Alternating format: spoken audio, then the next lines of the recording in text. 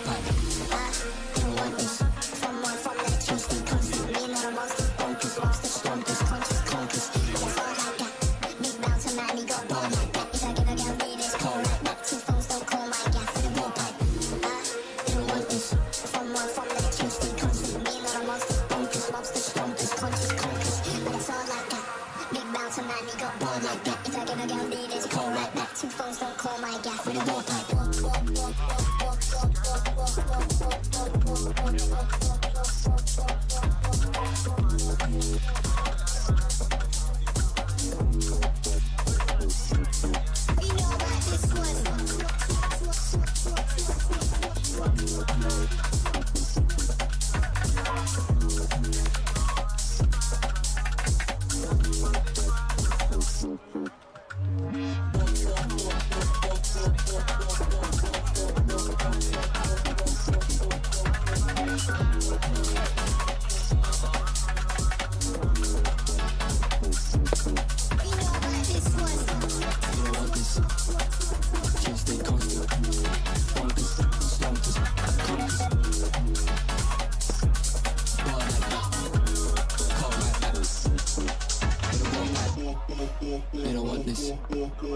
Chase stay constant. Bonkers, stompers, conkers. Bar like that. Call right back. With a raw pipe. I don't want this. Someone from that chase stay constant. Me not a monster. Bonkers, lobster, stompers, conscious, conkers. But it's all like that. Big bounce and man, he got ball like that. If I give a girl need this, call right back. 2 phones, don't call my gaff with a raw pipe. I don't want this. Someone from that chase stay constant. Me not a monster. Bonkers, lobster, stompers, conscious, conkers. But it's all like that. Big bounce and man, he got ball like that. If I give a girl need this, call right back. 2 phones, don't call my gaff with a raw pipe.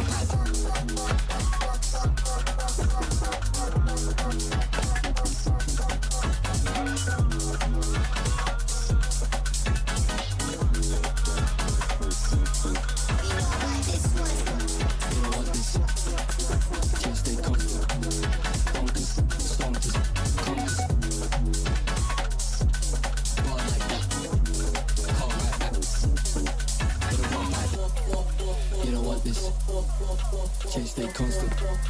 Bonkers, stompers, conkers. Bar like that. Call right back. With a raw pipe.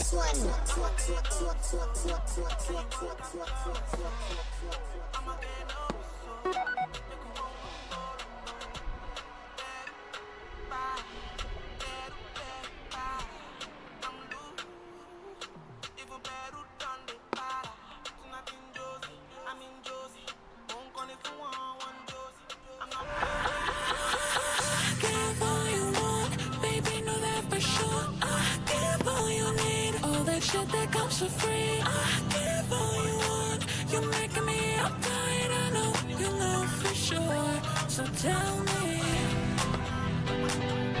So tell me.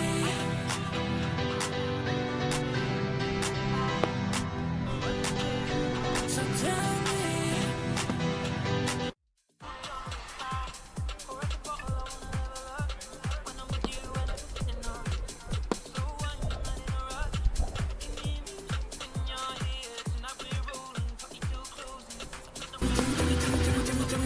Tell me what you want.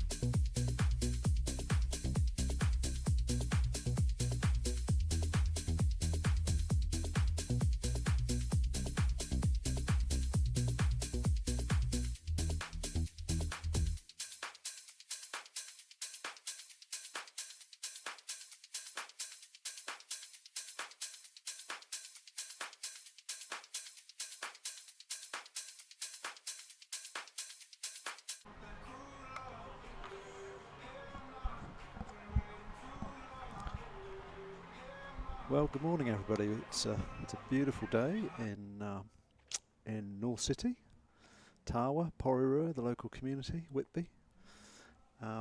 Welcome to Linden Park.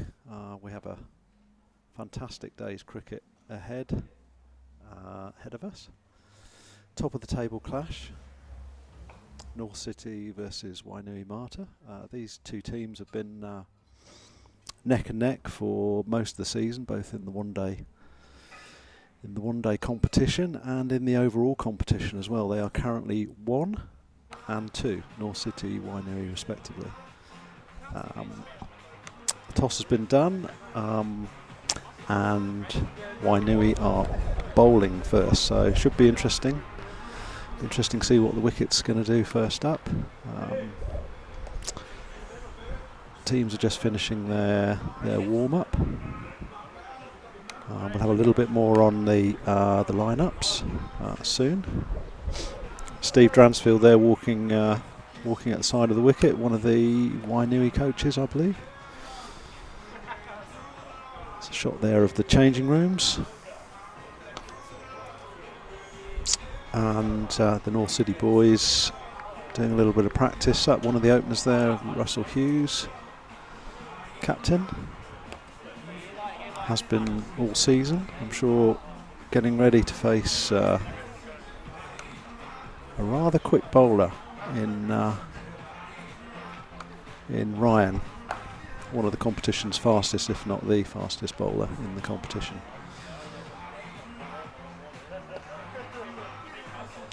Ground's looking beautiful. As I said, weather conditions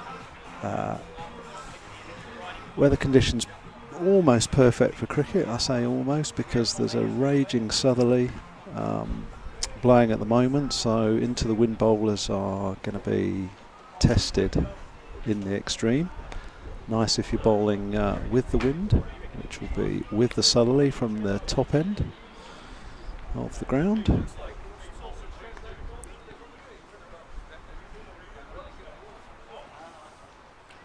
And we're around 10 minutes from the start of play.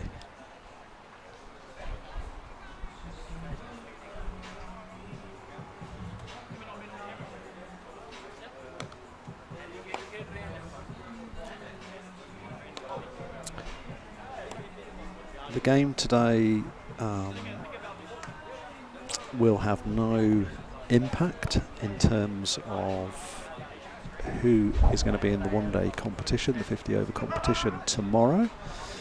It does impact on the season points overall and on the ladder there, so really important for North City to get a win and stabilise their gap at the top of the overall table. In terms of the one-day competition though, the winner of this particular game will have hosting rights for tomorrow's 50-over Hazlitt final.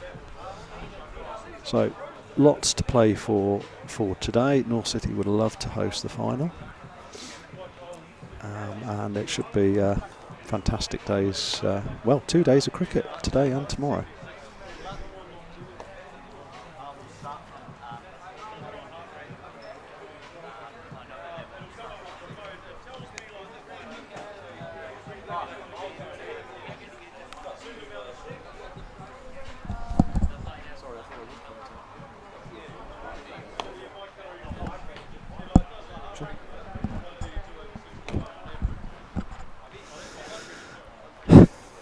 So, a shot of your commentator for the day there.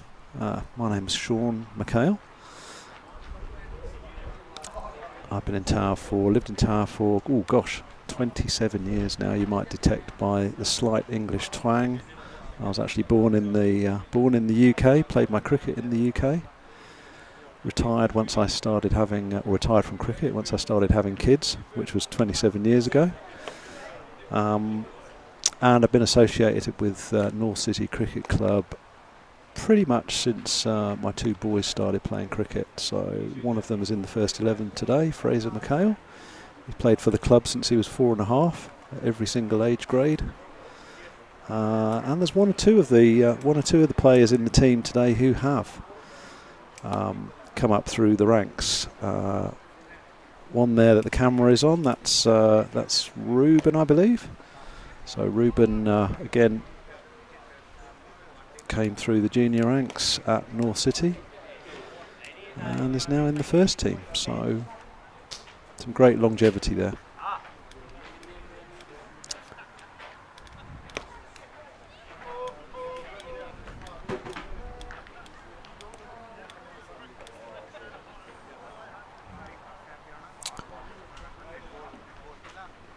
Throughout today's session, we've got some guest co-commentators, expert analysts coming in. They'll be popping in throughout the day. We've got a couple this morning and one or two this afternoon as well. Not necessarily cricket people either, so we'll be having a bit of a yarn with them. The Wainuiomata team there, just gathering before they come out onto the field. Two umpires are out there.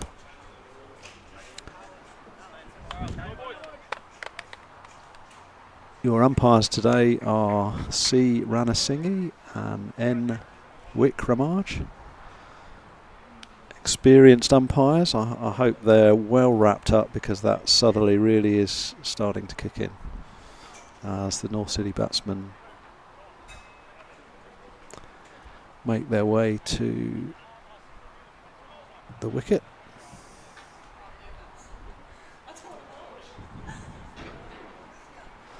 So Russell Hughes and Ruben Nithiganesh, and looks like it will be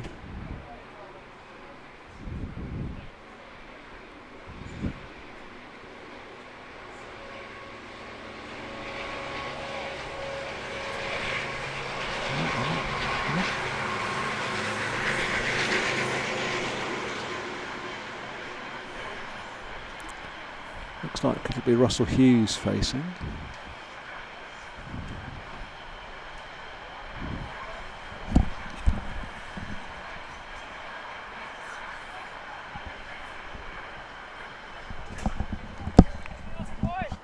And looks like Ryan Jackson will open from this pavilion end to Russell Hughes. Really interested in seeing how Ryan's going to bowl today. As I said, probably the quickest bowler in the grade. Looks like the umpires are happy.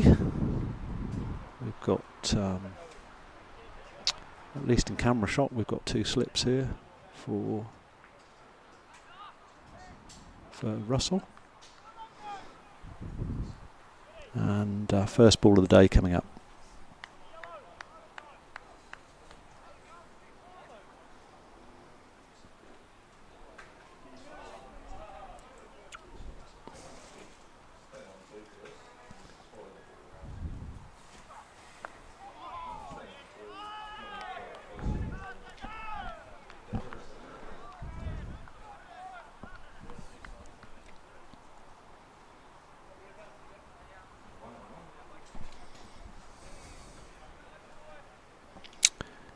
I'm not sure why A Sodi is on the screen. It's actually Ryan Jackson who's bowling there.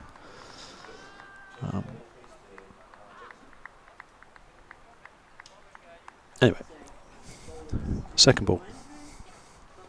Ryan's in, and just good delivery, getting into his work. Russell sort of half leaves it, hits him above the well above the knee roll, going over the stumps. So no LBW shout there.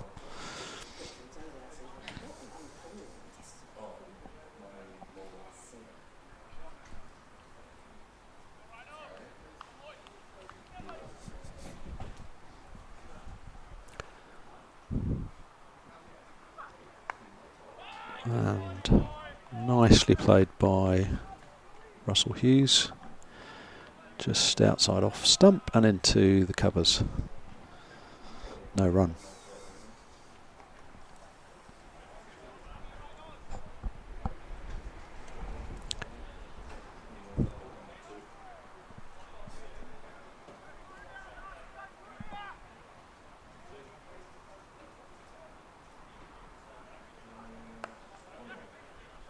And that's the first run of the day through extra cover for a single, so Russell off the mark.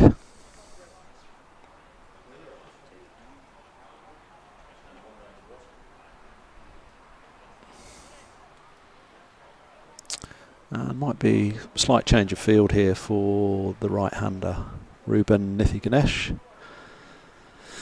Again, the 2 slips in. And a run-saving field, which you would expect first over of the day to one of the competition's premier bowlers.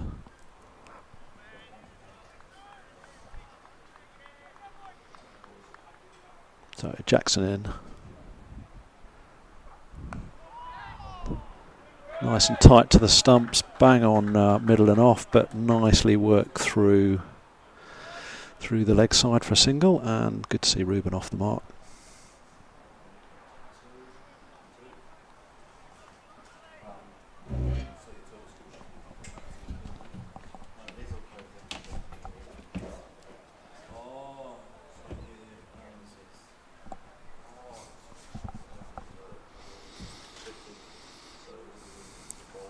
Jackson in, nice and tight to the stumps, and playing a miss there outside off stump.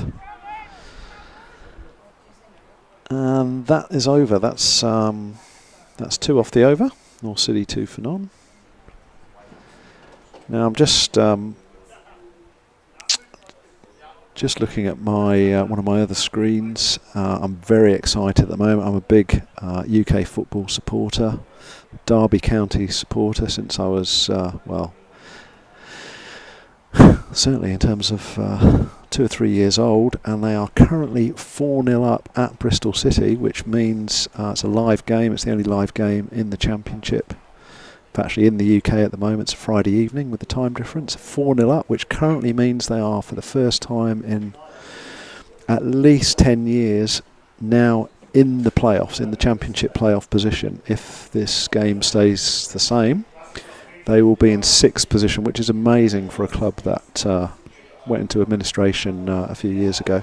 Thought I wasn't going to have a football team to support, but I've been on the journey as a supporter since, and just great to see them hammering the mighty Robins, Bristol City at home. 4-0 at the moment, still 18 minutes to go, so I might be a little bit distracted. Anyway, second over of the day.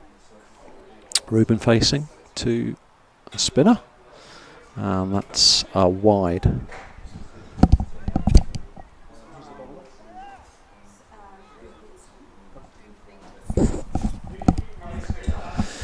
Gurpreet Singh, Wainui stalwart, for his second delivery. And that's left outside off stump by Ruben. A lot of grass on the wicket by the looks of it. It is definitely a green top. Quite what there will be in it for the bowlers, I'm not sure. Usually a good batting surface. Again, wide outside off stump. Not a run.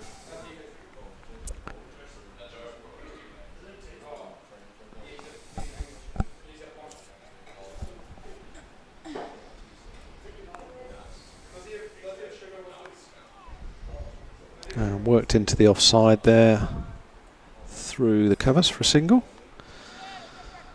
Oh, a little bit of an overthrow there, but gathered safely by the Wainui player.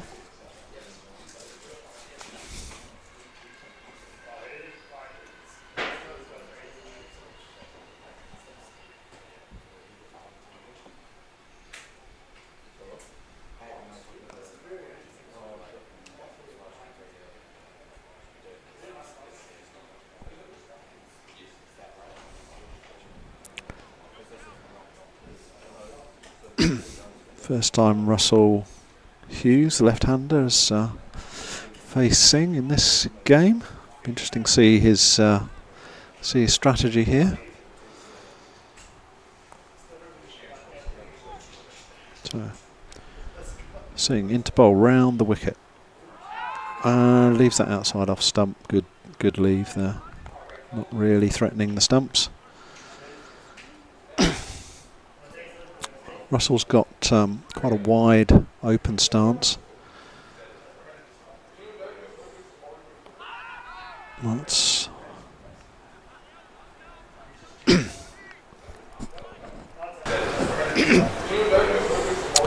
replay here. Let's well outside leg stump. Oh, that's a nice looking shot through. Sort of covers all through point, and that's 4 runs. First boundary of the day. Lovely stroke from Russell. Again with that open stance, opening the offside up for that type of shot as soon as the bowler is giving him a bit of width. Great start. Good start, North City.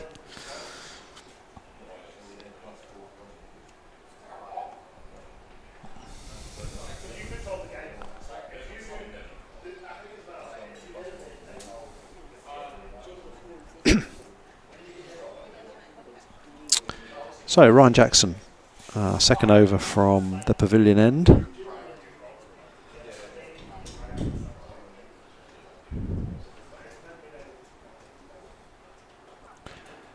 Really excellent run up close to the stumps, but drifts down the leg side, and that is put away by Ruben Nithiganesh.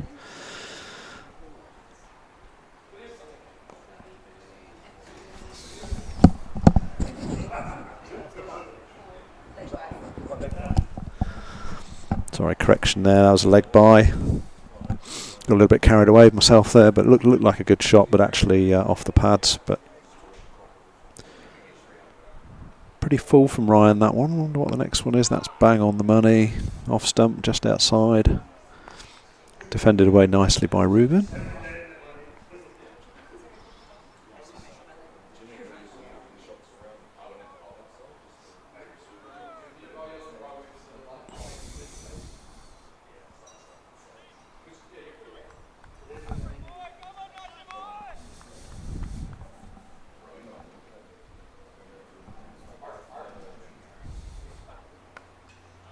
Again, good ball, well played.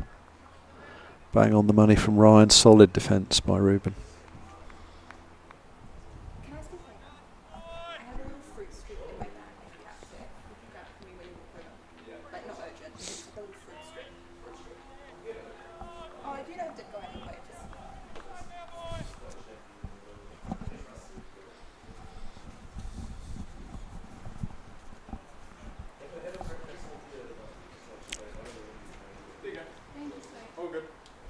Jackson in, and again on the money there. That's 3 really decent deliveries in a row, but well played by Ruben defensively. Good solid defence.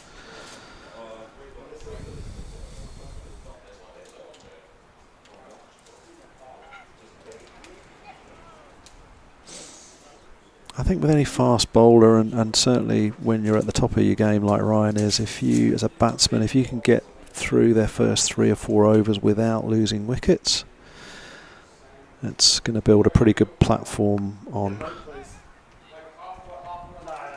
That's nicely played into leg side defensively, well fielded.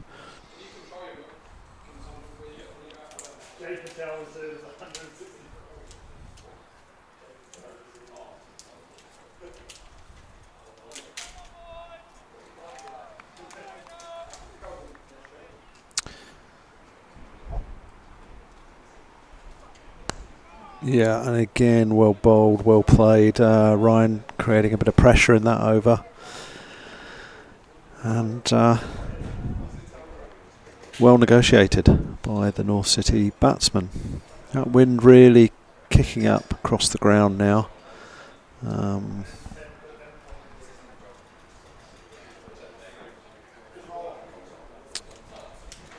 little bit more tricky as a bowler to negotiate that.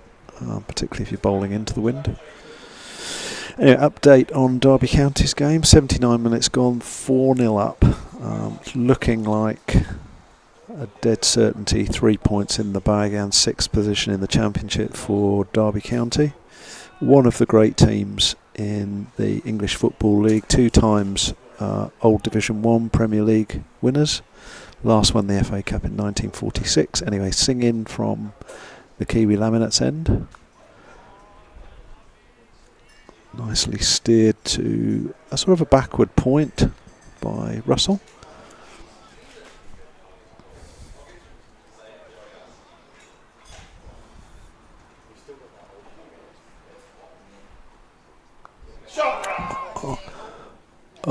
And that's out to deep square leg, and that is dropped by the Wainui fielder out there.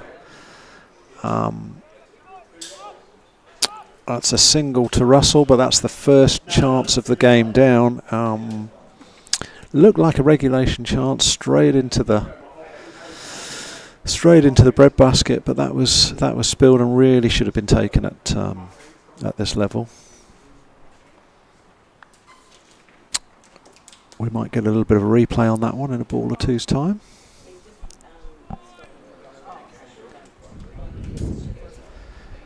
Singh just adjusting his field to the right-hander as he comes into bowl.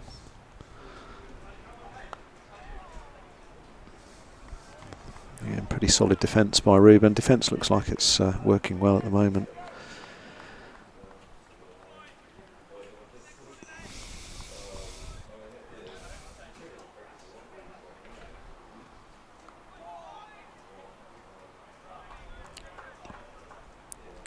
Steered down to short, sort of a short third manish for a single by Ruben. Same fielder goes back out to deep square leg for Russell. Russell looking to open up a bit maybe against the spinner. Confident drive into extra cover. No run.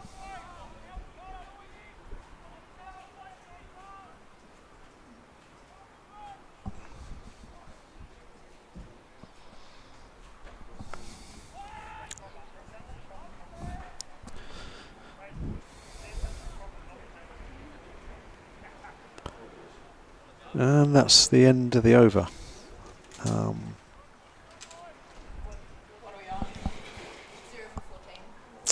Score is 14 for no wicket. So solid start by North City. 4 overs gone. In the other sports news, Derby still leading 4-0. 8 minutes to go at Ashton Gate, Bristol City's ground. The Robins, Bristol City versus the Rams, at the Rams as they say. Anyway, Ryan Jackson coming in, first delivery, third over. Good solid defence by Ruben again, handling Ryan pretty well at the moment. Ryan doing the hard work into the wind.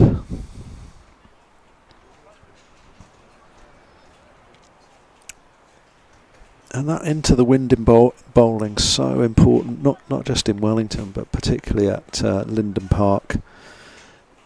You've got to be a special bowler to bowl into the wind, do the hard yards at this ground. A nice nudge square for a single, well fielded.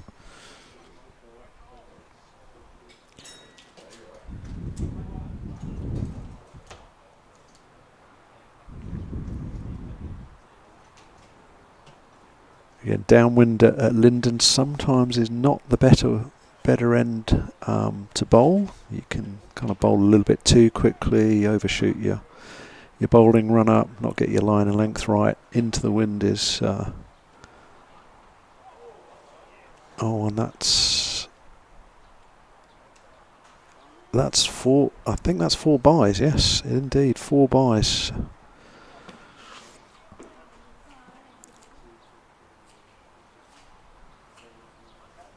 And Ryan's not going to be happy with that.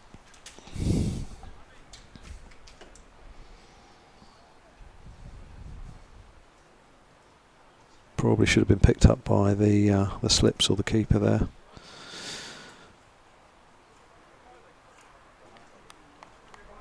So 19 for no wicket. 4.3 overs gone. Ryan Jackson just slightly straying onto leg stump, and Russell has put that away for 4 runs. Excellent tuck off the hips by Russell Hughes there. I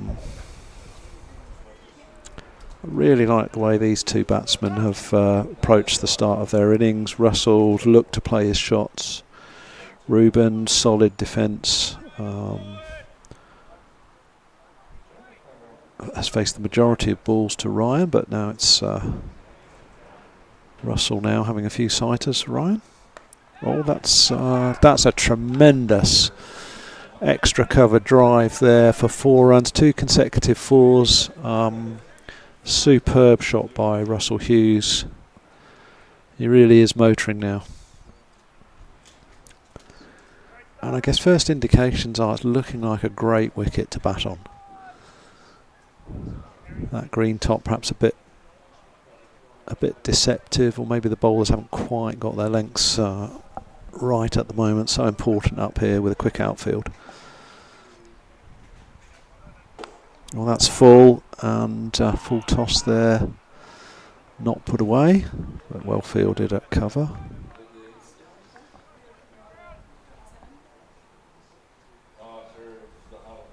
And that's 5 overs gone. 27 for no wicket. Excellent start by North City.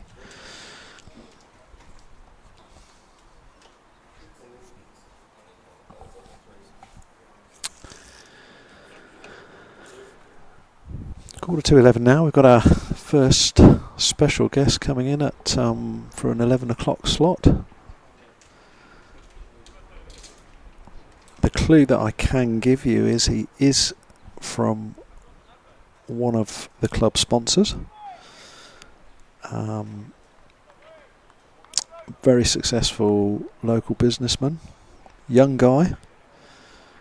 Yeah,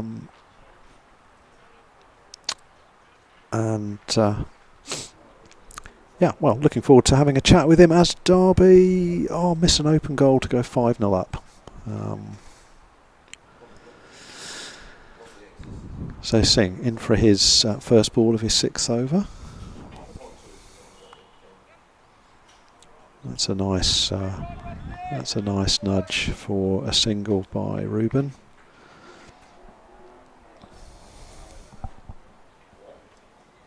Yes, our first guest coming in round about 11.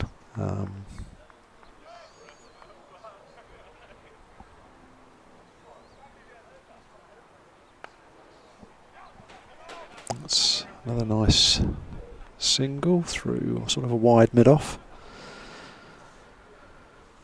One more for Russell Hughes.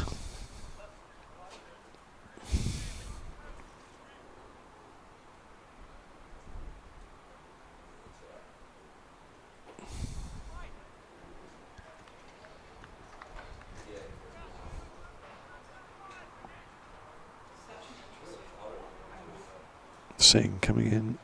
It's just a wide outside off stump.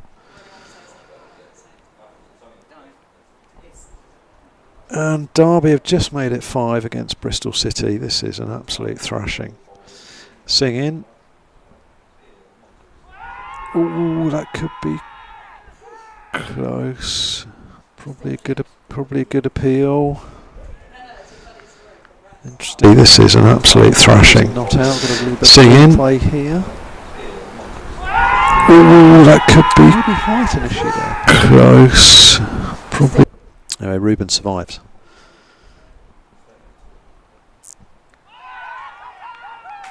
And that is bowled. So good delivery the previous ball, set him up a bit, and that one through the gate by the looks of it to just peg back off stump a little, and Ruben Nithi Ganesh is out, bowled by Singh.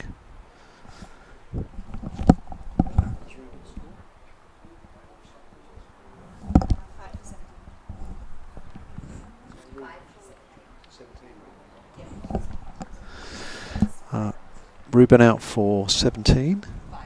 Oh, 5 runs, sorry, 5 from 17 balls. So really good defence there. I thought he was building a good platform, but good delivery from Singh, and that's Wainui's first wicket. Number 3 batsman Sheel Gandhi coming in. Sheel, like Russell, has been at the club now for a few years at a senior level. Sheel was one of the top players at Scots College for a number of years in the secondary school Premier grade. Was a top performer there. Has played overseas. And has been at North City for a few years now, and seems to have nailed down the number 3 spot with a lot of consistent performances.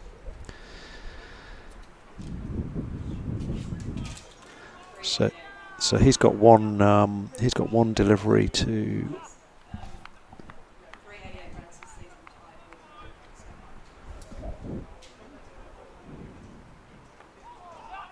And he's off the mark with a lovely nudge down to 3rd man. I think he'll pick up a couple there.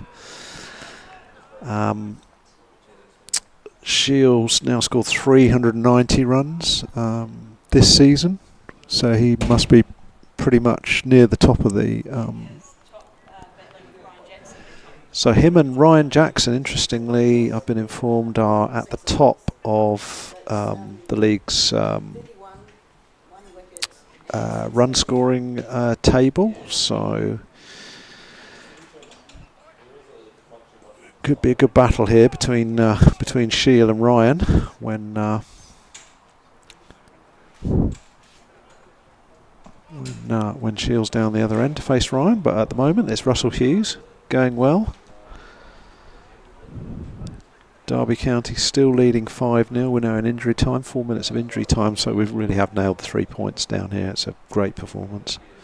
Anyway, Ryan Jackson in for his 4th over, I think. Yeah, getting a little bit of height there. The pitch looks quite slow, but a little bit of bounce in there if you're prepared to put your back in. Russell plays that well above his hips into the leg side.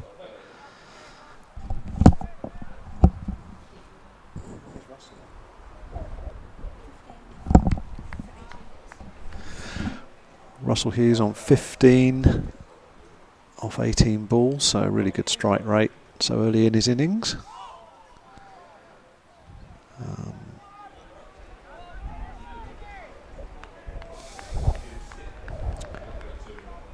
And that's a single there. False shot, I think. So good bowling, Ryan, and Shield to face. So top 2 run scorers in the competition here, I understand. So Shield Gandhi and Ryan Jackson. So Ryan won't be wanting Shield to score any more runs, and Shield will be wanting to score a hatful today against Ryan. Put Ryan under pressure when he bats later on in the day. So this is going to be an interesting battle.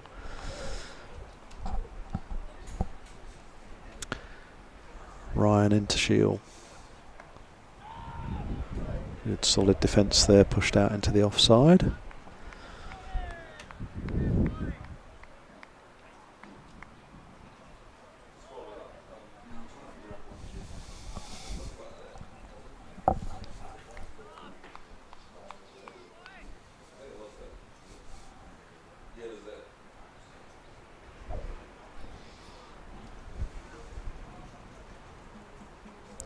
Ryan Jackson, 4th ball of the over. Just wide down the leg side. North City will take that very gladly.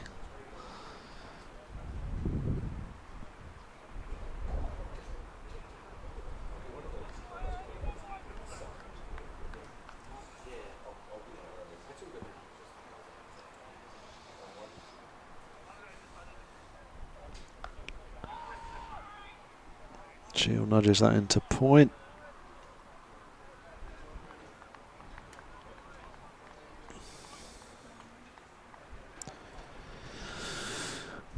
Ryan Jackson looking very fit, walking smartly back to top of his run-up. Looks a very fit guy. Exactly the build you want in a fast bowler. So runs in from the pavilion end, 5th ball of his over into Shield Gandhi, and that was a good looking shot, but well picked up at mid-wicket. No run.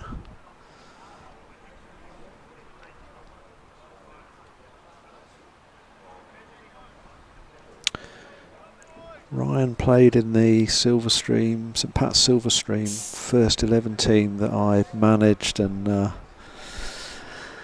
sometimes coached a few years ago in the last 2 years of college cricket. Fraser McHale played in the same setup. We won a national competition for a shield that St Pat's Silverstream had never actually won before. And we had a lot of fun in those 2 years. College cricket, awesome cricket competition. I've got a couple of friends who are umpires in that competition now. Shield nudges that out to cover for no run. Very solid. Ryan takes his cap, and that is the end of the 7th over. 33 for 1, Wainui. I think first 7 overs, I think you'd say honours to North City. Wainui probably would have wanted to pick up at least another wicket anyway, possibly 2. I'll be really interested to see how long they're going to bowl these 2 bowlers for. Will they leave Singh on to bowl his overs? Will they leave Ryan on, bring Ryan back, or bring Ryan on, bring him back a bit later? That's a nice straight drive, well fielded by the bowler. Russell Hughes facing. Singh bowling around the wicket.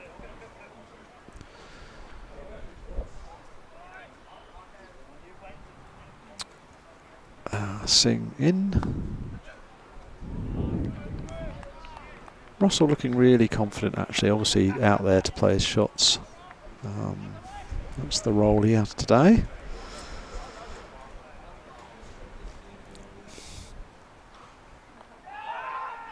And he's been going pretty well. He's he scored a lot of runs in this competition.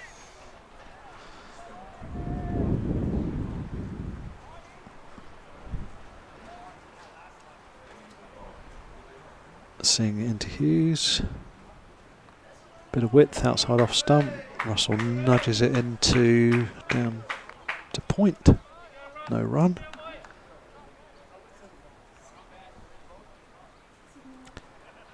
The Derby County Bristol City game at the top of the Championship's just finished. Just got it on my other screen here. And that's a tremendous straight on drive by Russell Hughes. 4 runs, no risk, no mid-on out there. That's tremendous 4, and that went like a rocket to the boundary.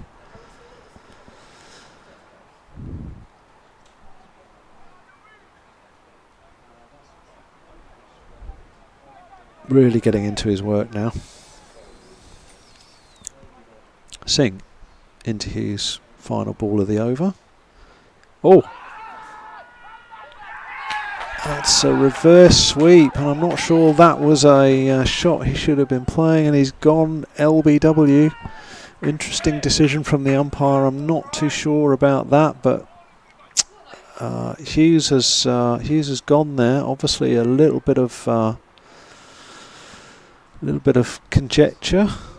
Russell hung around a little bit, but unfortunately the umpire's finger has gone up and Russell's had to go. So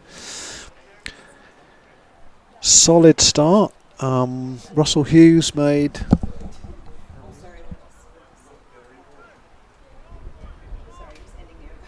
that's right.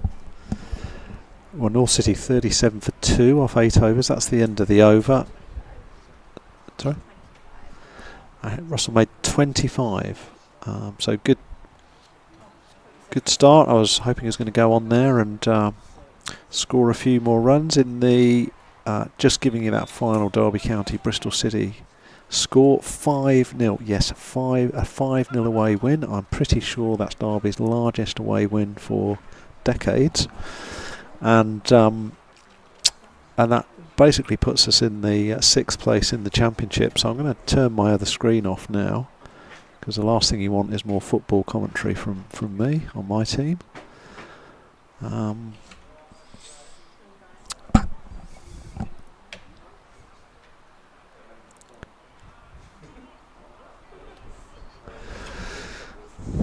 So we have number 4 batsman out there, Joel Gracie, with Shiel Gandhi.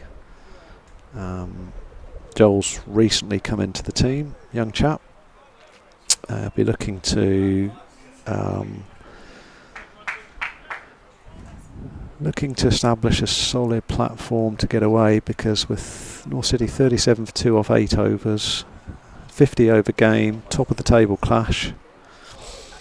Everything to play for today. Home final tomorrow if North City were to win this game. Otherwise they'll be on the bus over to Wainui to play the same team again in the final.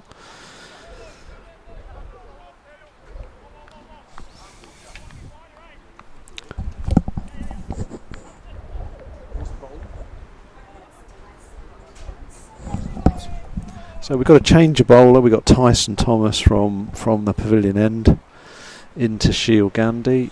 I haven't seen Tyson this season. It's looking like he's a right arm over bowler as he comes into the wicket now. Bowls wide of the crease, sort of a slow right arm.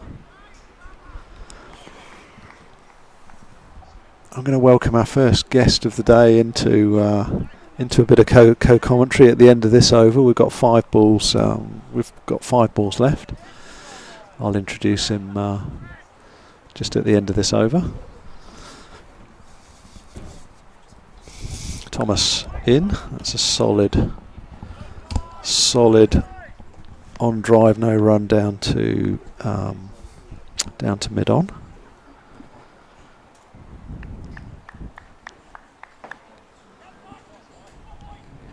Just trying to work out what sort of deliveries Tyson's bowling. Bowling into the wind, so it's a tough ask here at Linden Park. Bit of play and a miss there. Good take by the keeper.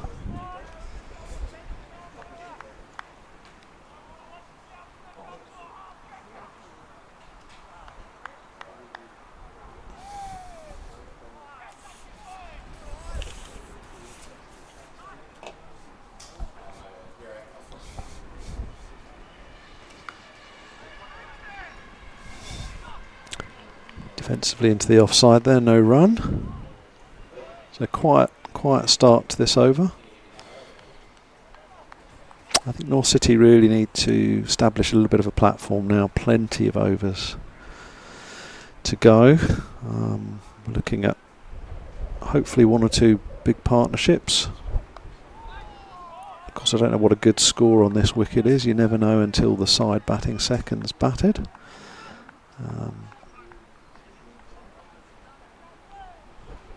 Generally, if you can push that sort of 200 plus in a 50 over game up here at Linden Park, it's a competitive total. God, look at that wind blowing now. That's outside. That's a wide outside leg stump, and I think that's going to go for 4 wides. All adds to the total, not to the batsman's total.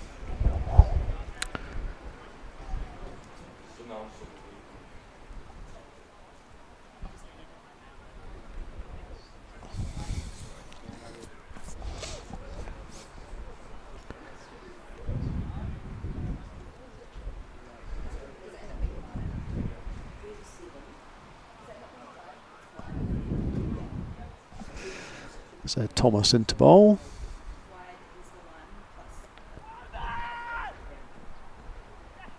And that's a single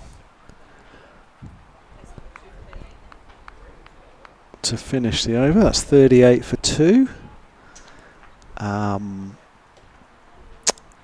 I'd like to welcome our first guest of the day,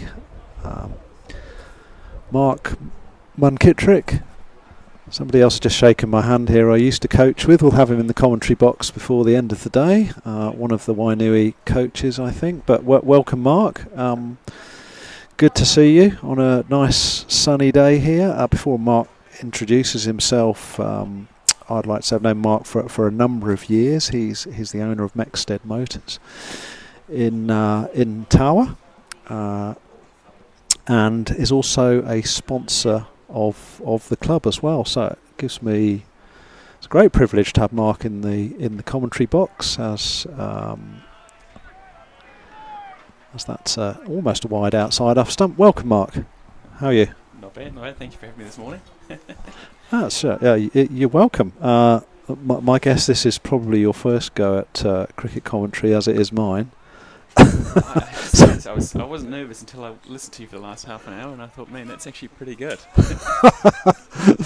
Yeah, I think you're just being too kind, because well, hopefully it'll warm up as the day goes on. But so that's good. You found your way down to the club okay? Absolutely. And I've been sitting out on the bench, trying to enjoy the sun and not get blown away. Did you grab yourself a coffee on the way down? Oh, I had a cup of tea this morning. I got up and sat out the back. I had that cup of tea, but it's a breezy day out there today, isn't it? Yeah. Oh, yeah, that's for sure. Southerly, I think. Little bit chilly. Not too bad if you're bowling from the top end, but if you're bowling into the wind, it's a hard ask. Well, it might have changed a little bit. Might be blowing sort of left to right across the ground now. It is, yeah. I was sitting out there on the bench, and it was it was noticeable. Much better in here, I can assure you. Much better.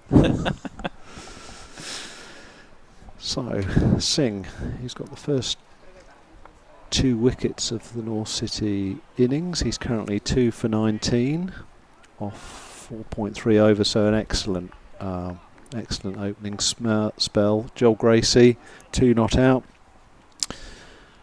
Number 4 batsman, it's 46 for 2 off 9.3. Mark, tell us a little bit about Mexted Motors. You know who they are. You know what sort of stuff they do. Just while you're having a think about that, I'm pretty sure, but correct me if I'm wrong, that I think you might have sold us your first car at Mexted Motors, which was a Mitsubishi Grandis. I think it was It was right not up far, there. not far off, which is a yeah. fantastic family vehicle, I have to say. And it went through various iterations. Me and my wife had it to ferry the kids around to start off with. It was a sort of a mauve coloured car, I think. Gosh, that was a vehicle, very reliable. It then passed to our 2 boys who used it as a festival car while they were. Probably not the only Grandis that's at festivals either.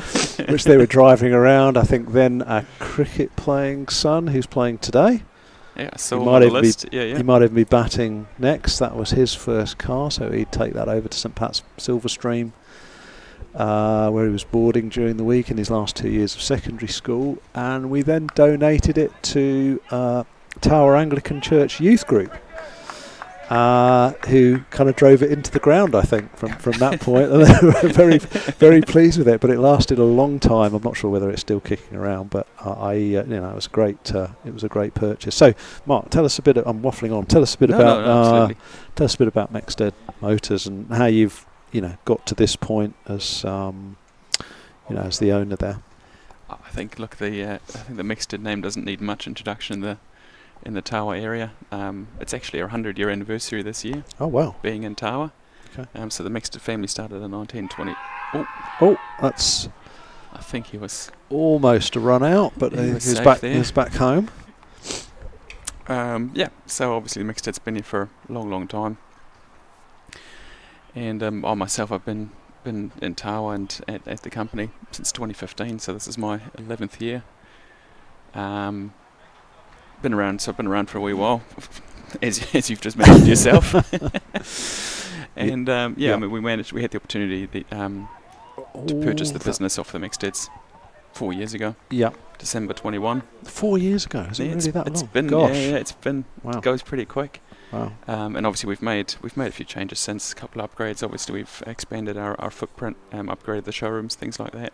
Yeah. Because things were just needing a bit of a refresh, obviously, as time goes on.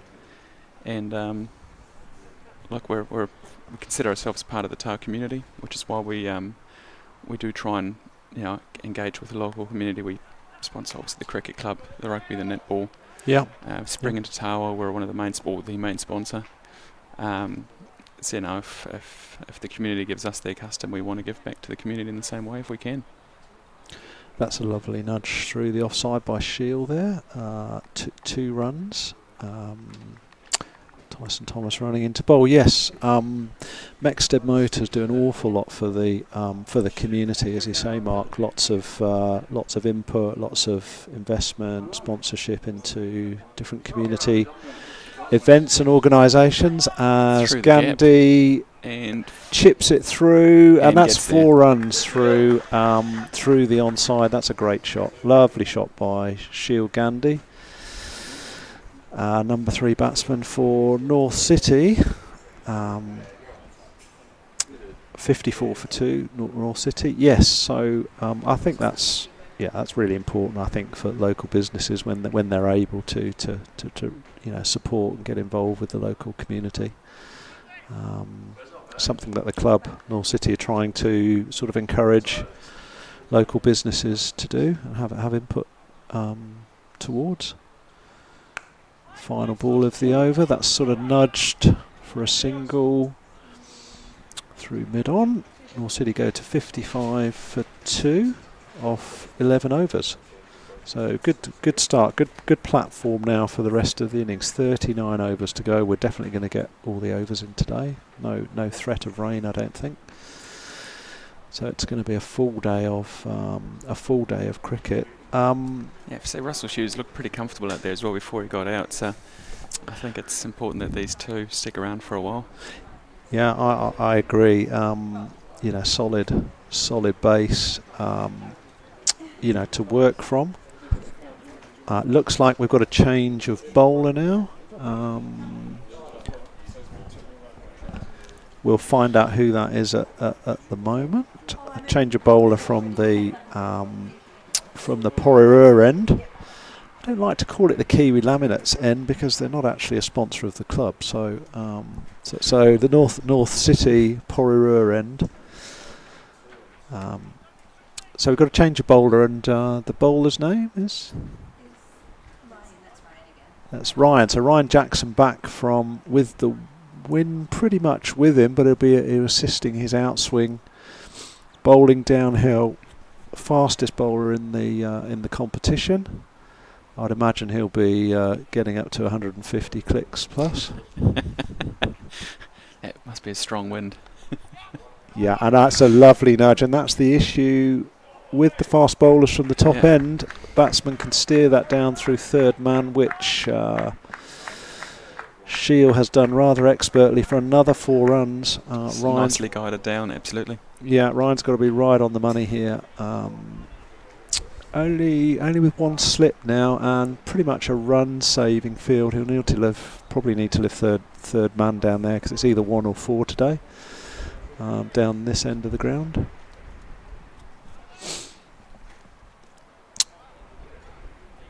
So Mark, were you sort of brought up in the local area? Did you grow up in the local area? No, I know it doesn't sound much like it, but I was born and raised in Germany, actually. Oh, really? Yes. Okay. I came to New Zealand when I was 212, so when I was 20. Okay. All right. Yeah. So I'm. So how did you end up in New Zealand then? Or is that another story? No, it's not. That's not that long. Look, I've if you ask my mother, I've always had a fascination for New Zealand. So the moment I finished school, I came here for an OE. Met my now wife. Wow. You know, I speak English. She doesn't speak German. So that made the decision of where to stay pretty easy. Do you speak German? Oh yeah, fluent. Yeah. So I was born, raised, right. went to school. Yeah. Okay. All right. So you're 20 when you. I was 20 when I came to New Zealand. Right, Yeah. So yeah. spent my entire school life and everything in Germany, and then came here when I was 20 years old, back in 2012, and I've been at Mixted since 2015. So spent a couple of years. Jackson in, steered through extra cover for a single, well fielded. Stopped, yeah. And Joel Gracie to face Ryan Jackson from the Porirua end. Yeah, okay. So, and then you made your own way in business since then. So you did your schooling in Germany, moved over here, and never went back. Never went back, to the great dismay of my mother, who still hasn't forgiven me. Yeah, I know what that feels like. Spent about a year travelling the country, which is New Zealand's an amazing place. That's for sure. And well fielded at second slip there. not sure what he's appealing for there. I think possibly run out, but I think Joel was well back at his crease. 60 for 2. Yep. Okay. And so I was just lucky enough. My father was an American, so I grew up speaking English. So hence the lack of a really thick German accent. Yeah. Oh, that's a lovely shot through cover, 4 runs. Oh, that's a tremendous shot by Joel Gracie. No need for the fielders to run for that one. 4 runs. North City go to 64 for 2 after 12. And starting to motor a little bit there. Looks like a batsman's wicket, but maybe just something in it for the bowler. Yeah, so did you go straight to Mexteds in terms of starting out your career, or were you doing other things beforehand? Believe it or not, I had a stint in, my sales training came from door-to-door sales in Wellington. Wow, yeah. okay. So what a great what a great training ground. Yeah, what a wicket to Well, it practice is. on, isn't it? Yeah. Yeah, absolutely. No, You're it's doing the hard yards there for sure. Absolutely. So I was, I'd spent about a year travelling through the country, and money was running out, so I needed a job quickly, and I did that for about 9 months. Yeah. Which, quite fittingly, seeing who we're playing today, my first day was in Wainuiomata. And wow. it was raining sideways. I think it was September or something like that. It was god awful from a weather perspective. Yeah. And That's did that for about 9 months. That's a single for Gandhi, just through there, 65 for 2. Yeah, did that for about 9 months. Yeah, learned what I needed to, and then said I've had enough of walking around. And yeah, lots of rejection, I would imagine. Incredible, Yeah. incredible. It's about 98%. So it's and I thought I've had enough of being rained on. I need an office to sit down in. Yeah, I don't blame you. I'm with you on that one. But I what a great grounding in sales, dealing with people, building up your resilience. In a lot of different ways, I would imagine. I'm always very polite to door-to-door sales people because I know they're doing it hard. You might not want to buy what they're selling most of the time, but that's not a reason to be rude, is it? No, that's and it's no one wins. There's no need. You can just politely say that. Get on your way. Yeah. And many times the person that you've got at the door will be appreciative for not having to waste his time either. So yeah, for sure. Politely say what you're after, what you're not after. On you go. Yeah. So I think for people listening out there early on in their careers, make the most of the opportunities that you can either create for yourself or that come your way, because you might not necessarily think that they're a good opportunity to start off with, but it's amazing what skills you can get from that experience. I couldn't agree more. Yeah, and it's the great irony is straight to the fielder. The great irony was when I applied for the job at Mexsteads, I didn't know who the Mexsteads were. To be honest, I didn't. I when I first moved to Tawa in '98, I don't really follow rugby. Occasionally, I'll look at a game. If England are playing the All Blacks, I can't stop supporting England. Unfortunately, No. You probably, but I do support the All Blacks as well. Oh, that's a lovely drive through mid off there for 4 runs to Shield Gandhi, 70 for 2. Yep, sorry, Mark. No, absolutely. I was sitting at the dinner table with my partner and her parents, and I'd mentioned that I'd gotten a job at Mexsteads, and obviously they knew everything about it, and spent the next half an hour telling me all about the rugby commentary and all the things they've done in the past. But like yourself, I'm more into my cricket than I am into my rugby, so it didn't mean quite as much to me as probably it should have initially. Yeah, no, that's fair enough. I know when I was coaching junior cricket and secondary school cricket, there were always sort of Mexsteads around, involved with various cricket teams around Wellington at a sort of junior cricket level. So the name's obviously well known. In fact, actually, as we look down the northern end, is it the southern end of the ground towards Porirua? It's northern end, isn't it? The northern end, I think it is. It's half of that building in front of us is actually owned by the Mexsteads, because they very kindly, when I phoned them up a season or two ago, very kindly said we could put sponsorship signage up there if sponsors wanted to for no extra cost. So, which is very, very kind of them. They were more than happy to help out. So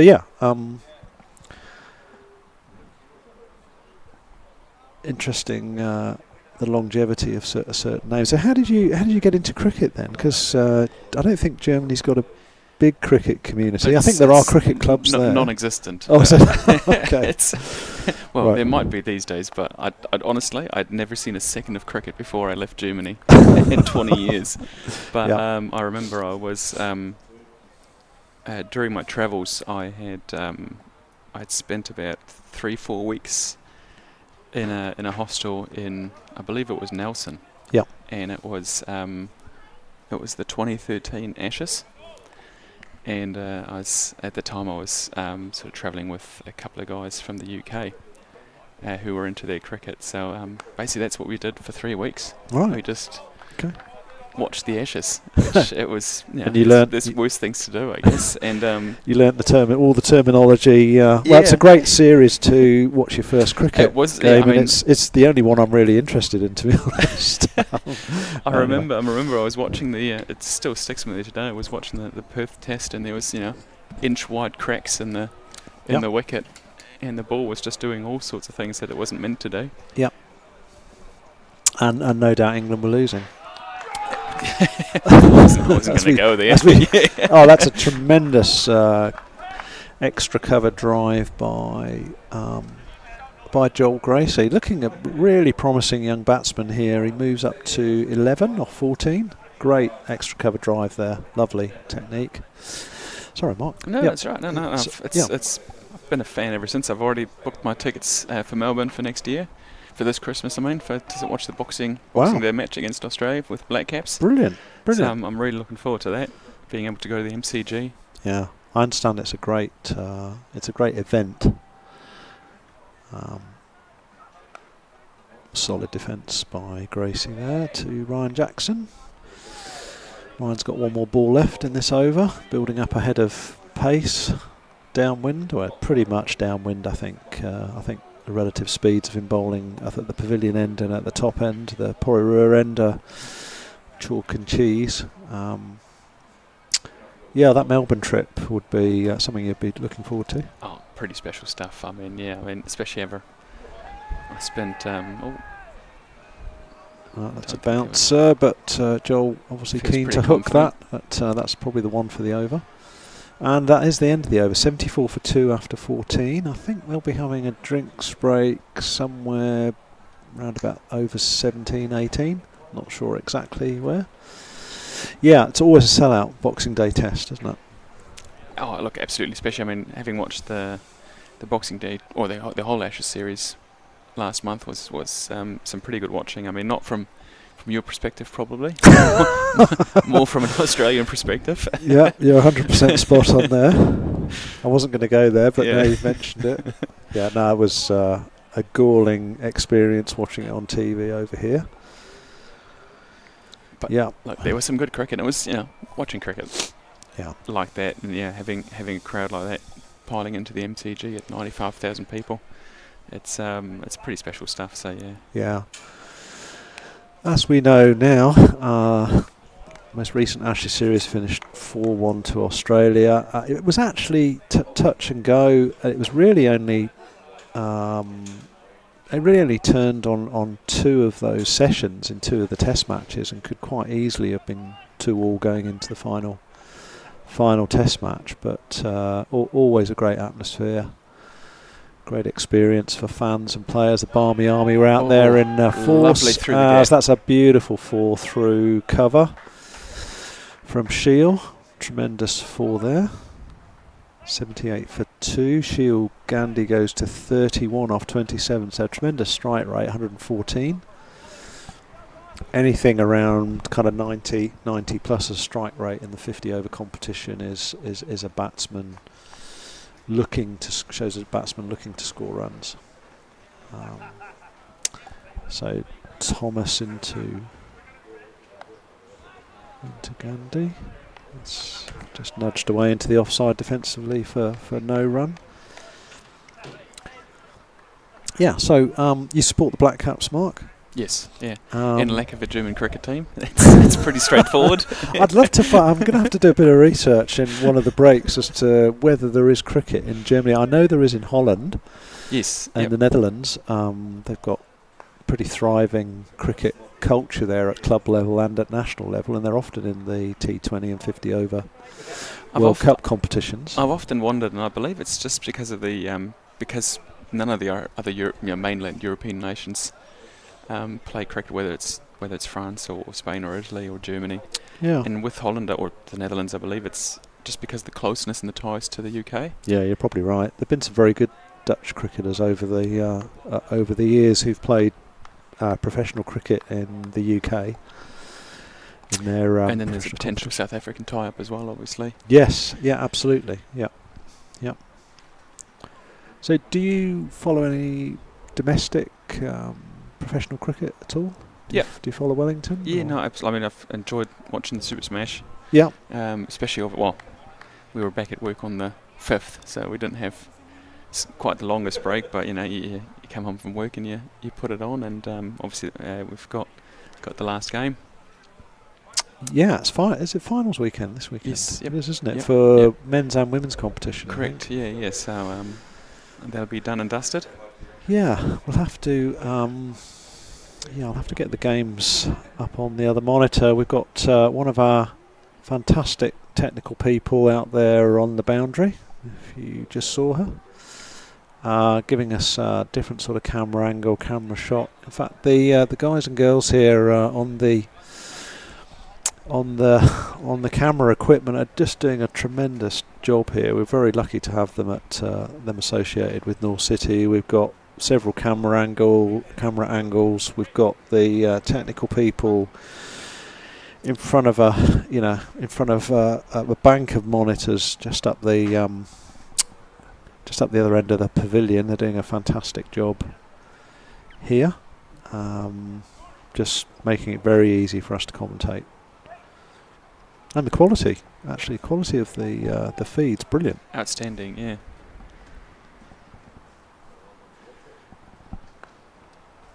That's a nudge into the leg side, Single. down to sort of deep mid-on for single for Joel, I think. Yes, 79 for 2.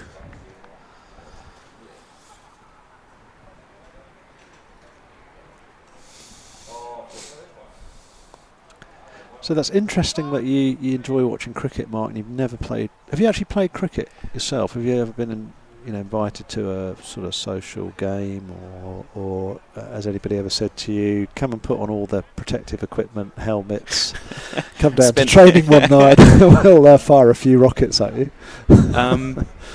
I'll be perfectly honest. I would absolutely love to, but Really? I've never had the Okay. opportunity to. So especially I guess earlier in because the job that I do, it used to require a lot of weekend work. Right.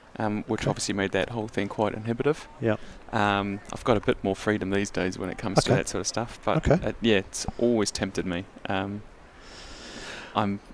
quite confident saying that I would probably be quite terrible, but that's no lack for trying. That's a nudge into the offside for an easy 2. There's an interesting offer. I know the North City team are listening downstairs in front of the pavilion. I think they've got the speakers on for this commentary, unless they've turned it off already. So there's an offer there from Mark to come down to training If they're on a looking for a Tuesday water or boy. Thursday. He'd like to have a go. I'm sure you'll be gentle with him. Give him a few underarm bowls to start off with that he can smash, and then make sure he's well padded up. Protectors, helmet, thigh guard, arm guard, gloves. The whole shebang, eh? The whole shebang, and then give him a go. You never know. Did you play any other sports, Mark, or have you played any other sports in the past? Well, so the sport I played is quite famous in Europe, but probably less heard of in New Zealand, which is handball. Yep. And I spent my entire life. Handball, right? Yeah, so I've seen that at the Olympics. Yep. Yeah. So there's actually a few clubs in New Zealand. So I played in New Zealand for a few years as well. So I played that for 25 years of my life, probably. Okay. But it is quite physical. Very fast game, isn't it? And I mean, just the amount of injuries I sustained over the years just meant that sort of, I could carry on, but it was probably going to just get worse and worse. So I thought, it was a good time to stop. But that was always quite enjoyable. I really enjoyed playing that, and it's actually a great community in New Zealand, the handball community, because it is quite a small community. Okay. These days there's probably less than a dozen clubs throughout the country playing it. Right, and different nationalities, you know, original nationalities playing the game, I would imagine. Yeah, so there's quite a large European contingent in the in the New Zealand handball scene. Okay. With handball being the second biggest sport in Europe after football. Is it? Yep. Is it really? I didn't realise that. They're actually timing's pretty. It's the European Championships are going on right now. Oh. And Germany won the semi-final this morning. Okay. To go into the final against Denmark. So where would we go to watch that that competition? Is that on Sky or is it on sort of free to air YouTube? Or I think that you can watch some of it on free to air YouTube. I don't think it's not. Sky haven't actually deemed it worth it. Oh, okay. But well, hopefully they do in Europe. It's massive in Europe, and it's for most kids growing up, when I was a kid, the choice was, do you play handball or do you play football? That was really it. We've got a new bowler on from the pavilion end, Abhishek Singh. Right arm over the wicket, medium pacer. Nice and accurate first couple of balls of the innings. Yeah, it's a great watch. Handball, fast moving, plenty of goals, very technical. I would think to the untrained eye, or at least my untrained eye anyway. But definitely a good watch. It is. Yeah, I mean, like many things, especially when you're watching the top tier like they are currently at the European Championships. The level of skill is quite incredible, really. Just to give us an idea, so handball in Germany, is that, as far as you know, is that fully professional? Is it semi-professional? No, are there lots of leagues? It's fully professional, so it's equivalent. I mean, less money obviously, but equivalent to the Premier League in terms of the tiers. So you've got your first, second tier. Wow. Then you've got your third tier provincial, and then club tier after that. So. And can you make a career of that at the sort of elite performance level? Yep. That's tremendous fielding there. Certain 4 runs, but mid off, and I think it's that man again, Ryan Jackson. Great one-handed stop. Certainly safe 4 runs. Shield goes through for a single there. Yeah. Yeah, no, fully professional. So the top players will be making, by the time you convert it, probably hundreds of thousands, close to $1 million a year. Wow. So wow. And it's a very, very Nordic. So the big players are often Denmark, Iceland, really big. I know, quite surprising. Yep. But then even places like Croatia. Croatia. France, Spain. So it's all over that European continent. Right. Oh, well, that's good. Yeah, that's really interesting. So we've got a drinks break now at 17 overs. The score is 85-4-2 with Shield Gandhi. Just before that, the batsman out. Russell Hughes, LBW, Gurpreet Singh for 20. Ruben Nithi Ganesh bowled Gurpreet Singh for 5. Shield Gandhi, number 3 batsman, not out for 36 off 40, strike rate of 90, and Joel Gracie, number 4 batsman, solid platform to start, 13 runs off 19 balls. We're just going to take a 2-minute break, and we'll be back after the drinks break. Thank you, and thank you, Mark, for some really interesting insights about different things. We thank you for your sponsorship of the club. It is much appreciated, and wish you and Mexted Motors a great year from a business perspective, and just keep doing what you're doing in the Tawa community. It's been really nice to have you along, Mark. Thank you. Thanks for having me. Cheers.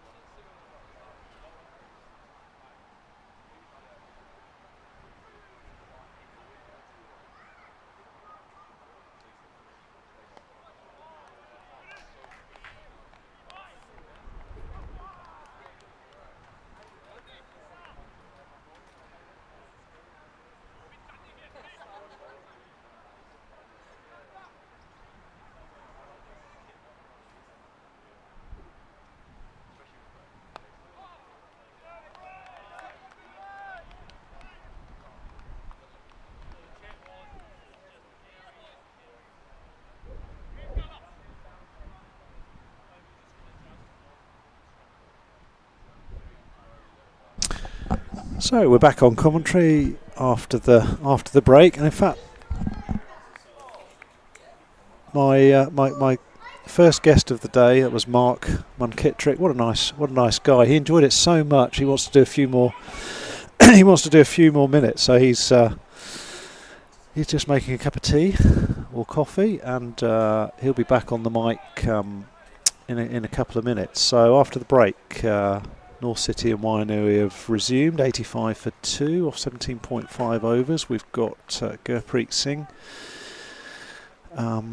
from the Porirua end. Comes into bowl. Shield tucks that off his legs for a single. Good backing up by Joel. North City go for 86 for 2 off 18 overs. First over after the drinks break. And looks like it's still Abhishek Singh from the pavilion end. Right arm over the wicket. Field now's gone a little bit more defensively, so we've got a deep cover on the boundary. We've got a fine leg. We've got a I was going to say deep square leg, but they're just coming up now into I think a run saving position. We've got some cover on the mid-on boundary, deep mid-on, as that is actually nudged. That looked like a nudge into for a single, but it's gone for 4 runs. Tremendous timing from Shield Gandhi there. Adds 4 to the total, 90 for 2. And although I said goodbye to Mark, he enjoyed it so much. He's made a cup of tea and coffee, and he's back on the mic with me. So welcome back, Mark, for your second stint. I'll take no responsibility for that coffee, by the way. I don't drink coffee myself, so no guarantee to what that's going to be like. Yeah, North City's not known for its barista-style coffee. We're hoping, and I'm just putting it out there for the guys downstairs on the cricket committee. I'm not on the committee. I'm hoping that there will be a barista coffee machine purchased maybe at the end of the season, so we can make ourselves a decent brew. As Shield nudges that down to deep mid on for 1. The total 91 for 2. I'm just going to have a little bit of at the end of this over. I'm just going to have a quick snack that I've brought with me.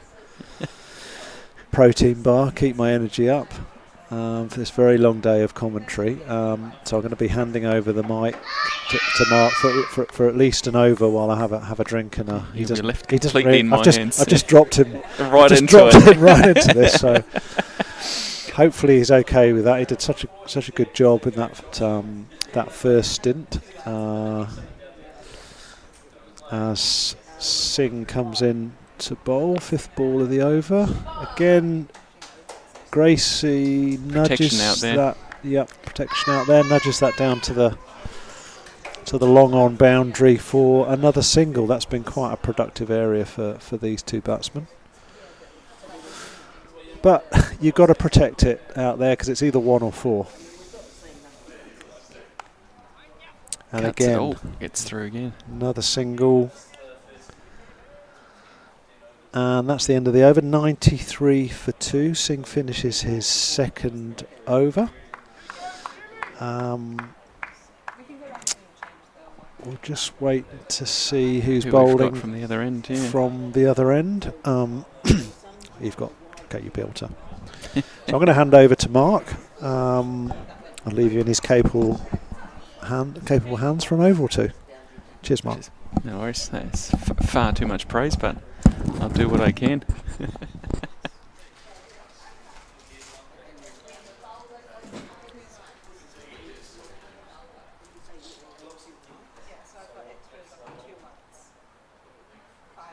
I think Gurpreet Singh again from the other end.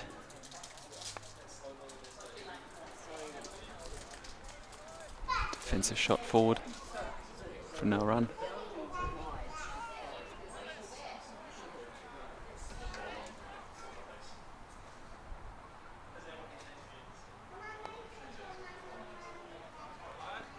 Straight to the fielder.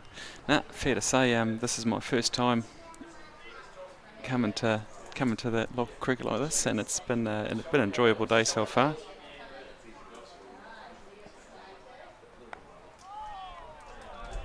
The Wellington wind doing its usual things today, making it a bit difficult for the guys out there, I think, at times, but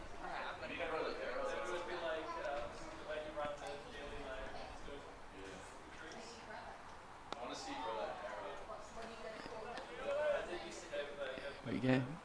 Gets through the inner circle for a quick single.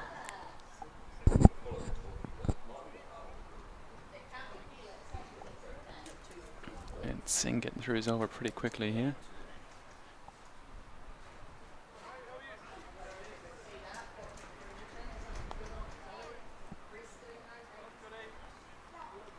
Yeah, can't get through on that one.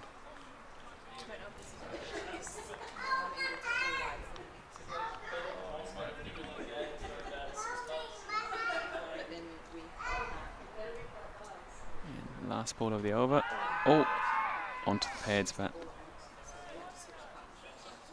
not interested. Well, that was a quick fire over from Singh. Just the one run off it,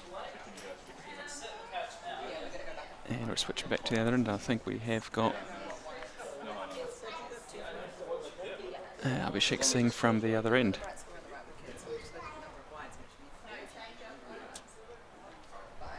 I said earlier that, yeah, after having lost the first 2 wickets early, North City probably needed a bit of a platform, and fair to say that Shiel Gandhi and Joe Gracie working on that. Shiel Gandhi now on 44, off his 54, so that coming in on his, first time in commentator's curse, but here you go, coming in on his half century.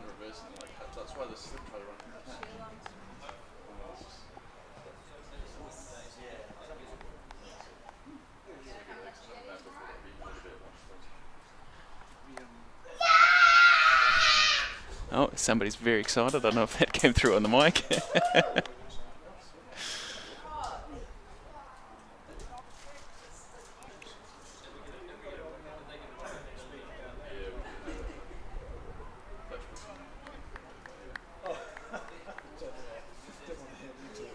The wind seems like it's picking up a little bit again, so we'll see what kind of effect that has on the bowlers. While they go through for a quick single.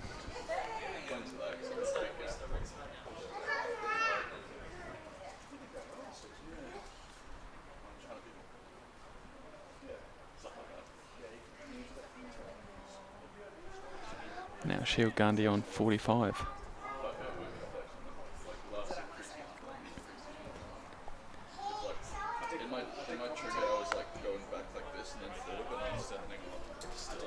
Oh! Bit of a misfield there. He's not feeling too good about himself. And that went through the hands for 4 for Joel Gracie. Should have been the one.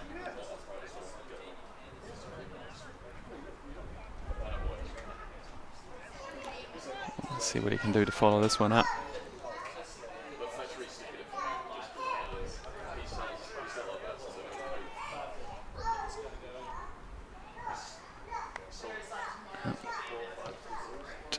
Solid in defence, that one. So Joel Gracie now moving through to 18 off his 25. He's now got a solid platform to work from, and I'm sure he'll be wanting to go on from here after having made a start.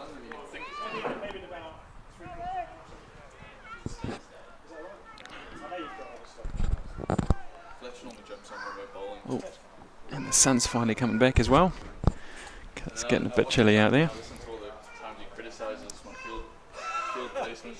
you just not call Shields 50 off that because we have we're just going to go off the lower? I like 2 runs ahead for Shield. There's we missed a wide somewhere, so we'll just call it off. You just tell me. I don't know. You can see it. I don't want to go. Does anyone want to cover? I've got one. There you go. Thank you. Sean's coming back. It's relieving me.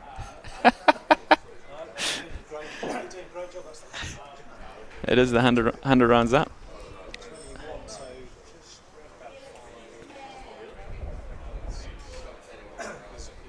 Yep, just under, yep.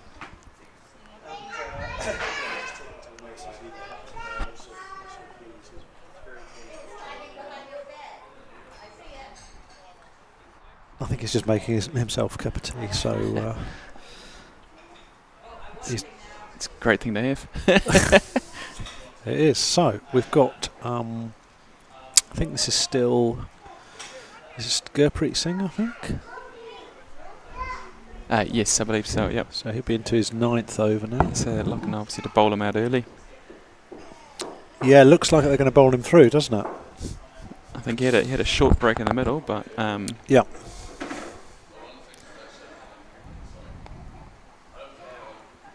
he'll have accounted for nearly half of Wainuiomata's overs so far. Yeah, indeed. Yeah, just occasionally you do see, you know, once a bowler's hit a groove, that they are bowled all the way through their 10 overs continuously. It's always a tricky one, isn't it? Do you make the most of the form, or are you worried that he's going to tire out if you overexert him a little bit? Yeah, absolutely. He's currently 2 for 29. Very, good economy rate for one-day cricket, 3.41. Doing a good job for his team. I'm sure from his point of view he'd like to add another wicket to his wicket column, but let's hope that doesn't happen. Yeah, 3 for always looks good on the bowling figures, but he's doing a great job, and I'm sure he will be bowled through.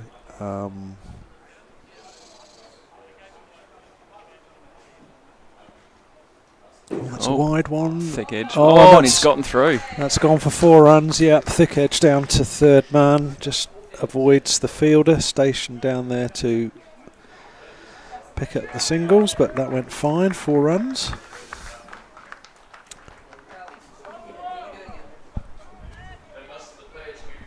And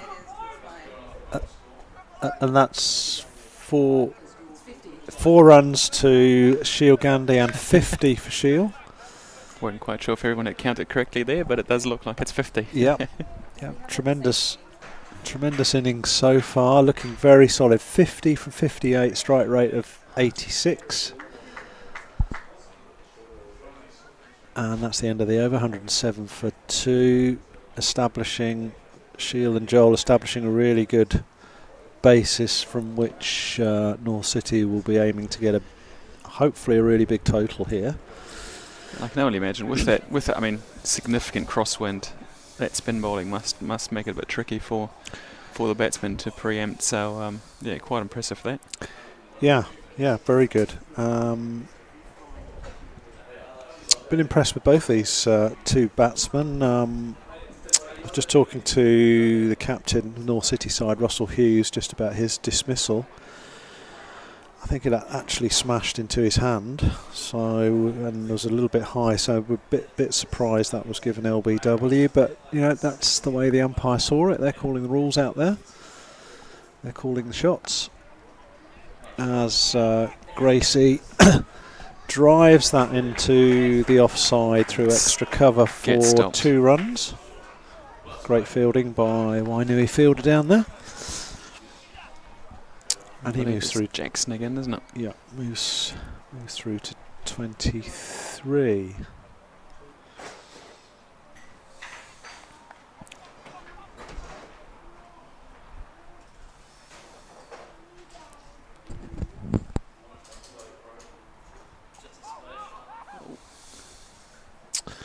I don't really know, Mark, but North City are leading the competition, both the one-day competition at the moment, and they're also top of the league. And by that I mean there's a competition within a competition. So there's the 50 over game, of which this is the last game. There is the 50 over competition final tomorrow, and both these sides are actually top of the 50 over league So they're basically just playing for who's going to host the final tomorrow. So we either might be doing it all again tomorrow, or the North City boys will be on the bus over to Wainui. Yeah. And getting up a little bit earlier than they would have liked. So there is actually Probably a lot on preferred this as well. game. Yeah. And actually in the overall competition, which includes the T20 competition, this 50 over competition, and the 2-day competition, which is a red ball cricket, that starts next weekend. In the overall competition, North City are 1 and Wainuiomata are 2.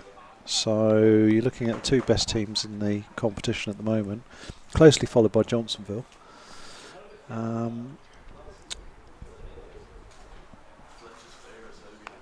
this is in the this is the Hazlitt Trophy, so it's second division cricket, two leagues in Wellington at this level, at this elite level.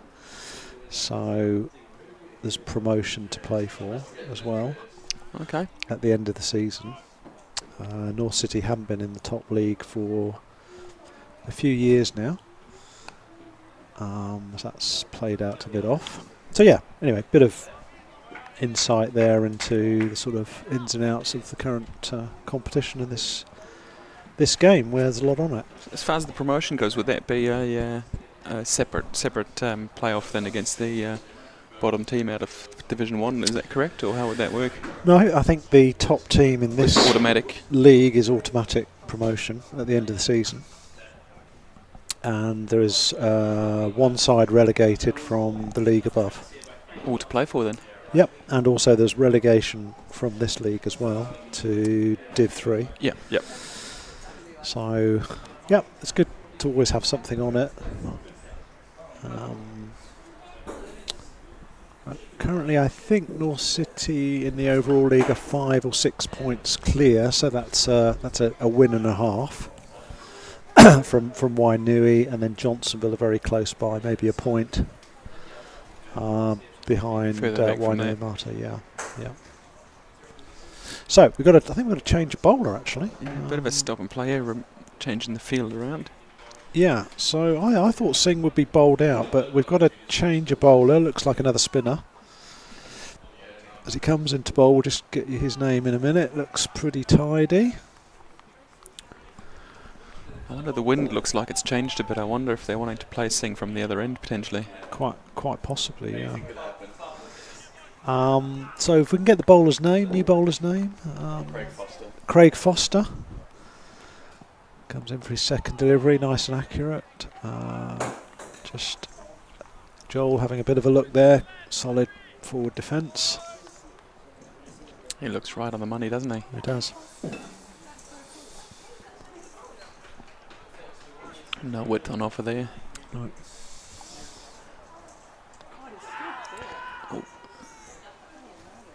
So a strangled appeal from the keeper, but no interest shown from the bowler. So look at that replay again. Yeah. That's right outside off stump, I think.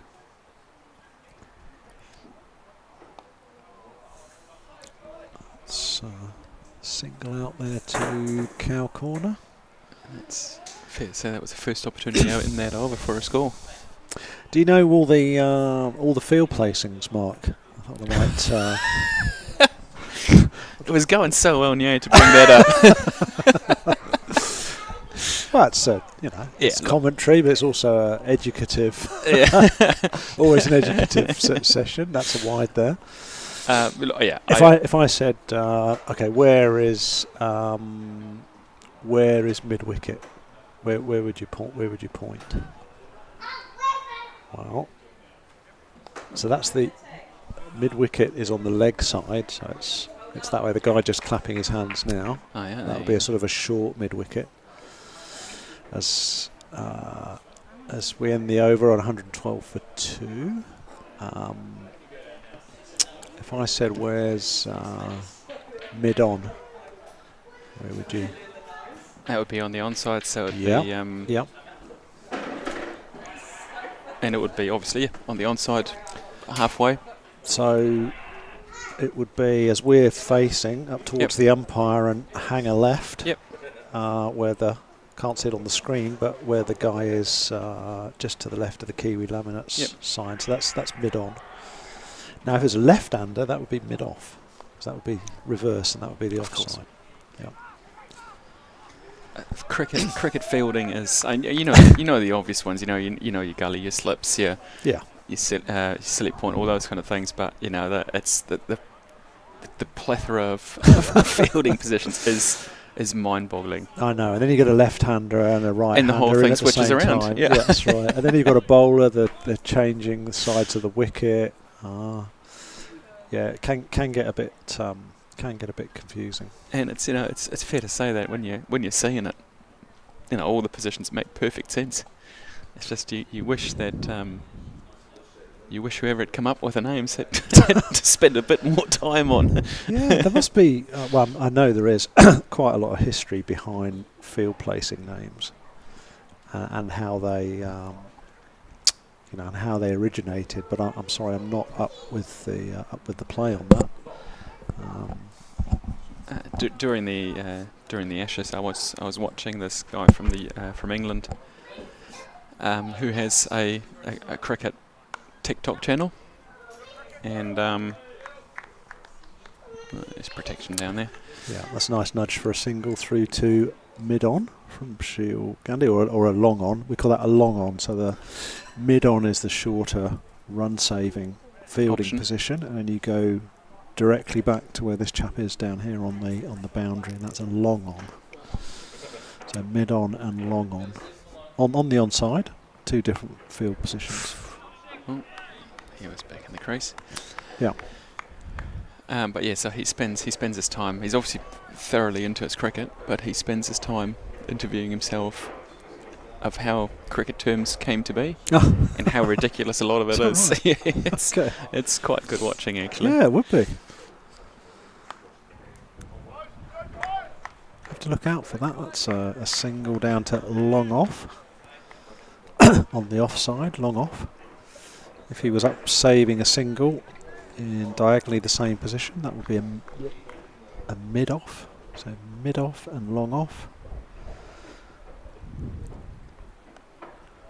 Solid defence by Shiel Gandhi. Wicketkeeper picks the ball up. So we're nearly halfway through the innings now, 115 for 2. The scoring rate has slowed up a little, which did you find mid-innings? I was just going to say, it's just dried up a little bit. It's more about, quite often you find it's often about consolidation at this time. So not losing wickets, but keeping the scoreboard ticking over for sort of 10 overs, and then looking to speed things up towards the back end of the innings with wickets in hand. It's fair to say that the bowlers have been pretty accurate the last few overs with they have not a lot of width on offer either. So no, they have, and not a lot to go for there. Just a single down to long off, but these two batsmen are playing pretty sensibly. No. Not the Harry Brooks style of cricket is what you mean? Well, Harry Brooks style of cricket, Harry Brooks style of leading your professional cricketing life when off the field. Especially in Wellington, you mean? Yeah, as England captain, and then basically out on the grog for plenty of evenings out. I'm not sure. I think they're trying to curtail that a little bit. How well those two mix, eh? It's an interesting one, that. I mean, he's 26, so he's not 17 or 18. He's old enough that he should know better. I mean, we all like to go out and have a good time, but I think it's more a question of, if you're on England duty and you're the captain of the England cricket side, as Shiel nudges a quick single through to mid-wicket. Now, there's a lot of responsibility that comes with that, isn't there? Yeah. After that, I was quite impressed that they managed to keep a lid on that whole situation that happened in Wellington till halfway through the Ashes. The fact that didn't come out any sooner was. No, I was surprised about that. They did manage to keep a lid on it, but it didn't do them any credit, did it, when it did come out? No. A month or two afterwards. Because I mean, and rightfully so. You're just looking like you're hiding things, aren't you? And it's actually come out this morning that. He was actually lying to. There were a couple of other players out with him. He wasn't actually down Courtney Place on his own that evening in Wellington. There was a couple of other players. Still coming out, is it? a couple of other players with him, and he actually lied to protect those players, which I guess from one perspective that's admirable, but from another, you're not doing yourself any favours. And doing them any favours in terms of managing it in the future. Somebody's just going to cover up for you every time you make a mistake. I think they've reined things back quite a bit now, though, and it's a lovely shot through deep extra cover, or not extra cover, cow corner, as we call it. Deep extra cover would be in a similar position on the other side of the wicket as we're looking at it.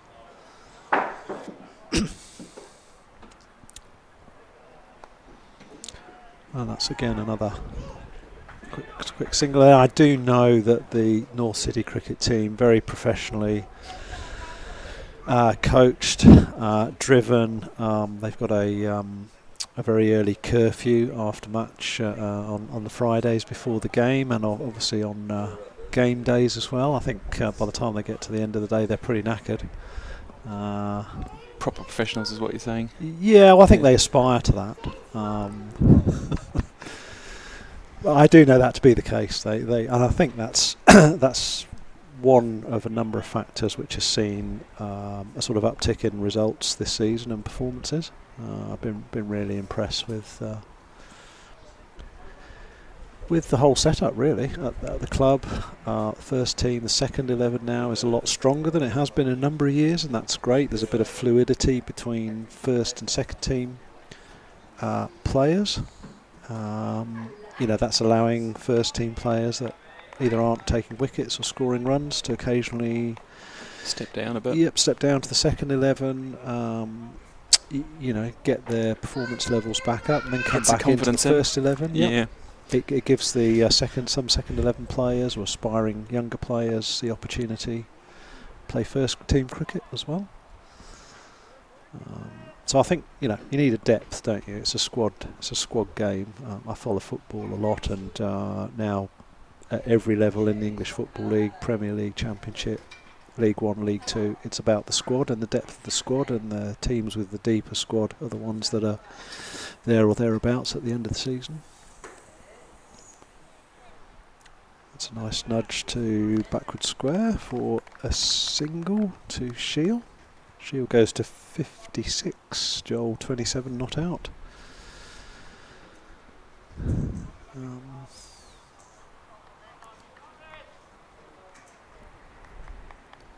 Having watched these two bat for the last hour, it's been genuinely quite impressive, I think. It's been confident, shot taking, great running, as we see there. Yeah, I mean, that's a great single, isn't it?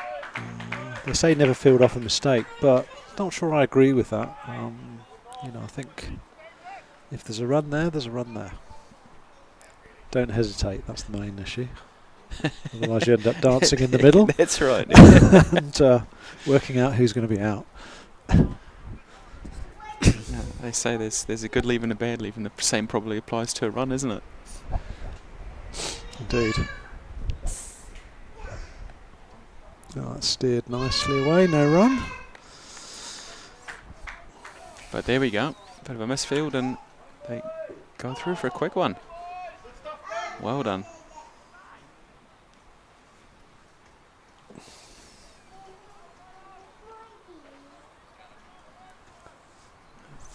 One ball left in the over. Yep.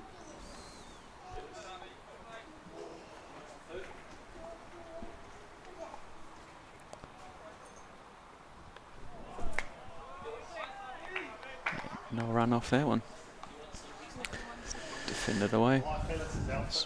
So I just had a message through actually one of our viewers. Nice to know that at least one someone's person's watching.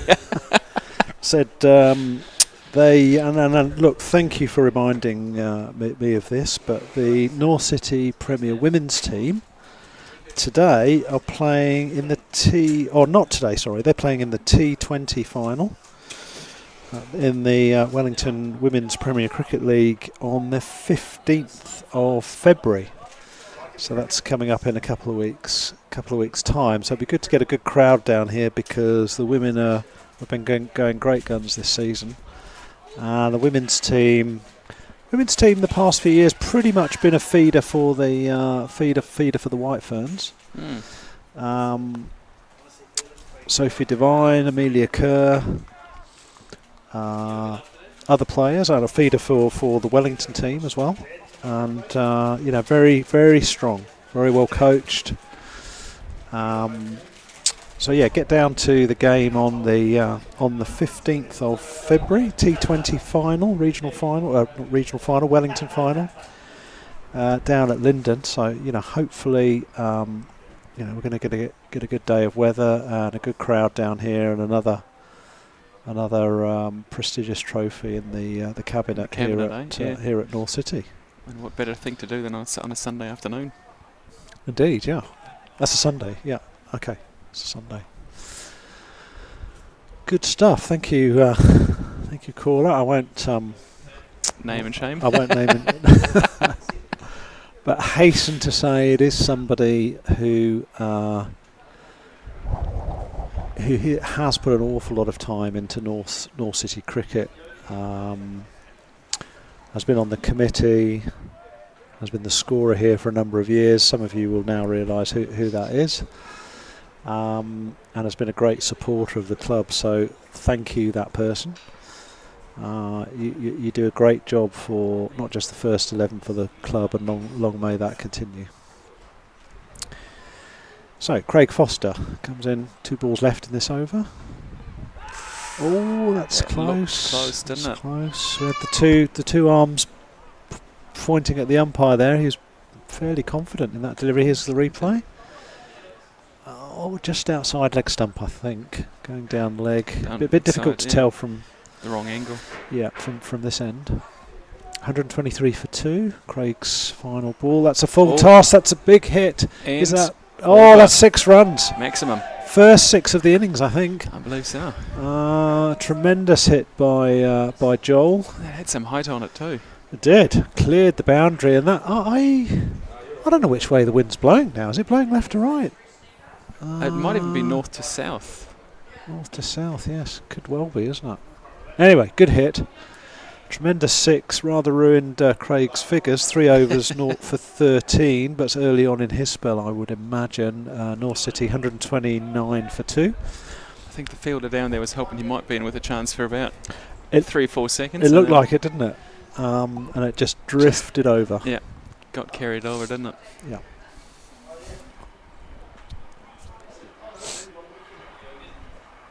Who have we got up now? I think this...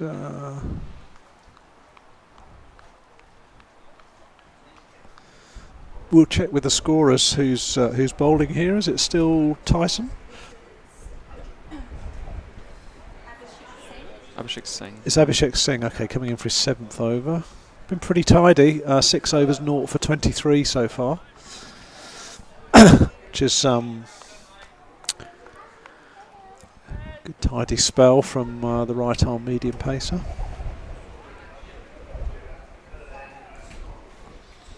It's actually a great coffee, Mark, that you made. I don't usually like instant, and find that hard to believe. Great and instant. I'm not sure that goes together, but I'm glad it's passable. Let's just say that.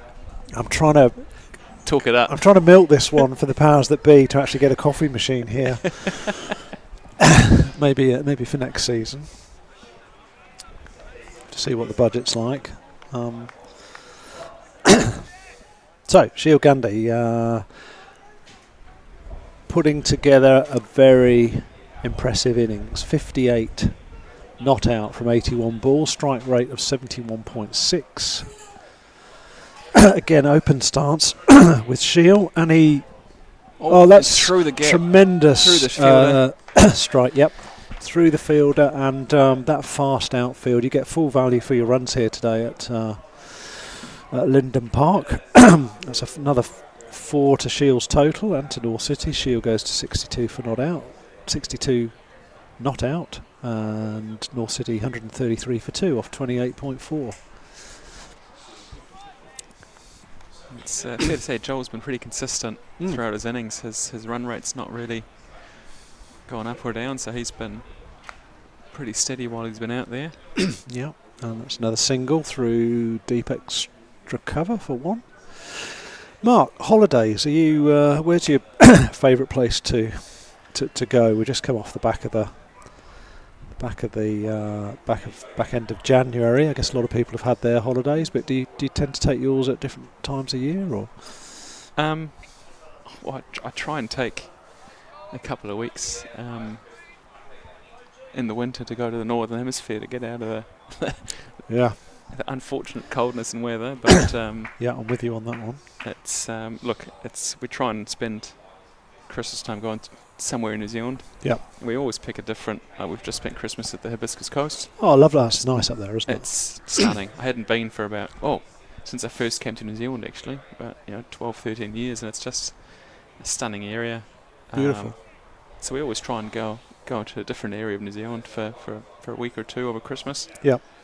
And then my wife Nicole and I, we always try and do a trip. I mean, we've done the States 2 years in a row now. We did the East Coast a couple of years ago, and we did Route 66 this year. Fantastic. Fantastic. Quite a few guys in professional cricket have, you probably noticed, have 66 on their on the back of their shirts. Joe Root, obviously, the English number 4 batsman, Root 66. So that's why he has it. But I think there's also a Kiwi player has 66, as that goes through for a couple, which is the 100 run partnership. Right, is that the 100 partnership? That's the 100 partnership. Wow, that's what a fantastic achievement. 100 partnership up for these number 3, number 4 batsmen for North City. That's fabulous. Well done. And another place that I go there for work quite a bit as well was Japan. So I end up going twice a year to buy stock off the second-hand car auctions in Japan. Okay. So I'm back off in April for a week. A fascinating place, Japan. Oh, it's hard to compare to. My wife wishes she could come more often than she can, because I tend to go solo for a week when I'm going on the buying trips. But it is an amazing place. It is almost like the antithesis to New Zealand, in terms of just so many people and everything's so large, and Tokyo itself with its 25 million people. It is. That's a loose one outside leg stump. Protection back there though. That's a single. Are they going to run a second? No, not risking it. Well, good fielding. Yeah. What about yourself? Yeah, well, I'd love to go to Japan. I tend to have been, pretty fortunate enough. Certainly the last 2 or 3 years to go back to the UK, Northern Hemisphere, English summer, get away from this Kiwi winter. It's about the same, isn't it?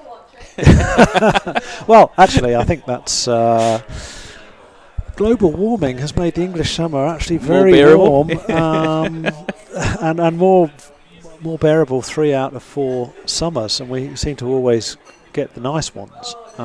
So we usually go back for about 6 weeks, catch up with family, friends, maybe do a side trip to Europe. We're planning on going to Switzerland this time. And hopefully there'll be more of that, because I'm sort of semi-retiring in the next couple of months. So hopefully there's a few more trips away. Like you, we tend to go to a few places in New Zealand each year, and places we haven't been for a long time or never been to at all. So I like that Bay of Plenty area. I'm an avid surfer myself, so I don't actually watch much cricket now. So this is a bit of a treat for me doing commentary today. I'm usually out there on a Saturday morning trying to find some waves somewhere, and obviously avoiding the sharks. Look, this seems much more appealing to me, to be honest. I love Italy. I think Rome's my favourite city. Like you mentioned before, I don't think they play much cricket in Italy, which is probably a good thing. I love Italy. I've been to Rome a couple of times, which I think is just a fabulous. The Italians don't seem to have I wouldn't think they would have the temperament for a lot of cricket. No, I don't think so. Might be a bit slow for them. Yeah, I think there'll be a lot of throwing the toys out of the cot and walking off the pitch. There'd be a lot of fake injuries. You know, that one there. So the fielder's just slipped on the ground there. If cricket was played in Italy, I would imagine, yes, there'd be half a dozen rolls, and the trainer would have been on the pitch by now. Physio. Yeah. Ice spray. Yeah. That would have been 5 minutes gone. So, you know, a 6 or 7 hour 50 over game will probably take about 9 or 10 hours and have to start at 5:30 in the morning. Have to come in. Yeah, that's right. Yeah. You're right though. Italy is a great place. We actually had we had a road trip planned through Italy in 2020. Oh, right, about okay. a month after COVID hit. Oh wow! Yeah, it was one of those. Oh. I mean, like, you know, everyone's got those stories. We had our flights booked and everything, and you had to cancel it. Had to cancel it all. Yeah, unsurprisingly, like everyone else. We had a trip as well. We had to cancel round about the same time. We were going to go and see the T20 World Cup in Australia. We had tickets for all the games, all the England games, a couple of Kiwi games, and that's just a single. Down there, yep. To long on, and yeah, had to cancel all of that as well. We'd made all the bookings, but you know, I think a lot of people had to, didn't they? That's at that a good time? point, because I remember our GM at the time. He was actually over there. Oh. And he got caught out, and he had to rush back before everything shut down. So yeah. For the T20 World Cup as well. So yeah. I think they might have delayed it by a year, didn't they?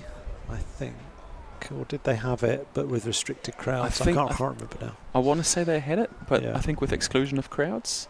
Yeah. Because I think it was early enough that not everyone had realised how bad it actually was. It seems to. Yeah. Seems to be what I remember, but Yeah, I think you're right. That sure was an unusual time. Yeah, and of course, I can't remember really now, but 2020, I guess it would have been only about a month to 6 weeks of the New Zealand cricket season left when we had that first lockdown, but I think pretty sure the season was just finished early. Because obviously everybody was on lockdown at that point. 142 for 2 off 31.2 overs. Shield Gandhi 65 not out. Joel Gracie 40 not out. They're in a 100+ partnership. The bowler is Craig Foster. He's on a tidy 4.2 over, 4.3 overs, 0 for 18 runs. So good. He hasn't allowed much since his No. 6. That's been his one slip up, really, that full toss. You could argue the slower bowlers have actually been pretty economical, haven't they? So maybe that's an indication how to bowl on this wicket and how to bat on this wicket as well. There's been the odd ball that's gone for 4 or 6, but the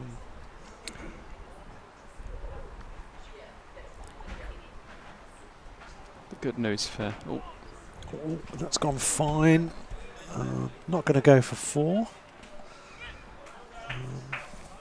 given wides, I believe. Yep, given wides. Yeah, wides. Good spot.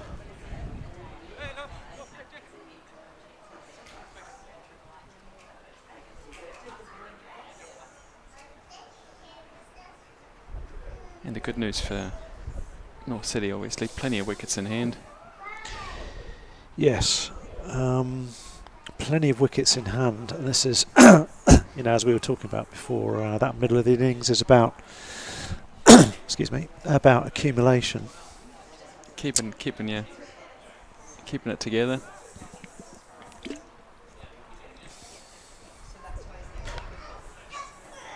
I'm sure. I mean, they've done all the hard work. I'm sure one or both of these guys would like to be there at the end as well.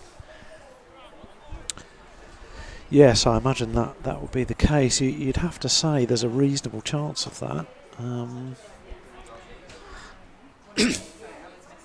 Shield Gandhi 65 not out. Joel Gracie 40 not out. Both hovering at 70 for their strike rates. The groundwork's been laid. It'd be interesting to see who's going to come in next. I know they've been pretty flexible in their batting lineup.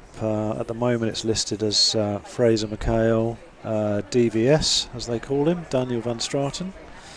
Another guy that's come up through the ranks since junior cricket, played for the club since he was 4 or 5, Sam Milmo. I know with and Nico Brookie, I know that the four of them, depending on the state of the game and their sort of respective skill sets, quite flexible. The batting lineup's pretty flexible, but they all come in with a clear idea of clear game plan, and the direction of the coach in terms of how to play this. But yeah. Well, that one's a bit aerial, but no one there. Yeah, false shot there. I think that was off a leading edge, wasn't it? Yeah, I think he got through his shot a bit early. Yep. I would have thought, 18 overs to go. They'd be looking at the last 10 overs if they've got wickets in hand. Probably 100 off that, 9 or 10 and over. That's a nice slap through. 270, through cover 280. for a single. Yeah. Should be targeting. I would have thought so. Yeah, they'd be pretty happy Pretty with happy that, with it, and yeah. I think anything above that is a bonus. Of course, this wicket might get drier and slower as the game goes on, and therefore a little bit more difficult to bat on. Always in a critical game, you want runs on the board. You want to bat first. Put pressure on the opposition for their innings. Give yourself that foundation to come back on. Yep.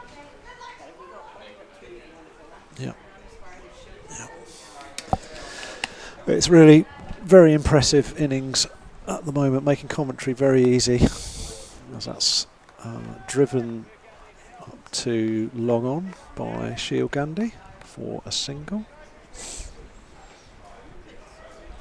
One ball in the over left. Mm-hmm.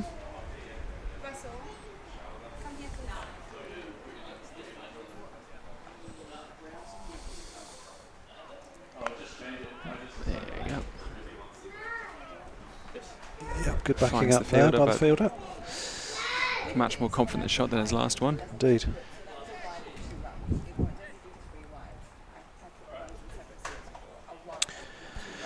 So, for those of you that are watching on the YouTube channel, that's great. But if you are local, why don't you come up here for an hour or two? You can get right into the clubhouse. Probably not the changing rooms, but you can certainly talk to the players. They usually sit out in front of the changing rooms downstairs. We're upstairs in the commentary box next to the scorers, and the techos who are running this whole streaming operation and doing a fantastic job. They've got a great view as well up here in the clubhouse. So pop up here, come and say hello. Never know, you might even get on commentary as well.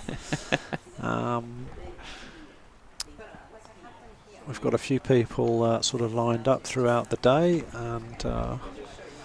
and we're even getting messages through directly, in some cases directly to my mobile phone. But I think you can actually message.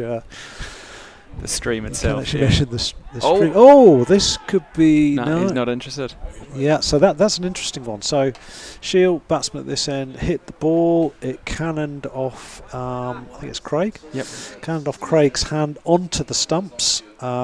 If Joel had not been in his crease at the top end, then he would have been run out. But the Umpire not at all interested. looked like they were in a great position to see that. So, yeah, we'd definitely be having that on replay, but no need. I would say, for those people that are watching, we did not, although we have a bank of cameras and screens up, we did not have DRS. So another next season purchase, is it? It's that or the coffee machine. That's right. There's no heat map. There's no Snicko. Snicko. Yeah, that's right. There's no Snicko. There's no what else?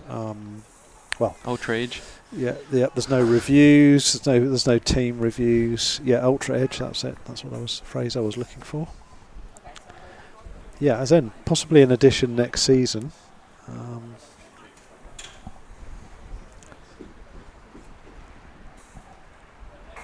So North City 149 for 2. 2 balls remaining in this over. Craig to continue. He's been pretty economical.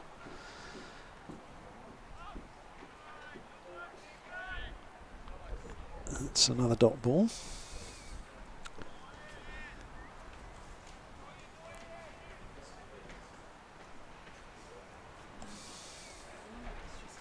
Craig Foster 5.5 overs, 0 for 21. So excellent figures for 3.6. I mean, he'll just be wanting Yep. that one wicket on here. He's It's quite full. It's gone fine. Tickled it down. Is that fine leg? Yes. Look at that, Well eh? done. There you go. That's impressive. Even I'd temporarily forgotten what that position time was, but well done.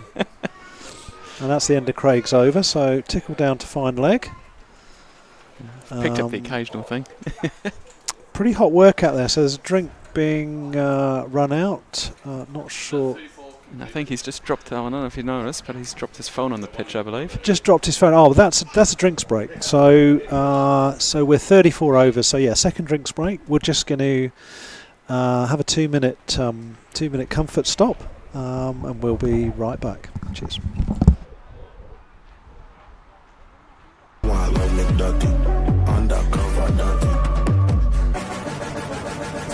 Flip a tempo, the head and the tail get tossed. We both have options, truth or false. We both done crying, river falls. She still a cause. Stuck on the girl like she do witchcraft. She a work on a pyramid, Cleopatra. Marauder dog like a Nubis dog. A Cyrus guy with a Horus rod. Walking, everything broke down. Me need a melanin skin tone brown. 100 dollars with 100 rounds. Couple more shots, I might. Dirty, she want to me dirty. But man love it dirty. Wine until you're dirty. Spit and kiss me dirty. She want love me dirty. Undercover dirty.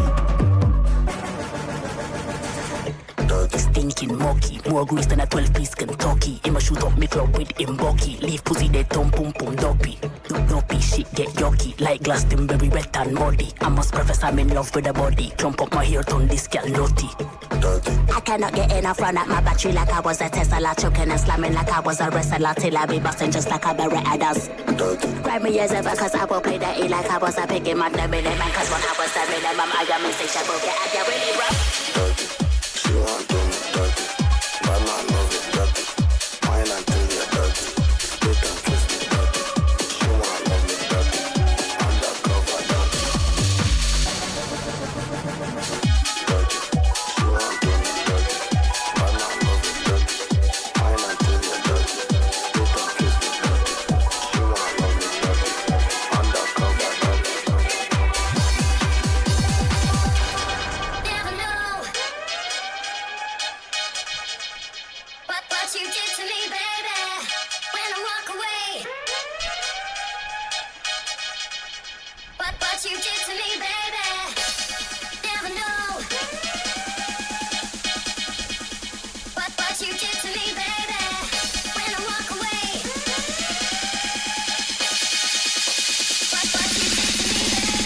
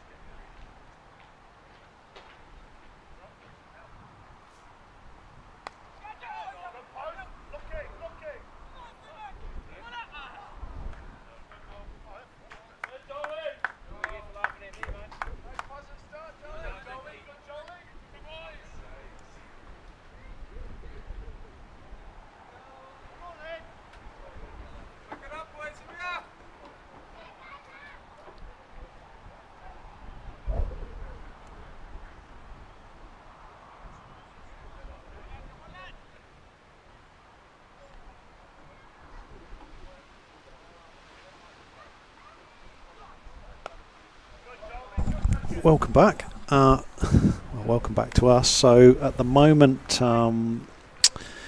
score is 156 for 2. We've got Shield on 66 not out, on Root 66 not out. My favourite player, Joe Root.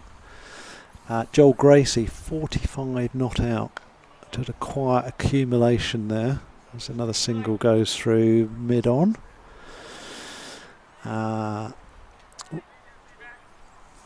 We've got Tanuj Arja is bowling.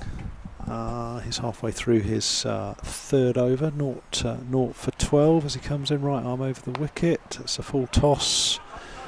That's nudged. Oh, that's tremendous fielding down there at deep long on, and that's 2 runs. Definitely saved a 4 there. And I'm going to welcome into the commentary box the Wainuiomata coach, Steve Dransfield. Hello, Steve. Welcome. Hello. Thanks for having me here. No worries. Steve and I did some coaching together many years ago, back for North City Cricket Club, or for Tawa, as that ball beats the bat there. So Steve, you're the coach of Wainui. How have they been going this year? Looks very well by the looks of it. Yeah, good so far. We had a pretty rough start during the T20s. Didn't sort of really get to grips with the difference between T20 and everything else that we play. So we struggled a bit. So we were last at that point. So it's been a fantastic turnaround. Yeah, and Wainui and North City vying for that top spot in the overall competition, and in this 50 over comp as well. Yeah, it's very close. We've done quite well to catch up, because obviously North stole quite a march on us. Yeah. With their T20 form. So it's been hard work, but a form during the 50 over stuff. We started slow, but won a couple of close games, which I think has given us a bit of confidence. And we sort of worked pretty hard off the field in terms of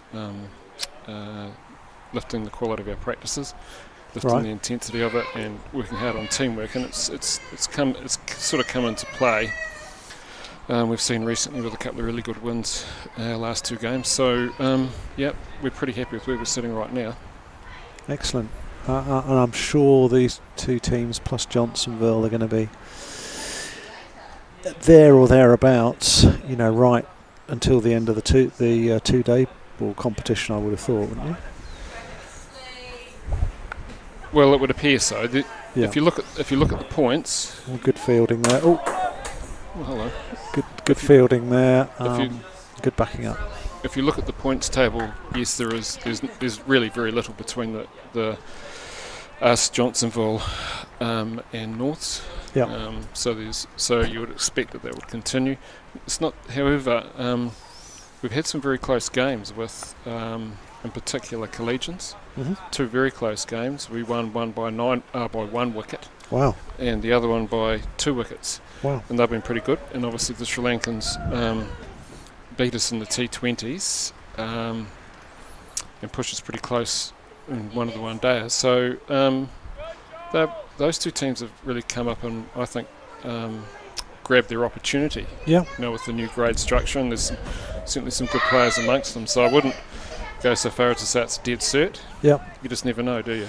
No, you just don't. I don't watch a huge amount of club cricket now, but I do detect that certainly the standard has increased. There are more competitive teams overall in the league, which has got to be a good thing. I mean, I'd love to, but I'd love to also be shot down on this. I'd love to see 2 up, 2 down.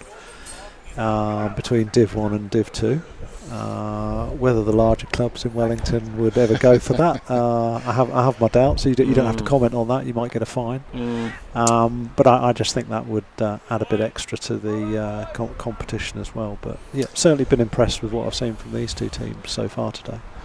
Yeah, I look at I mean, there's obviously in determining what they're going to do, Cricket Wellington have to consider the views of everybody, and I guess some voices are louder. Yeah. But I've got to say that Cricket Wellington, it was a bit of a bold decision to sort of restructure the grades around, and I know they got a little bit of stick by pushing our second team up 2 grades. Yep. And we our second team just recently won the Premier Reserve 2 one-day final. Oh, fantastic. So it's congratulations. just a few points behind the top side, so that's worked out really well. So I think credit to Cricket Wellington, they've taken the punt, and if you look at the form of the Sri Lankans and Collegians and some of the other teams that have come up into that effectively the 4th grade, I think it's paid off. And with regard to the standards, I think so. There's a couple of things that I've played for a really long time, and so I've stayed involved, so I've seen a number of errors, and one of the big things that has improved is the quality of pitches. Got a new bowler coming on now, Steve, just to hold you up there. So who's the bowler coming in now? Callum McInnes. Callum McInnes. Okay.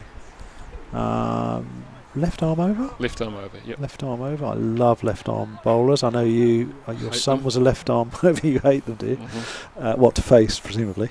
Not when they're playing for you. No, that's exactly right. Yeah, I was a left arm bowler. I know your son was a left arm bowler, is a left arm bowler. So very tricky, looking to swing this back into the right hander or push it across. Be the two sort of stock deliveries. But look, carry on. We've got Joel Gracie on 49 not out. He's at the non-strikers end. Shields on 70, I think. But yeah, sorry, Steve, carry on. I interrupted you. I wanted to get in the change of bowler.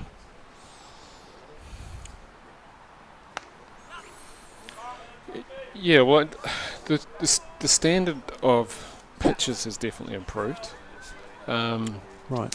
I think has made a big difference. I'd also say that umpiring depth is a bit deeper. Would be the other thing that I would say. And the last thing really, I think, has affected all cricket. Cricket has changed from the good old days when you would score 2 or 3 and over.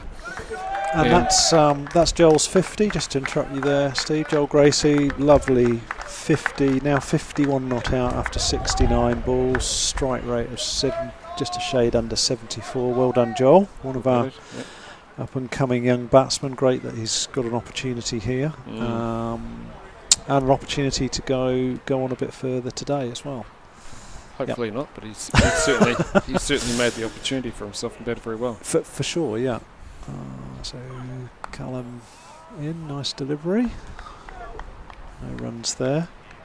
Yeah, look, the umpiring depth, that's an interesting one, isn't it? Because it wasn't too long ago that you could turn up to a first 11 game and it was player umpires. You know, sometimes even at first 11 you wouldn't even get an umpire. It was just crazy. But it's great. Looks like there's a lot of umpires come in now. That's through square leg, and that's 4 runs for Joel.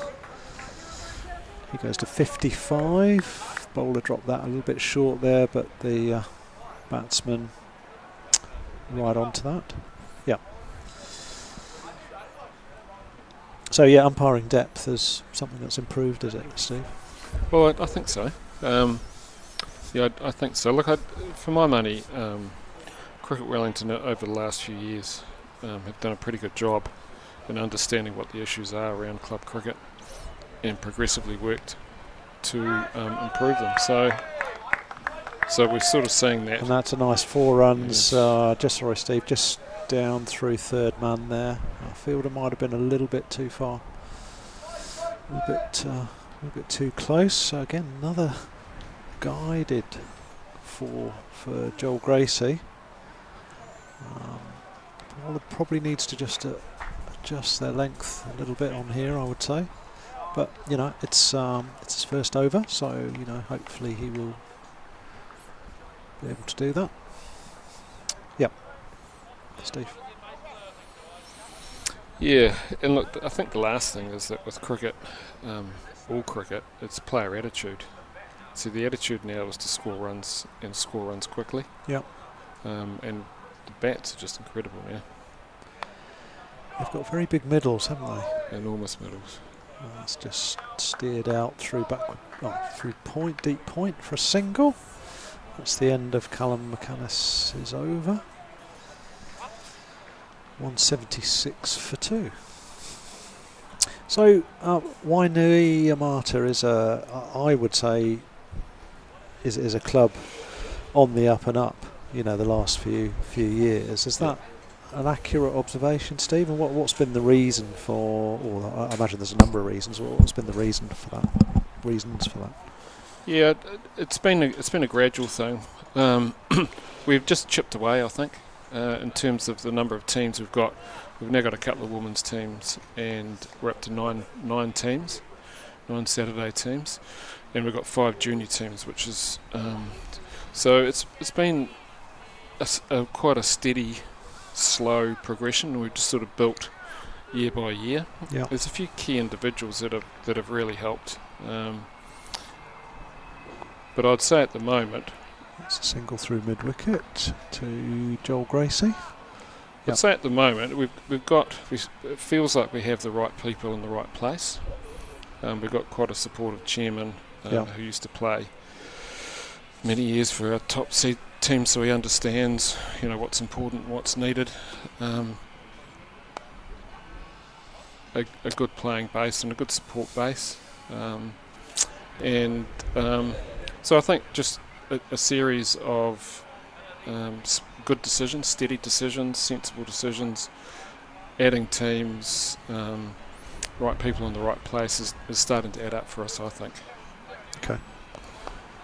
Well, it's good to hear. I think when you've got a number of people interested in evolving and developing the club, it shows what can be achieved. I haven't been over to Wainui. My guess is I think that looks like it's. Oh, and he's given him. Joel played back to that. Craig Foster was pretty confident, and to be honest, he's probably got his just desserts there. He's bowled very well. Economy rate of 4, 7.3 overs. Let's see that on replay. Skids on a bit. Ooh. Looks like it probably hit middle and leg. At least leg stump. No complaints from Joel there. And umpire was pretty confident in his decision. So that's LBW. That's a great innings from a young up and coming batsman at the club, Joel Gracie. LBW to Craig Foster for 61 off 76 balls, a strike rate of 80. My guess is, Steve, that quite a few. Our next batsman in Fraser McHale. My guess is, Steve, that are there some good sponsors at the club, because obviously you need investment to develop things now. Yeah, we have. We've got a number of sponsors. Life Direct New Zealand, who do insurance and KiwiSaver, funds management, that type of thing, are big supporters of ours. Mitre 10, who have just come on this year. There's a new Mitre 10 in Wainui, so they've sponsored the juniors. Okay. And we've got Harcourts out in Wainui. They've also they've sponsored the women. So key areas where we're trying to, get people involved, which is the kids and ladies. That's been very helpful. And Craig, who's bowling currently, Design and Build New Zealand. He runs quite a large construction company from Wainui, so he's been a big supporter of us for many years. That's awesome. Yeah, so it really does make a difference. And he's obviously, judging by his spell here, more than worth his weight in the first 11 as well. He's probably Wainui's best player. He's played hundreds of games and taken literally hundreds of wickets and thousands of runs over the years. Yeah, I thought I recognised the name. I'm not a huge follower of Wellington Club cricket, but his name does ring a bell, definitely. Yes, he's been around a long time. He's in the New Zealand over 50 team. Oh, right. Okay. And so we're going to lose him for a couple of weeks while they play a test in a one-day series against Australia. Jeez. Is that over here or in Australia? Over here, I understand. Wow. It's, somewhere in the middle of the North Island, so that's quite exciting for Craig. For sure. Hopefully they're going to play on some decent grounds. I think so. Yeah. You would hope that they wouldn't bring the Australians over to play on something substandard. I'm sure the pitches will probably be quite a bit slower than they used to, depending on which part of Australia they're from. Callum McManus is he's going to bowl his second over. A little bit expensive first up, but let's see how he adjusts for this second over. That's a nice shot off the back foot through mid-wicket, well fielded. Just for a single, so well done that fielder.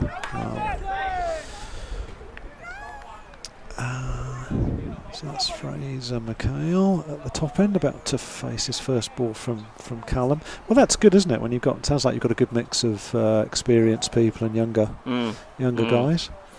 Yeah, definitely got a lot of experience. And Craig's come back as captain this year, and he's really sort of helped with building teamwork, keeping boys nice and calm and sensible decision making again.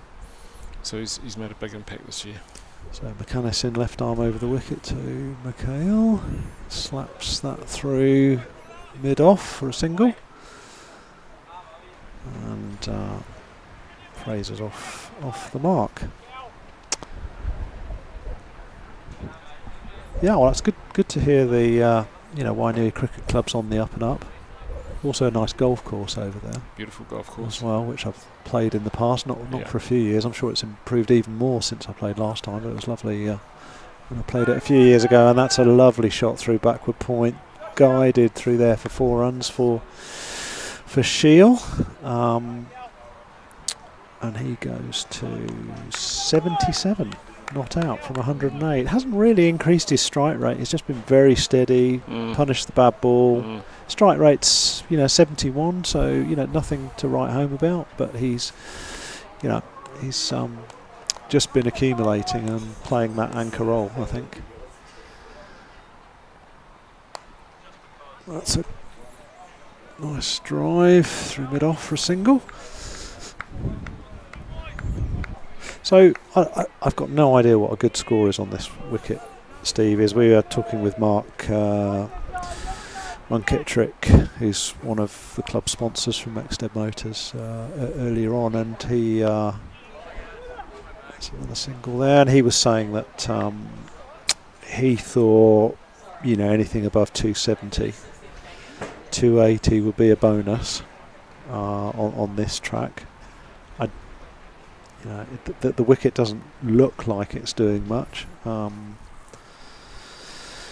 course, you never know until two sides are batted, do you?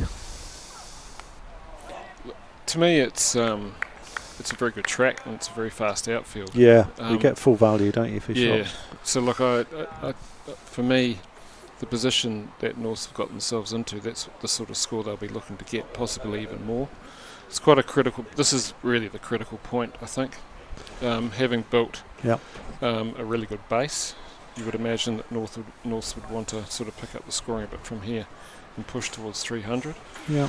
But credit to my guys, they have bowled very straight. Yeah, they have. The fielding's been good, so sticking to the plan. So it's really what's going to happen next. I think either North tee off and get away with it, and they'll be pushing 300, or we hold our nerve, I guess, and get a couple of wickets, and then it gets interesting, doesn't it?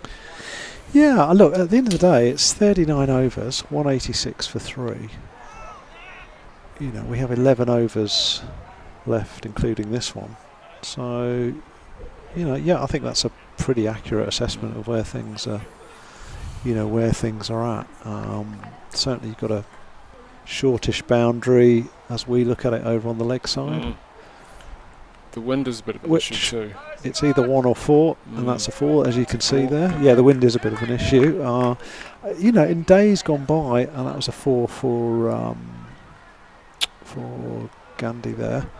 In days gone by, did you play up here, Steve? Did you play for North City, or did you play for Wainuiomata? I played one game. I played an old timers game.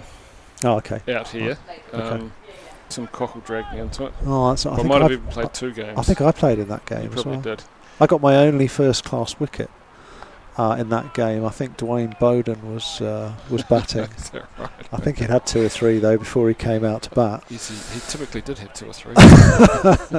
And I nicked him off from behind that to a ball that sort of got up off a length. I think Oh, he was a that's bit very good. surprised about it. He was Mm. out second ball and he was really almost threw his toys out the cot because couldn't believe he got out.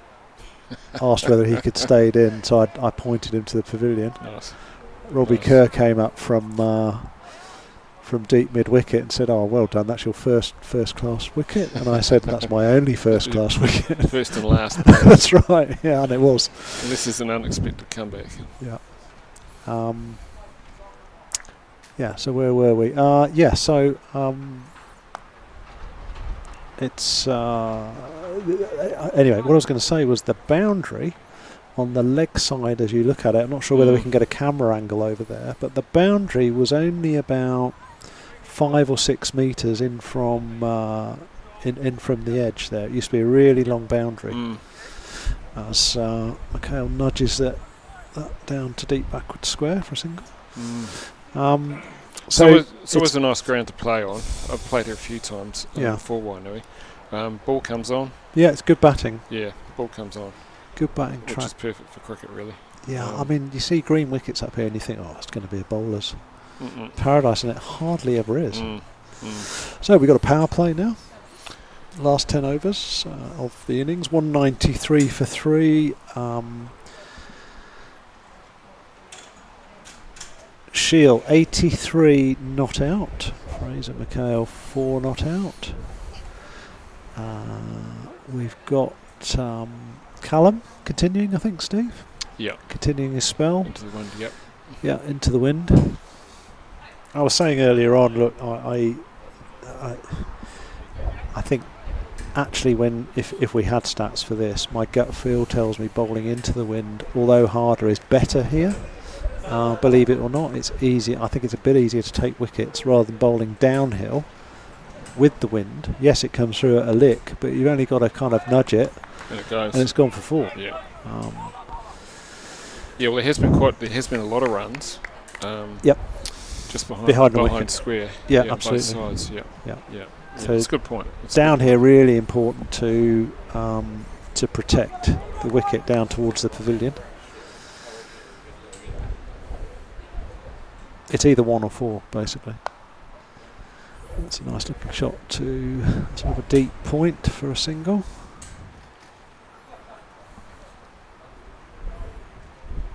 Callum into his 3rd over.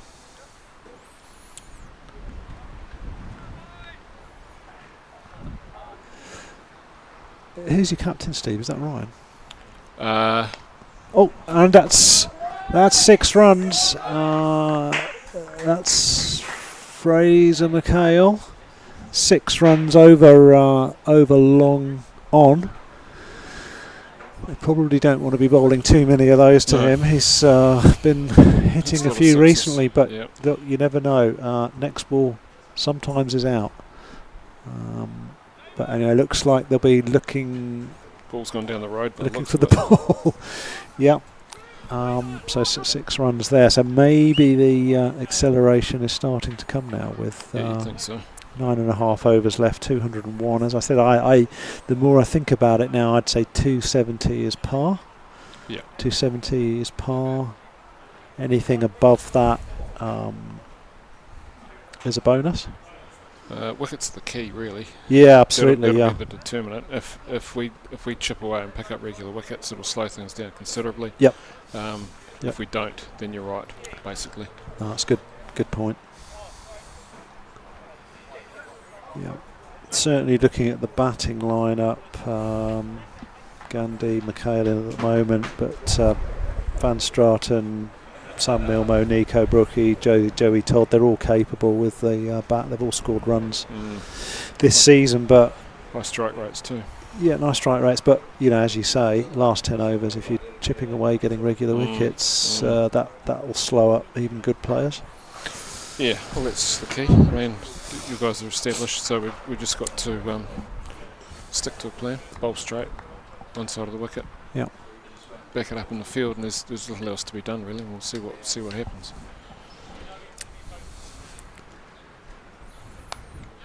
Well, that ball just held up a bit there. Chip through for a single.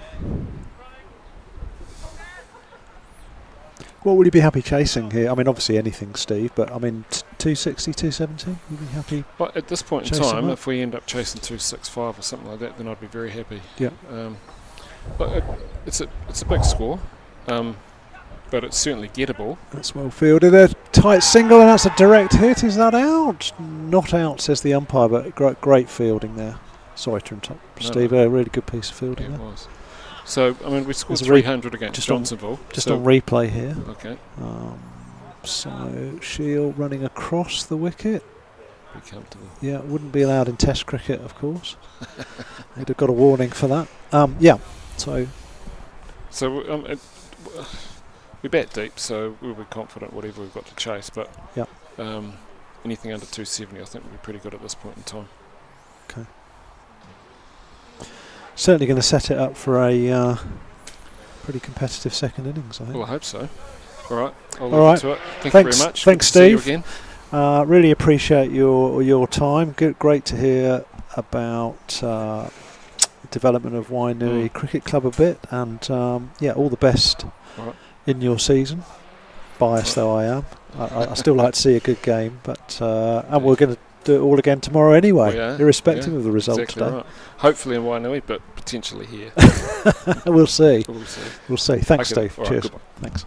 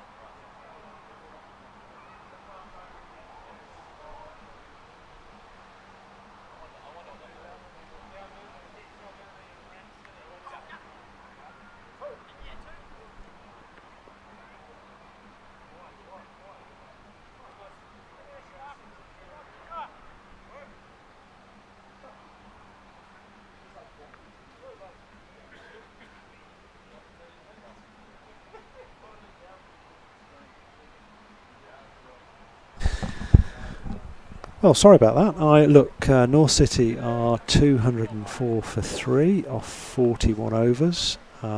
Shield Gandhi looking very good on 85 not out at the moment. Fraser McHale on 13 not out. He's the facing batsman.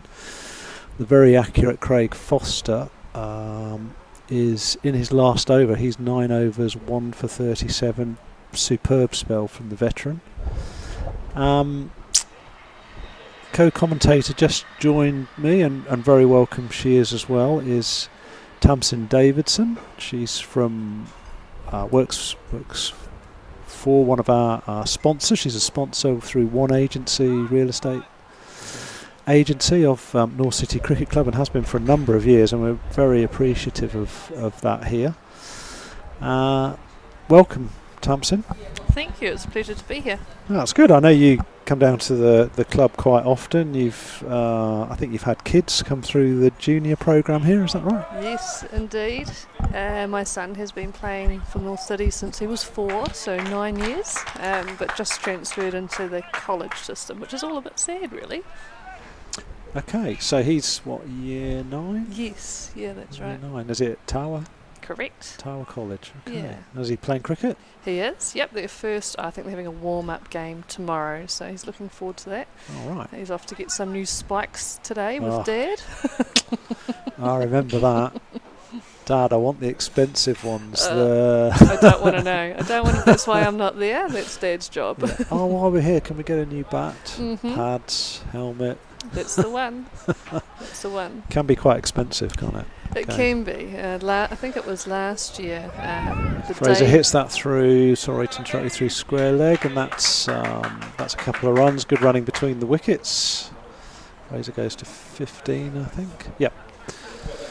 Yeah, so he's into his cricket. He is. I was just going to say, the day before cricket camp last year, he was out there practicing, and what do you know? He split his bat in 2. Oh no!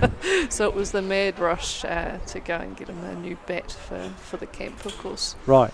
Is that the Hawke's Bay Yes. cricket camps? Yes. Yeah, I remember those very well. They're fantastic, aren't they? They are. They're great. Yeah. Yeah. I think I did about 13 consecutive years, sometimes twice in a season for that when I was coaching. That's a lot of cricket. I really loved it, but yeah, no, that was a great that was a great time. You can see Tamsin on screen there.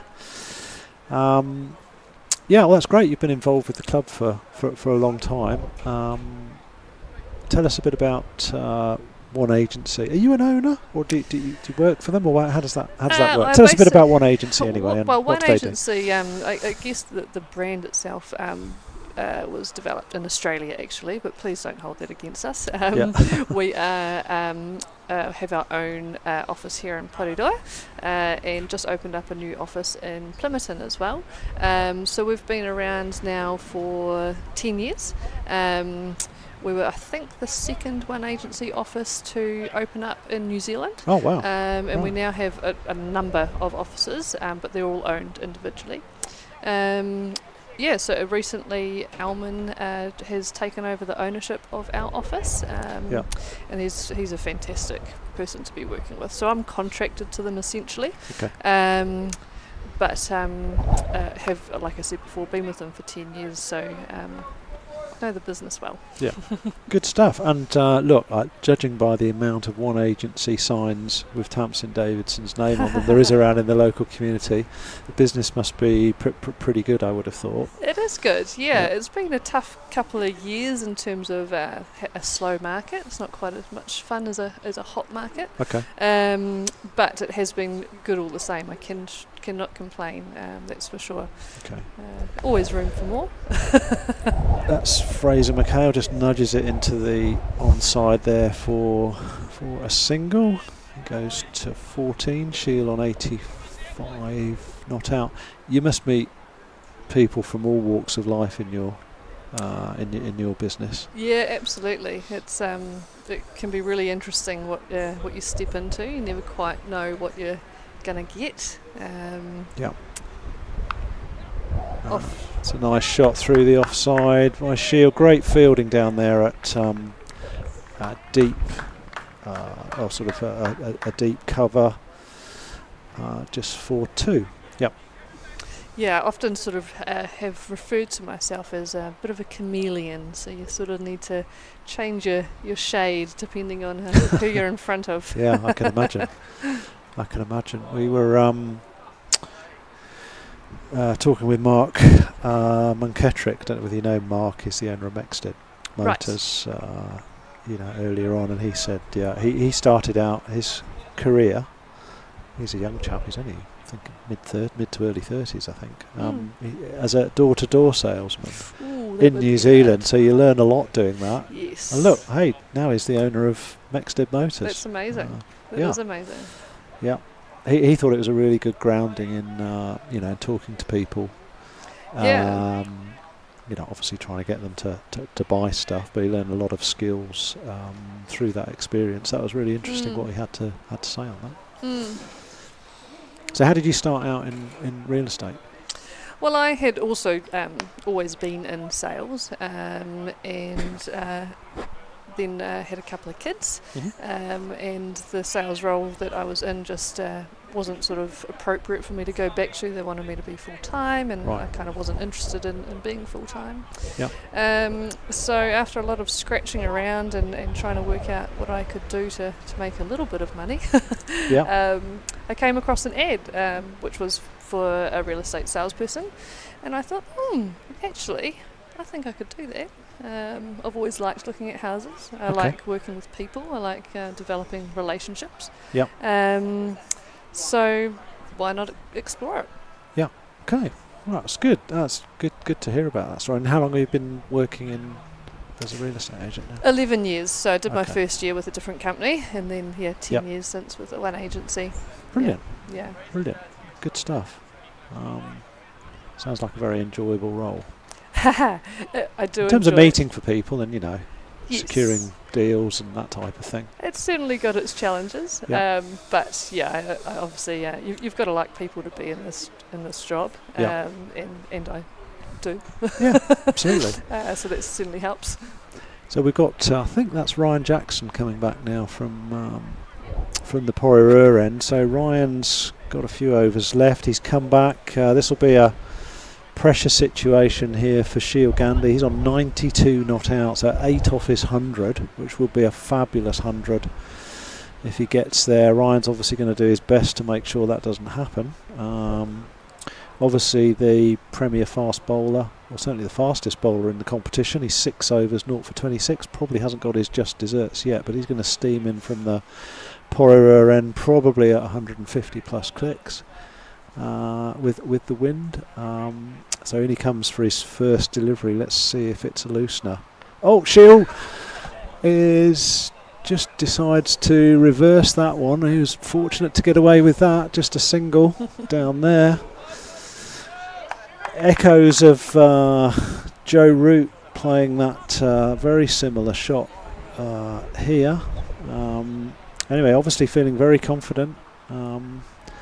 And Fraser McHale on strike now. Now Ryan and Fraser were in the St Pat Silverstream first 11 for 2 or 3 years, so this will be a bit of a grudge battle here. Let's see who's going to win it as Ryan bowls. Oh, that's a slower ball from Ryan there. He gives him a few verbals, I think.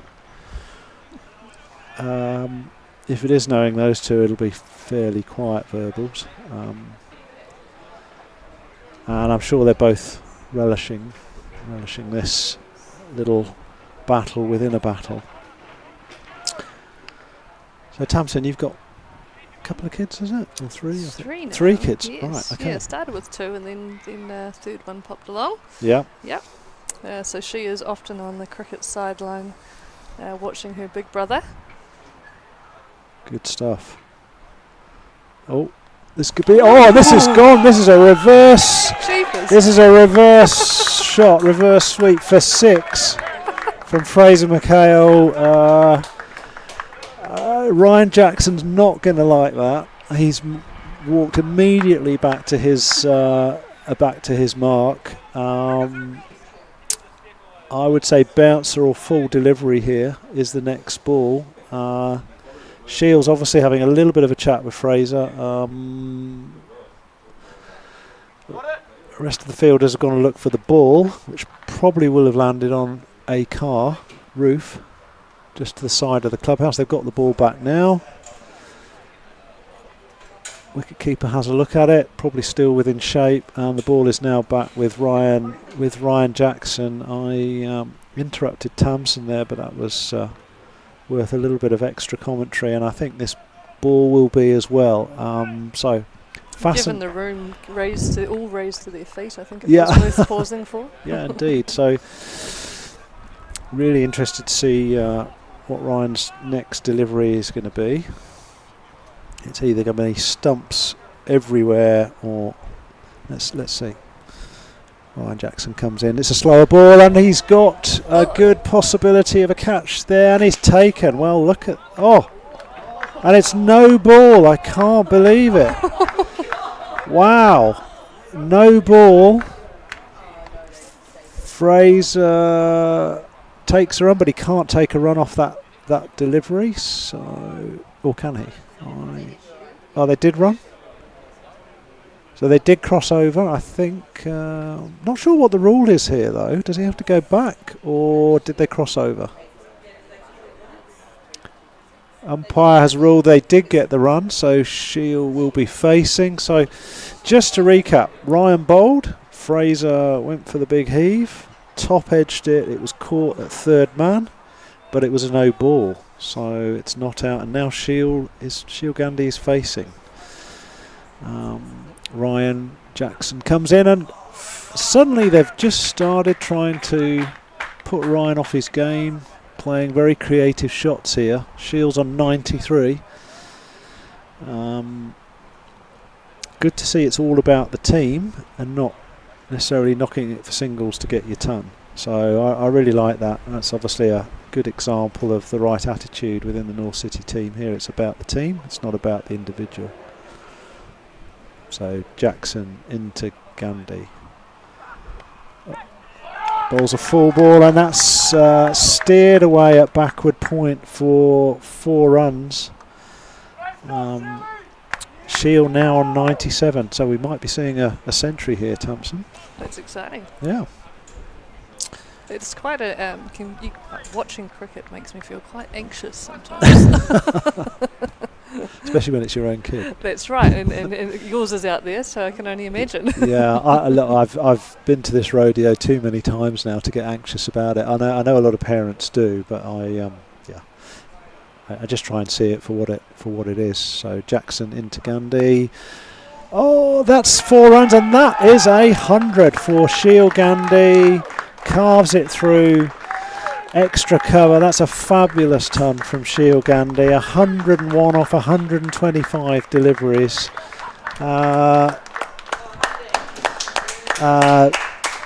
Strike rate of 80. That's 11 fours, and it really has been a masterclass of batting from Shield Gandhi. Can't remember him offering a chance.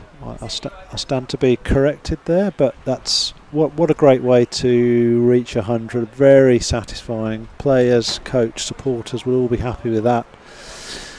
North City 234 for 3, looking to really push on in the last 6 overs. Talking with the North City coach, the Wainui coach a little while ago. We thought 260, 270 was about par. Anything above that would be a bonus. They're on track to achieve that, and the acceleration has started. So Tamsin, did you say you've got 1 boy and 2 girls? Is that right? I do, yes. Yeah, and your son, who are they playing today?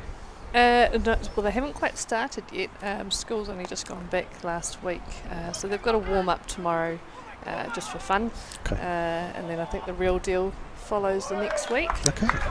So he's looking forward to that. Good stuff. That's 2 runs there through to Fraser McHale.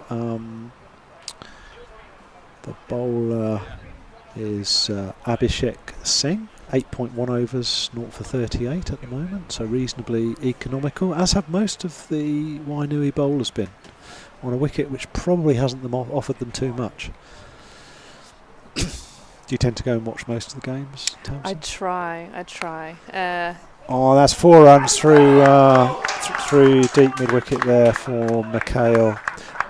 Sorry, I'm going to end up interrupting things quite a lot because it's in the last few overs here. So absolutely, we tend to see fireworks or wickets. I get along when I can, Yep. but if I can't get along, then I've got Play HQ open tracking the game, watching what's going on. Yeah. So one way or another, I see what's going on. Well, this is great having the club YouTube channel and these fantastic guys on the. That's amazing. On the tech equipment, the coverage is just brilliant. I know a lot of the players and some supporters post game in the next week, they're looking at the footage, looking at performances, looking at from a player's perspective things that they can improve on. Just wish we could have this for the juniors. Yeah, I think we're very fortunate to have this. One of the people involved is an ex-player in terms of one of the T20 teams. Right. And is developing his business in this area and is using the technology as a sort of a trial here. So we're very fortunate to have that for this season. So has it just been this season, has it? Oh, that's a quick single through the yes. I think it has just been this season, but others will correct me if I'm wrong. They're nodding their head up there, so that's good. So tell me, you're involved with the juniors through your son, and you see a lot of junior players. Do the local ones, do they aspire to play for the local cricket club at all at senior level? I know a lot of the team that Micah used to be in have gone into St Pat's purely because they love cricket so much. They felt it was a better place for them to be. Is that in town? Is it? Yeah, in town. Yeah. And there's certainly a handful that Micah has played with that I think are gunning for it. Yeah. Mike has got two passions in his life. It's football and cricket. So, Oh yes. so football probably trumps for him. Yeah. Yeah. But he's still very competitive in his cricket playing as well. Right. Okay. You tend to find once they get to college, there's not a lot of opportunity for them at a club level, as Mikhail runs through for single there, through to mid-wicket. They tend to, I won't say the club loses them, you don't have teams at that secondary school level apart from maybe a T20 competition at the end of the year. So if you're playing college cricket, that's where you end up, and they tend to go back to the club, once they've left college. Right.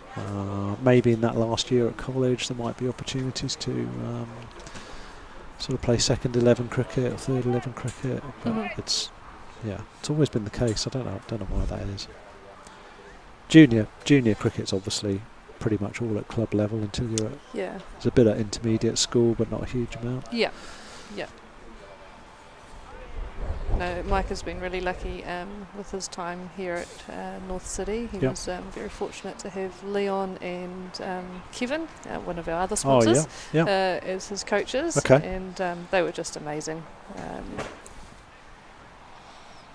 That's good to hear. And the two girls, are they playing cricket or likely to play cricket, or they've got other interests? My eldest girl has the skills, just not the want.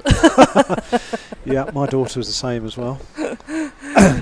She's into singing is her thing, really. Right. So she's good with her ball, but has no interest in the competition side of things. Yeah. And Mrs. Adie is 3, so we're yet to get to cricket. Oh, okay. She does have cricket bats at home, but that will be next year's venture, I guess. Jackson into Mikhail. That's a slower ball. That's carved away at backward point for 4 runs. That's a tremendous shot. Further extends North City's total to 247 for 3. Yeah, I mean women's cricket's going great guns.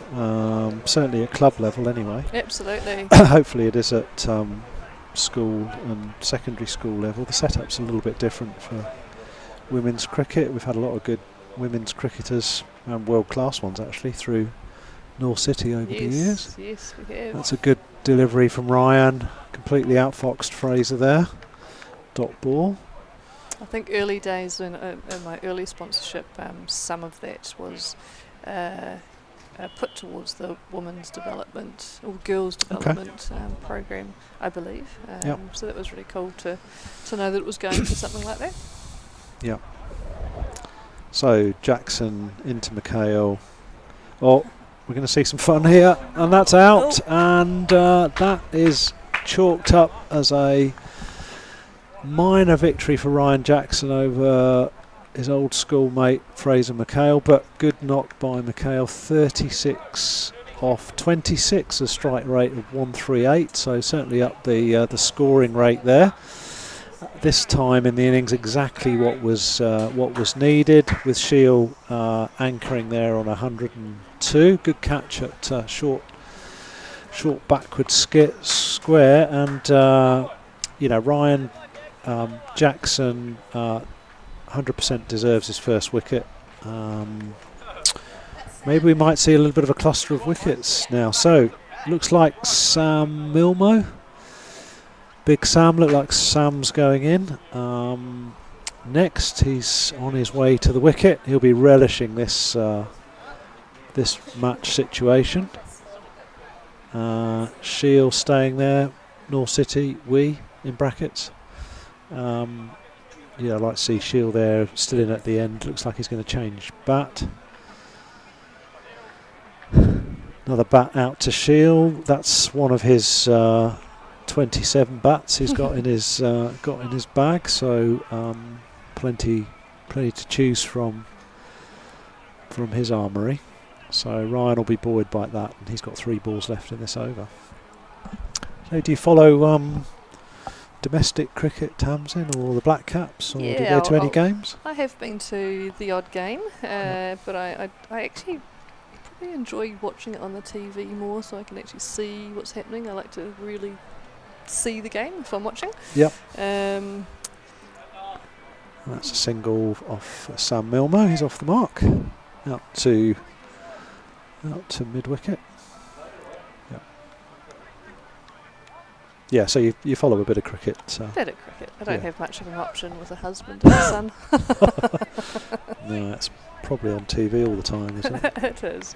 But yeah, I don't mind if it's the black cap, so I'll sit down and enjoy that too. Yep. And did you or do you play any sport at all? No, I don't. I probably should. It'd be good for me, but no, I don't. I was wondering whether you'd ask that question, and I was thinking back to when I was a kid and wondered whether backyard cricket counted. Oh, yeah, definitely. Yeah, we had lots of backyard cricket matches when I was coaching, and that is out. So Shiel Gandhi chips it to a sort of a long on, just in from the boundary, and Shiel Gandhi, fabulous innings of 102 off 127 balls, 11 fours, strike rate of 80. That's a fabulous innings, and as so often happens in cricket, the wickets are just now in a little cluster, so that's 2 in the space of not many balls, but great innings. The applause ringing out. That's a great 100 by Shiel. So we have 4.1 overs to go in this innings, and then it's innings break. Hopefully lunch is going to turn up soon because I'm feeling quite hungry. I'm sure Tamsin as well. She's timed her co-commentary to perfection. Yeah, did you play any sport at school? No, I didn't. I had an issue with my knees, which prevented me from being able to do that. Okay. Which was a shame because I did enjoy it. Yeah. But never was in anything competitive. Right. I also was in a very small town, so there wasn't really too many options. Right. You often find that with small towns in Yeah. New Zealand. Nico Brookie now looks like he's been elevated up the order a little. So left-handed batsman, so left-hand, right-hand combination. Nico about to face his first ball from, I think Ryan Jackson is still bowling. Yep. Ryan's got 1 ball in this over, 249 for 5. And that's steered through extra cover. I'm not sure. Yes, that will be 4 runs. So great start from Nico there for 4 runs. And I was talking with Mark earlier on about holidays. Where do you like to go on holiday? Is it New Zealand? Is it overseas or?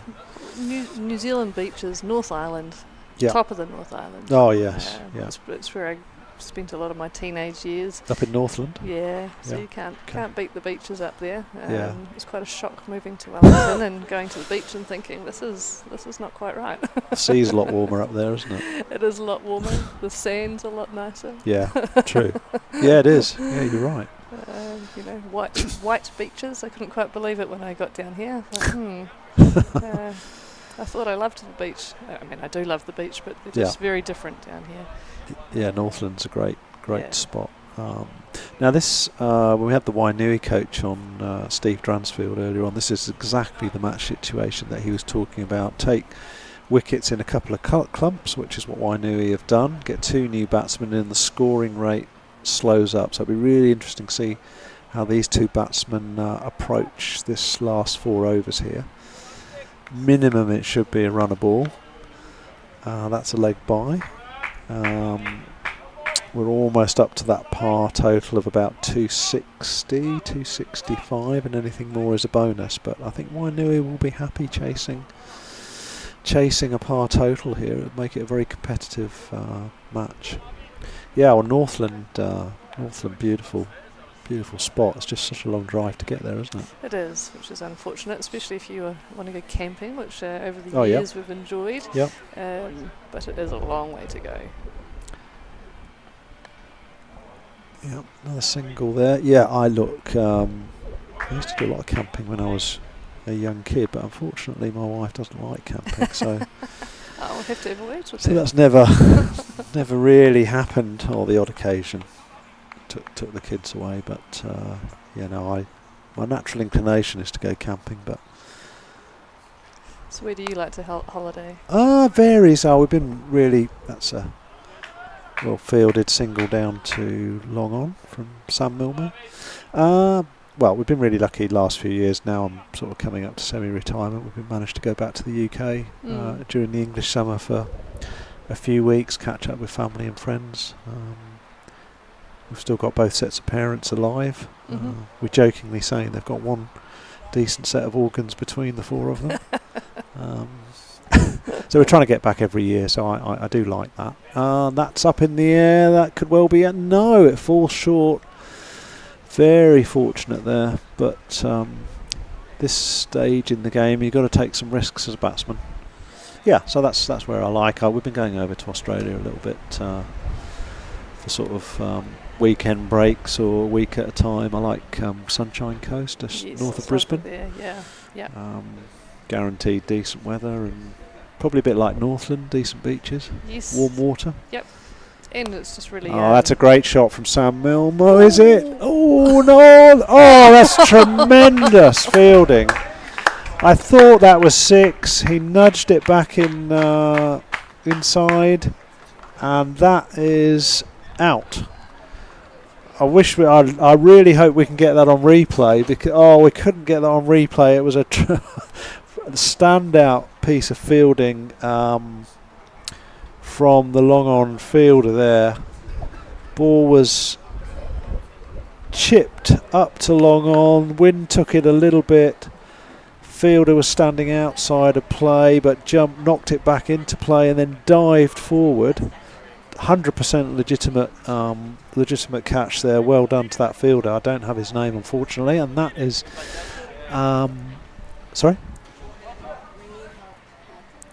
Jordan. Okay, that was actually fielded by Jordan Rangihauhata.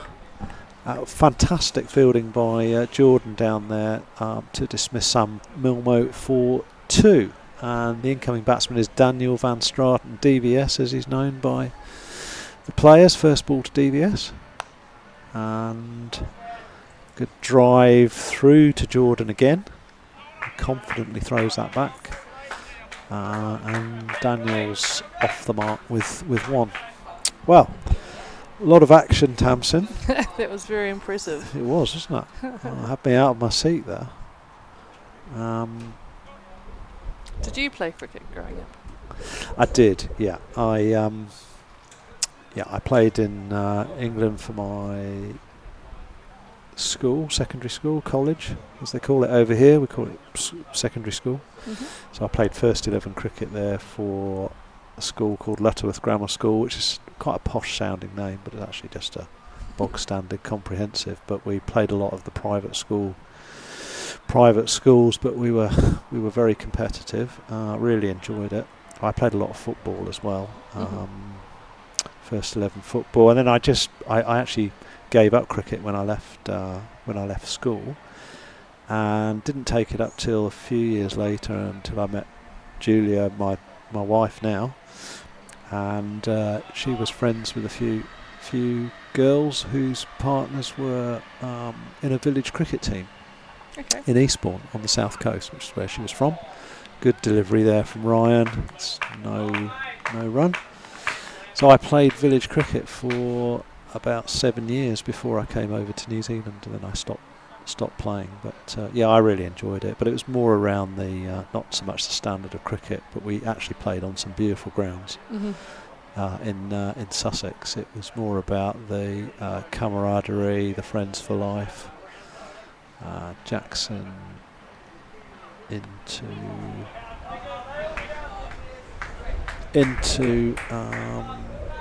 I'm not sure he was a receiving batsman. That was into Daniel, and that's four runs. I really enjoyed it. That was great, and I'm still in touch with a lot of those guys and girls now. Actually, we usually catch up when me and Julia go back to the UK. So cricket's like that. you know, a lot of these players out on the field today, they'll have friends for life here. Not just necessarily in their own team, but in opposition teams they play as well. Yeah, sports seems to just do that for people, doesn't it? Yeah. That's chipped out to mid off, and that's a single.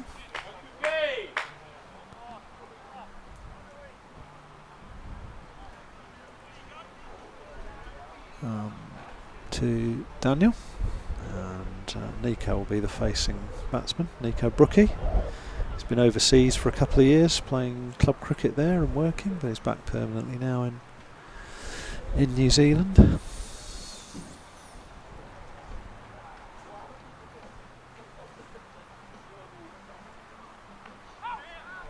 Yeah, good backing up there, and that's a good run.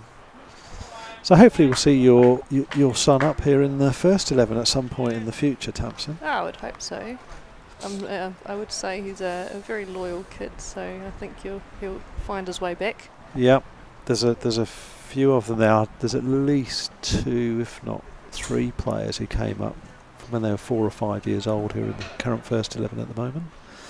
And there's a couple of other players that would have started out at 4 or 5 years old in this team, but for other clubs who now play for North City are in this team as well. Mm-hmm. And that's a little nick there through to a fine third man, and that goes to 4 runs, so that's 4 to DVS. He moves on to 10 not out of 5.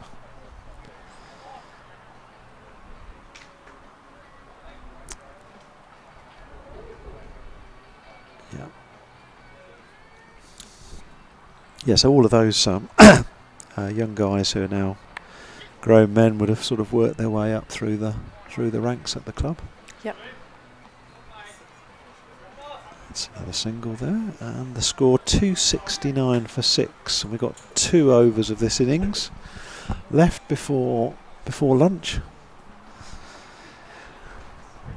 Everybody's eagerly waiting the vast volume of pizzas that are on order for both teams. Maybe that's why the wickets are coming.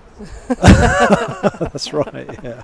Faster to the pizza. Yeah, they should be turning up any moment now.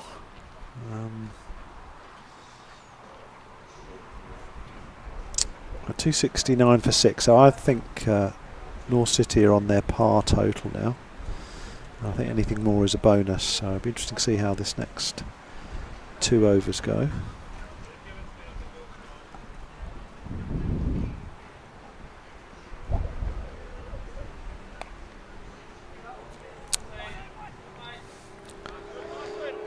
We've got a change of bowler.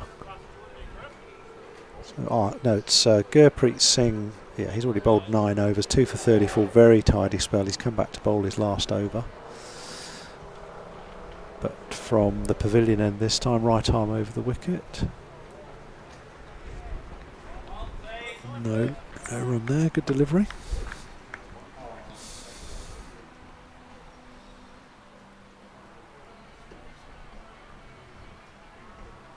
Any of your wider family played cricket? Yeah, my eldest brother, played cricket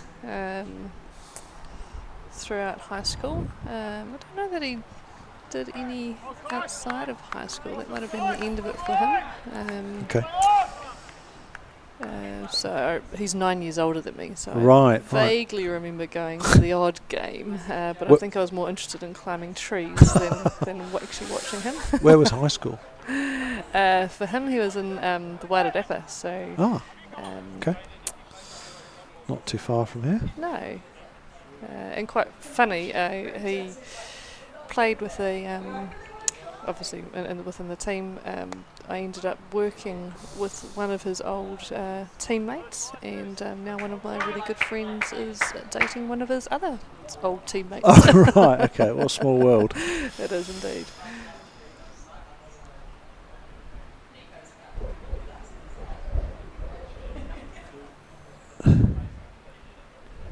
So we've got DVS facing.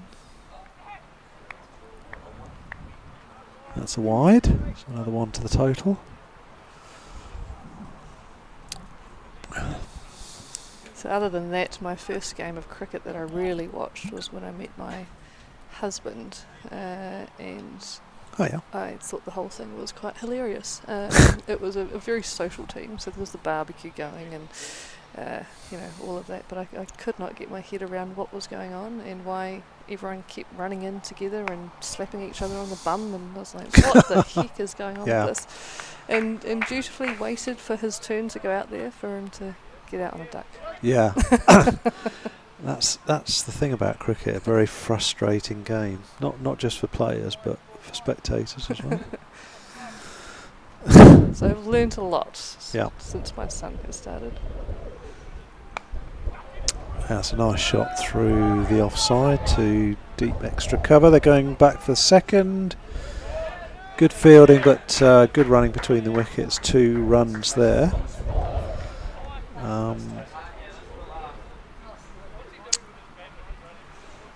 And Norths go to 275 for 6 with the last over coming up. Have you enjoyed your time behind the mic, Tamsin?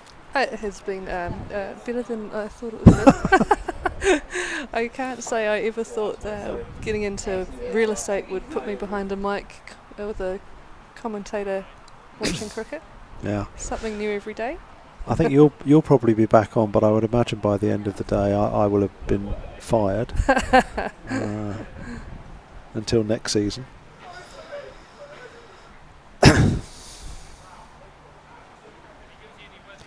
Anyway, final over. Ryan Jackson in. Quick delivery and sort of half strangled appeal for LBW. Optimistic, I think, would be the description of that appeal. And they scramble through for 1. 276 for 6. Nico Brookie facing. He's on 9 not out. Strike rate of 150. DVS strike rate of 127. He's on 14 off 11. So this is really what you want from your batters in the last few overs. High strike rate.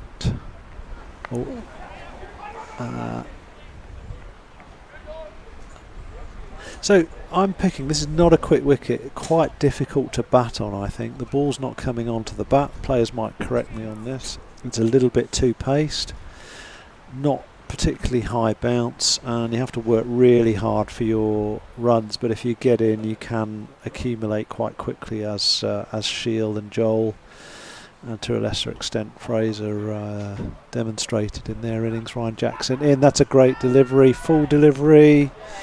Going down leg side, but it's four leg byes, and I think Ryan Jackson just questioning the umpire's decision making there. He felt it was an LBW, I think, but time for changing decisions has gone, and that's 4 runs to the total. So what's your prediction here for the game outcome, Tamsin? Oh, for a moment there I thought we might cut the 300. But it's not looking likely now, is it? Do you think it's a Norths win or a Wainuiomata win? I think it's a Norths win. Yeah. Home ground. I would tend to agree with you, but we're both completely biased. Maybe just a tad. Jackson in. Oh, and the umpire's giving him. Did Ryan put a bit of pressure on the umpire from the previous delivery, but this one looked less out, I have to say. I think DVS is a bit unlucky there, but anyway, he's had to go. The umpire's given him out. We've got 3 balls left of the innings, and DVS has gone out for a little quick cameo of 13. Joey Todd going out now. He's the next batsman in, North City's wicket-keeper batsman. And we've got three balls left, so not much of an opportunity for Joey. I don't think, no, they wouldn't have crossed there, so Joey will be facing. Yeah, and of course we've got the one-day final here tomorrow between the, well, we think it's going to be here if North City win. The one-day final is here tomorrow with the same 2 teams. Not sure whether you're aware of that. No, I wasn't. If Wainuiomata win this game, it's at their ground. So, and both these teams are North's at top of the table, and Wainuiomata are very closely behind. So it's all sort of all to play for, points today and home advantage tomorrow. Mm-hmm. That's Hazlitt Trophy 50 over game. Anyway, Joey Todd to face. Oh, nudge single down to third man there for a single. We've got we've actually got one ball left. Sorry, I thought we had three left. Yeah, this is the last ball of the innings coming up. So Joey's going to finish one not out unless he gets run out. Strike rate of 100. He'll be happy with that. And Nico Brookie to face the last delivery from Ryan Jackson. A slower ball guides it for a single. It won't be worth taking a risk on running this one, and that ends the innings. North's 283 for 7. I think that's a little bit above par.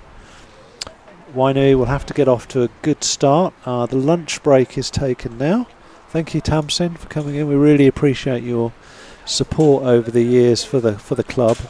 It is appreciated, and thanks for sitting behind the mic for a few minutes. No, it's been nice to talk to you. It's been a privilege. Thanks, Sean. Cheers. Thanks, Tamsin. And we'll sort of close down the commentary there.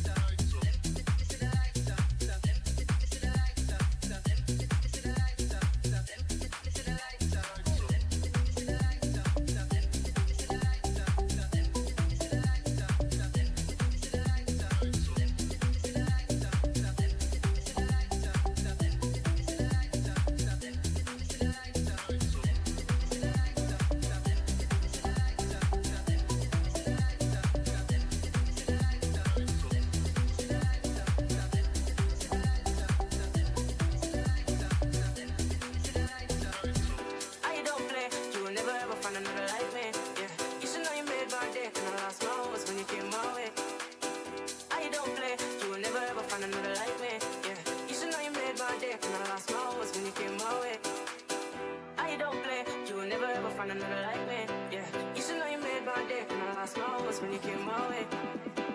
I don't play, you'll never ever find another like me. Yeah, you should know you made my day when I lost my way. I don't play, you'll never ever find another like me. Yeah, you should know you made my day when I lost my way. When you came my way. I don't play, you'll never ever find another like me. Yeah, you should know you made my day when I lost my way. When you came my way. I don't play, you'll never ever find another like me. Yeah, you should know you made my day when I lost my way. When you came my way. I don't play, you'll never ever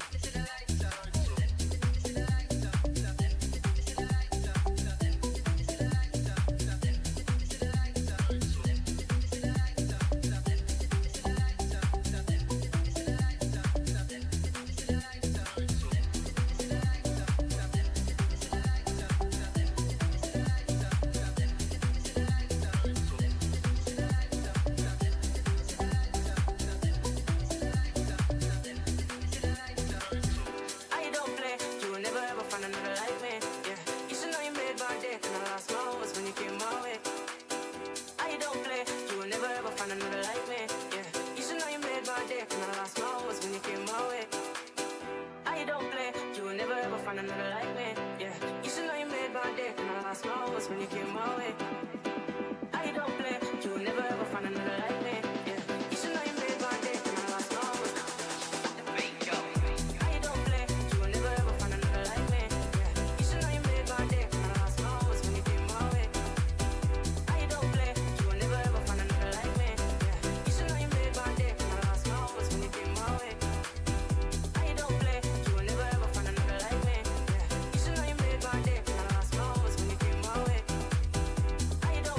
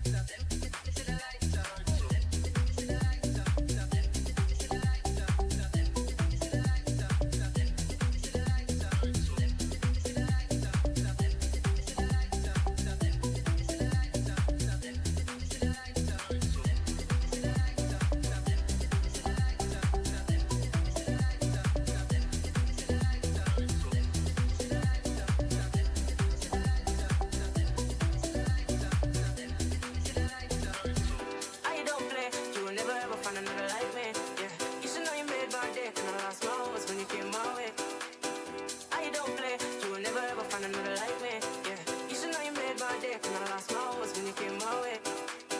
I don't play, you will never ever find another like me. Yeah, you should know you made my day, and the last mile was when you came my way. I don't play, you will never ever find another like me. Yeah, you should know you made my day, and the last mile was.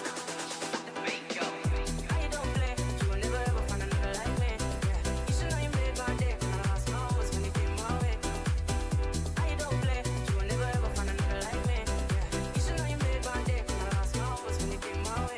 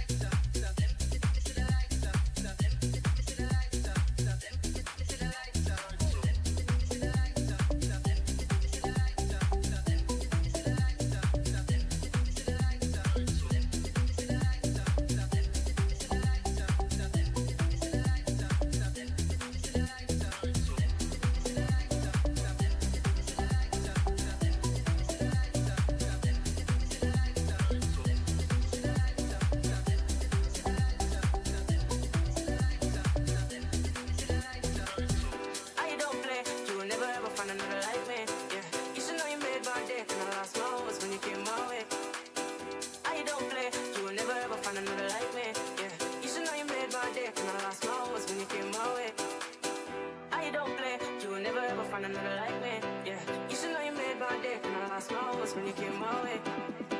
I don't play, you will never ever find another like me. Yeah, you should know you made my day. And I lost my hopes. I don't play, you will never ever find another like me. Yeah, you should know you made my day. And I lost my hopes when you came my way.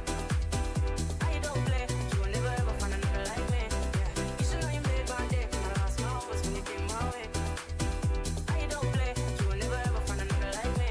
Yeah, you should know you made my day. And I lost my hopes when you came my way.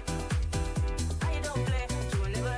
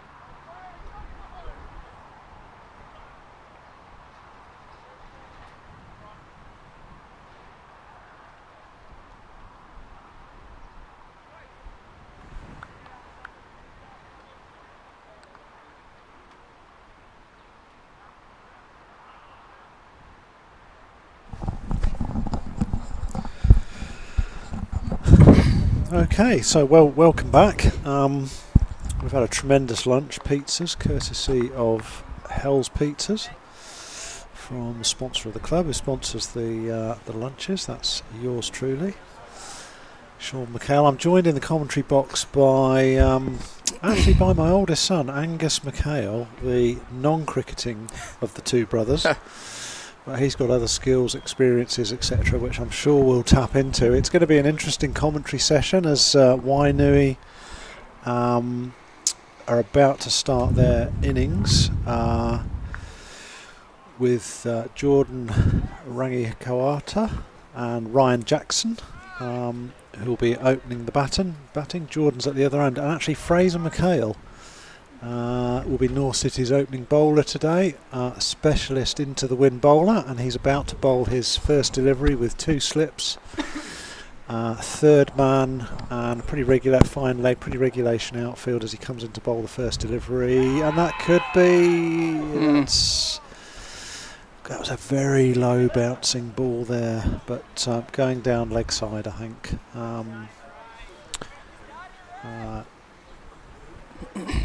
North City players in the huddle there before the game. I'm sure they'll be thinking that this North City total is a defendable total. We'll get the score on the screen and what they're chasing soon, no doubt. As Fraser comes in to bowl his second delivery, right arm over the wicket, gets close to the stumps and a false shot inside edge onto the pads. No run. So they're chasing, Wainui chasing 283 for 7. Just talking to the players at lunchtime, they felt that was an above par total. Quite difficult to bat on unless you're actually got yourselves in. There's only really 3 players got themselves in, but 2 of those 3 players, Shiel and Joel, went on to make big scores. Fraser comes in third ball, that's outside the off stump, and that's a wide. So first wide of the innings. A little bit of swing there, possibly. That'll be interesting. And umpire having a chat with McHale here, just about his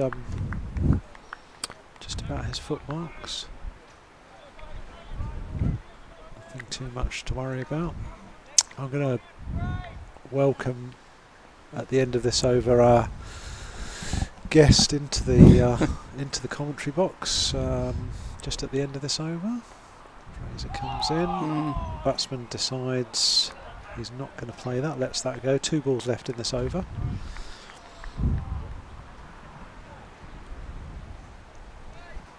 I think the breeze, pretty stiff breeze, sort of blowing kind of sideways, but really from the top of the ground diagonally across from, as you see it on the screen, from the 2 electricians' sign. And that's an angled bat down to backward point, and that's Wainui's first run of their innings to Jordan. Ryan Jackson now facing again to resume the old St Pat Silverstream first 11 rivalry. These 2 players played together for a long time. They've actually won numerous indoor cricket, both at men's cricket level. They've won numerous national competitions together in the same indoor cricket side. So they know each other's game very well. Anyway, Fraser into bowl. He'll want to definitely knock Ryan's poles over here. So again, a nice angle bat away by Ryan Jackson to 3-point for a single. Good backing up there by the North City fielders. Last ball of the first over coming up. Slight change in the field here for Jordan. Obviously done their homework leading up to this game. There's Sam Milmo there, Big Sam, and I think that's DVS at second slip with Joey keeping. Again, that's a wide outside leg stump, and maybe that breeze, you can see the umpire sleeves there blowing left to right. So you've really got to get your lengths right on this wicket, not a quick wicket. Maybe a bit too paced, slow, low. Really got to get your line and lengths right here. Anyway, new ball. Fraser McHale. Last ball of the first over. Good delivery on the money there for no runs. Nice. And into the commentary box we can welcome his older brother, Angus McHale, called Gus. Hello Gus, welcome. Kia ora. Kia ora, for your first stint in cricket commentary, I would imagine. Yes, it's my entry, my foray into cricket commentary. Must be I wonder how long I'll last. Must be quite a challenge commentating on your younger brother's bowling performance. Not sure whether you were here to see him batting. Yes, I was. I was here to see his first over. I saw his whole innings, so that was good. Unfortunate he got caught. Yeah. Some people think there's a family resemblance between you and me, but just looking at the screen there, I'm not too sure now. I don't know if we ever see it. You have to ask anyone watching. Looks like I've seen a lot more sun. Yeah, well, you tan a lot easier than I do. So does Fraser. Yeah. Now from the Porirua end, as I'm calling it today, we have Jaden. Sorry? Jaden. Yeah, we have Jaden. Jaden's broken through into the first 11 this season. Tall, lean, fast bowler. His first season, you say? Well, I think first season in the first 11. And again, he's on the money there, top of off stump. Good first up delivery, Jaden Matera. Looks like a useful player. Nice relaxed run up. Yeah, so Gus, you get to see Fraser playing cricket every now and then? Yeah, I do. If he's being live streamed, I'll definitely turn him up, put him on the his team on in the lounge, which is pretty fun. Oh yeah, so you're a live stream YouTube channel. Oh, that's a nick through, and that's just gone over through Sam's hands. And it's gone for 4 runs. They've flashed at that delivery from Jaden. Bit of extra bounce from the young North City fast bowler, and let's have a replay of that. We'll see the nick come through here. Bit of bounce there. Sam, look at that. So near. He gave that such a good go. Yeah, that's a great replay from the production team there. And awesome having replays at Linden Park. Yeah, that's awesome, isn't it? Great use of the technology as Jaden comes into bowler his third delivery. That's a fuller ball this time round, well fielded. Yeah, so yeah, Fraser. I mean, obviously he's out there fielding and bowling now, Gus. Yeah, he is. So until he plays this commentary back, which I hasten to add he does and the rest of the team do. Do you reckon he'll listen to us? Oh, he'll fast forward his bowling and he will listen to it. Yeah. Probably a bit more. So how would you... I won't put you on the spot too How would much. I describe Fraser's cricket? Yeah, that's a good question. He's very single-minded and obsessive when it comes to cricket. Obsessive? Yeah, I think passionate might be a better word to put. I think, yeah, Fraser's very passionate about cricket. Batting, bowling. Yeah, I can't remember a time when he hasn't played a season when it's been inside of his control. Yeah. Does he talk to you much about cricket? I mean, he doesn't. I'd hasten to say he doesn't talk too much. Is that just generally or about cricket? Go on, he's your son. That's why I asked. Anyway, look, there he is. Bit of a focus on him there. Puts his cap back on. He's had that baggy maroon for a long time. I mean, look at the age of it. Possibly even at the junior cricket level. I think so. I'm surprised it still fits. Yeah, I'm surprised it still fits. The amount of beer and chippies is drunken eating out of it. Oh, it's a good little nudge down to the third man there for a single. No, nice. It's a good single. Yeah. Yeah, I mean, I guess. How did the the first innings go? First innings. Well, they got a good. Sorry, in the previous game. I don't know. I don't. No. I'm not sure about that. They're 283 for 7 they scored, so that's what Wainui are chasing. They're 9 off to 2, so pretty much a 5.5. Around about 5.5 and over needed. So it could be a tight one. Depends how good a start Wainui get off. But anyway, here's Fraser McCurd. Do you want to commentate on this delivery, Gus? What am I looking for?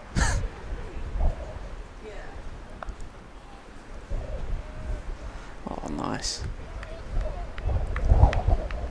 So that walk back to his run-up, yes. to the end of his run-up, that's quite a familiar... There we go, look, it's the rub of the chin. How does that compare to your walk backs that you would do when you'd be bowling? I was a bit brisker, he's a bit more laid back. Of course, we call him the Big Easy at home. Do we? Well, I do anyway, when there's not anybody around. Anyway, he's into bowl now. He's got quite a good run-up, he gets close to the wicket. Is that another ball for nil? Nice. Yeah, accurate. It's amazing, isn't it, watching your younger brother, that I have to say you were very kind to as a young fella. How you reckon? Yeah. Didn't wind him up too much. I think no, he mostly wound me up. One thing I Classic do remember, I think you actually stabbed him with a gel pen once. I did. Yeah. Yes. Not one of my finest moments. That's a wide. Not one of your finest. I hastened that. I put that up to my age being in the single digits when I did that. So, I think you were under 5, weren't you, when that incident happened? Yeah. There you go. I think you can probably think of a few other things about Fraser. One I remember vividly was his love of WWE wrestling. Oh yeah, he and I used to wrestle and try our best signature moves. Oh, that's nicked, and I think that might be a dropped catch by Joey. It was an inside edge. It was a real tricky one. Joey would have been unsighted, but that'll probably go down as a chance. Not sure whether we've got a replay on that, but Joey may have got a glove to that. Good effort, difficult chance to take. Really difficult chance to take. They go through for a single. Yeah, so his love of World Wrestling just watch. Federation has stood him in good stead, I think, on the cricket front. How so? How does this WWE skills I think the transfer agility to cricket? with which we relived all of those WWE events, wrestling when you were kids, certainly aid to his strength build-up. I think John Senior was probably John Senior. his favourite. John Senior. Wasn't his favourite?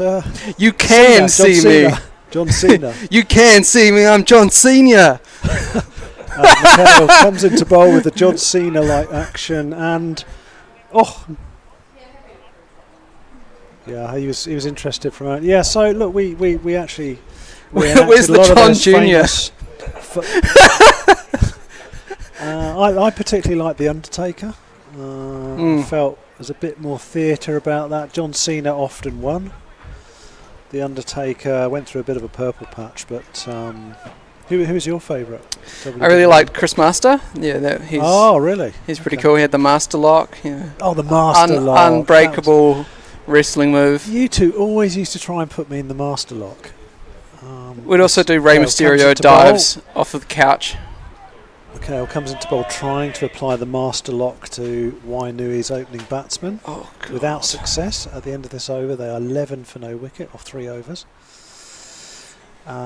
Fraser's tightened things up a little bit now and be into young Jaden roaring from the top end. Yeah, I mean there were some great characters, wasn't there, in WWE, and it's still going, isn't it? Is Jaden the youngest player on the team? I'm not sure. Quite possibly. We'll ask the coach because he's just here. Coach, is Jaden the youngest player in the team?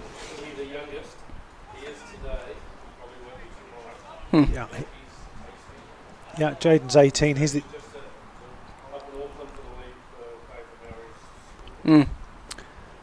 Oh, that's almost a beamer there, but And that's gone for 4. Has that gone for 4? Yeah. That's good shot by the batsman actually, and not called a no ball, so must have been just below hips.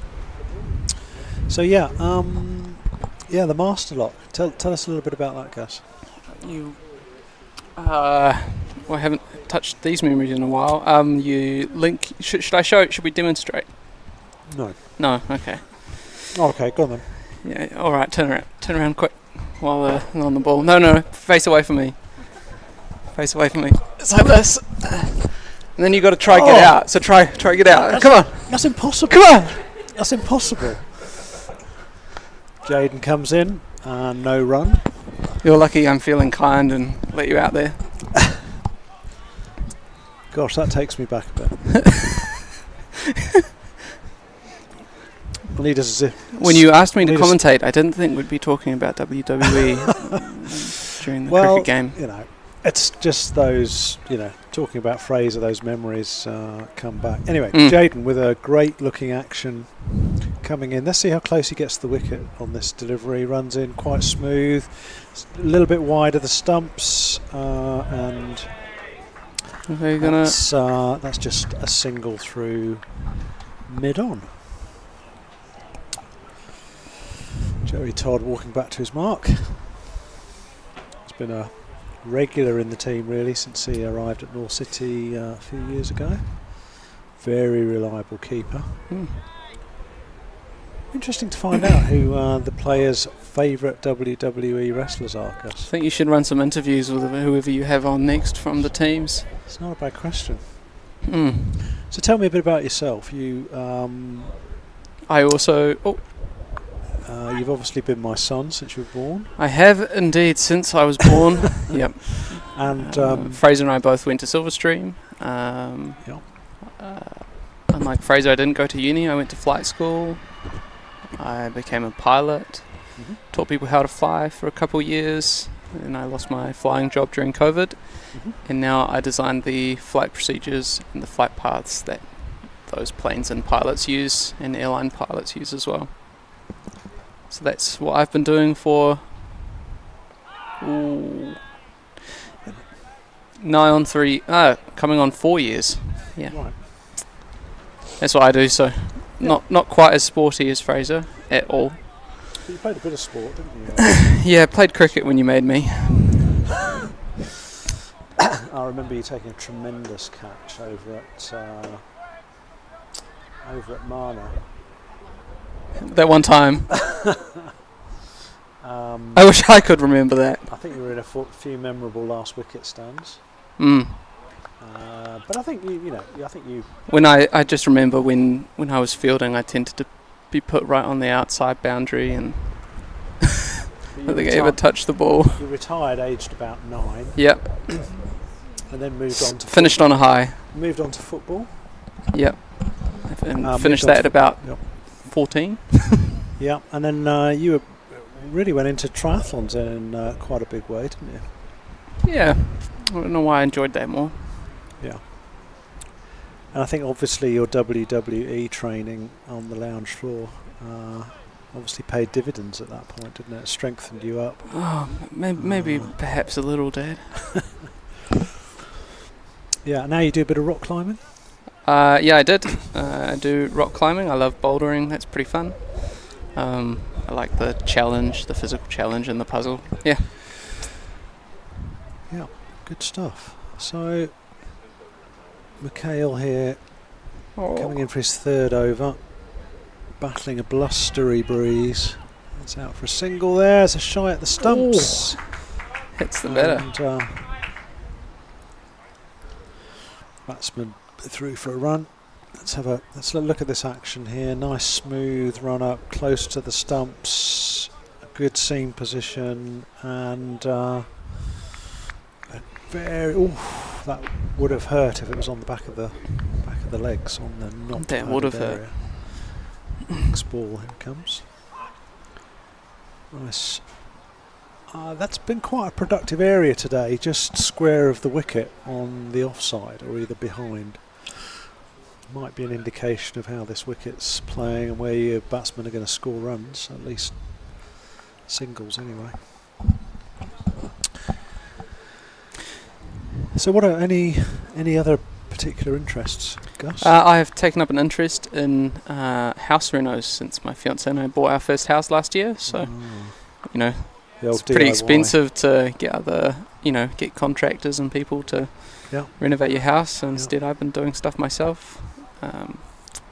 What am I doing at the moment? I am currently replacing the bench top in our flat, our downstairs flat. So I've cut it myself and we'll be putting it in and putting the backsplash in. That's pretty fun. I think I've done more DIY than you now.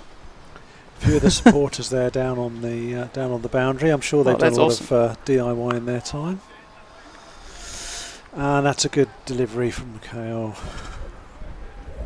Bang on the money in terms of length and line. Well played by Mr. Jackson at the other end. Looking good, Fraser.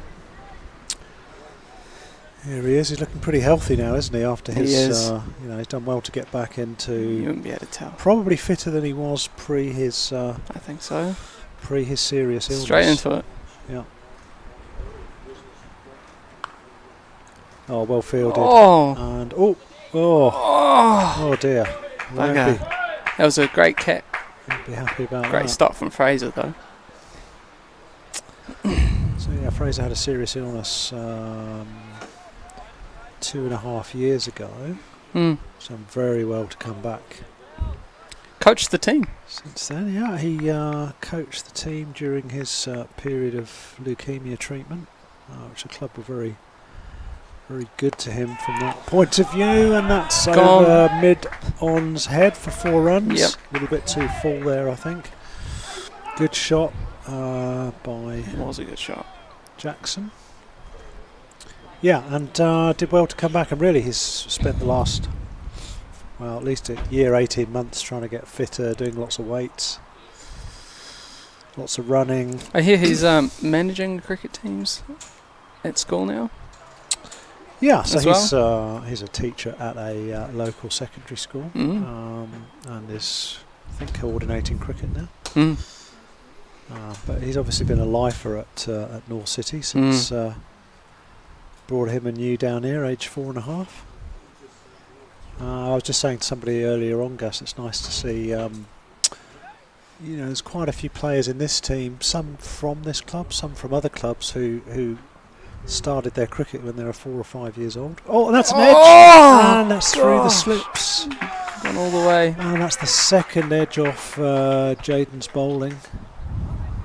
Didn't quite get a good view of that one. I think it might have gone over Sam's head, or did that go a little bit higher? Here's the replay. Let's have a look. Jaden into bowl. It's a flash, and jeez. Second slip came across the line of first slip there. May have just impeded his vision a little bit. But that's so, he's bowling in good areas. Full delivery, well fielded. Yeah, well fielded. And through for a single there, just cover might be a little bit too deep there. Is he saving a single or saving 4 runs? I'm not sure. The outfield is quick, so you are getting value for your shots, but it does get to the fielder quicker. So 28 for no wicket, 5 overs through. Jaden into bowl, fists pumping. Good delivery, good ball. Tell me more about where you batted. As I was saying to somebody earlier on, you've already asked this. I just played village cricket. I started off as a number 11 batsman, if you can call number 11 a batsman, and then I worked my way up, and then I finished my cricketing career opening the batting. Pretty much batted at every single position. I ended up scoring the last couple of years 3 tons and lots of 50s. So I went from number 11 and opening the bowling to opening the batting and sort of first change, sort of medium pace left arm over the wicket swing bowler. What changed? That's a bouncer and a wide called by the umpire. What changed? If you put a bit of hard work into something, whether it's batting or bowling or fielding, you're going to pay dividends if you keep at it. So I did work quite hard at my batting. I wanted to bat and bowl, because if you're out there playing cricket for the day, it's a long time if you're doing nothing. And I figured if I could work a bit on my cricket, then it gave me a chance of getting more opportunities to do something in the game. That's another wide by Jaden there. Just got his line a little bit awry.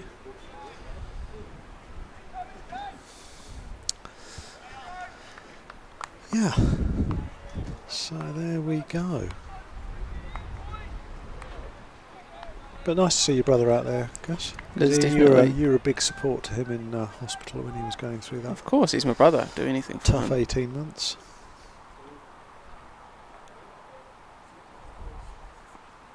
Oh, it's another. Did that hit him in the leg toe? side wide? No, that's a wide. I mean that breeze, well, gusty wind will be having a bit of effect on Jaden's line and length there, I would imagine. What way is the wind blowing at the moment? Is it blowing right to left? Sort of blowing on the screen, if you're looking at the screen, from sort of left to right, slightly with Jaden, I think, and across the ground. That's a better ball. Again, this is a good start by Wainui. They're on a they're bang on the run rate, or thereabouts. I was just about to ask, what's the run rate at the moment? 5.4. 5.4ish. So they're starting out at. It's overs. At 5. No, that's the. No, at 5 and over. No, it's 31 for no wicket. They're going along at 5 and 5 or 6 and over, which is what they did. That's a great ball from Jaden. Good fuller length ball, well fielded and great backing up. Good to see two players backing up there. Backing up a shy at the stumps, always worth having a go if you've got decent backup there.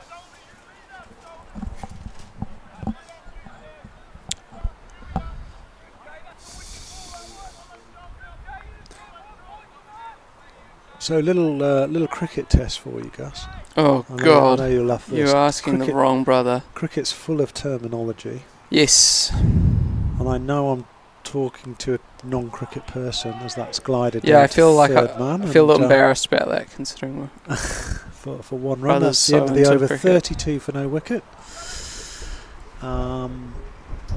So I'll just fling a few little terms out for you, and you can tell me what they are. I'm going to embarrass myself. Yeah. So LBW. League before wicket. Well done. Now that sounds very easy 1 for 1. Most of our subscribers, but believe you me, to a non-cricketing person, that could be quite a difficult question. Does a fast bowler or a spinner bowl a googly? A spinner. Correct. Well done. Are you going easy on me? If a bowler bowls a wide... Is it wide? If a bowler bowls a wide... Good answer. Is it 1 run or 2 runs to the total as Fraser McHale comes into bowl? I'll let you think about that. 1. Good line and length, no run. It's 1 run. Yes. Well done. Okay. All right. I'm not embarrassing Fraser so far. No, This is all right. This has actually exceeded my expectations.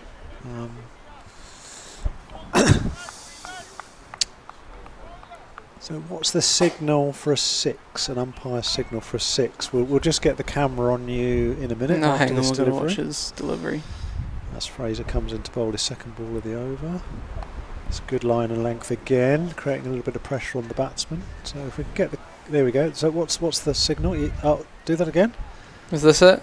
Is that how big is it? Or I don't know. Do you have to do it bigger? Yeah, you have to do it bigger. That's yeah. it. What's the signal for a 4? It's like that because it's going across the boundary, right? Yeah. Well, we'll give you that one. Or down low, but outside of the. As Fraser camera. comes in for his third delivery. False start. He jogs back, showing his fitness prowess. You think he was off step there? Is that why? Yeah, or maybe the batsman wasn't ready. I don't think. Anyway, comes into bowl, third ball of the over, looking for a wicket. good, again, accurate delivery. That's 3 dots in this. Go over so far. Yeah, good over so far. We talk about bowlers or the team creating pressure. And What does that mean? Well, that means if you've got consecutive dots, that is runs not scored, Mm-hmm. it starts creating a bit of pressure, a bit of doubt in the batsman's mind. And you want to create pressure on batsmen so that your wicket-taking deliveries are wicket-taking deliveries. And he'll be aware of that. Oh, and that Oh, could be- come on! And that's out. It's out! And that's exactly what I was talking about. That's out. LBW. Come on, I see that again. Now we saw there that we had 3. Oh, we've already got a replay up. So Fraser comes into bowl nice and tight to the stumps. Good action. And this will just nip back a bit, nice. and that's hitting middle and leg. And the batsman was pretty much walking there, and umpire's finger straight up. So when we talked about creating pressure, that's what we mean. 3 dot balls, first 3 balls. So then the batter went for a hit. And then wicket taking delivery. Batter's thinking, oh, I've got to score. Might have played a slightly loose shot there. Job done. LBW, see you later, and the batsman's on his way back to the pavilion. So at least you've seen your brother take a wicket now, anyway. And the battery just got out. Sorry? The batter, he just got out. Well, it was a good delivery. Might have been playing a shot he shouldn't have been playing. But that's Jordan Rangi Kohata. Rangi Kohata. Rangi Kohata is out for 7 from 18. LBW Fraser McHale off the 4th ball of that over. It looks like we've got a left-hander in now, the way the field's shaping up. So that's Loyes Edwin and Ryan Jackson still out there. Ryan's on 19, not out. Quite an accomplished batsman, Ryan in his own right. Don't know much about Loyes, but we're going to find out soon. Looking like he wants the side screens moved, but we don't actually have side screens. Side screen. That end of the. What's that? Question for you, Gus. What's a side screen? I just asked you that. Come on, man. Damn, it doesn't count. It's usually a mobile piece of, how would I call it, cricket ground furniture. And that's tucked off his legs for probably be a couple if they're running well between wickets. I think they'll get 2 out of that. Which basically creates, how would you describe it? No distractions behind the bowler's arm. So if there are people standing behind the bowler's arm and they're moving around as a batsman, the bowler's coming in as a batsman, that can be quite distracting. So you don't want people moving around behind the bowler's arm. Oh, I see. And that's another full delivery come on, run, there, run, run. tucked away, probably be 2 runs again here. So again, Loyes has come in and he's tucked a couple through. Oh, is he? Oh, what's happened there? I think he's just Has pulled he done a leg or something. Has he done a hammy there? Yeah. Did anybody see that? Can we got a replay on that? No angle on that one. Didn't get an angle on that. It looked like the way he went down. It looked like a hamstring. Yeah, just as he was finishing running. He could have cramped. I mean, he did bowl 10 overs.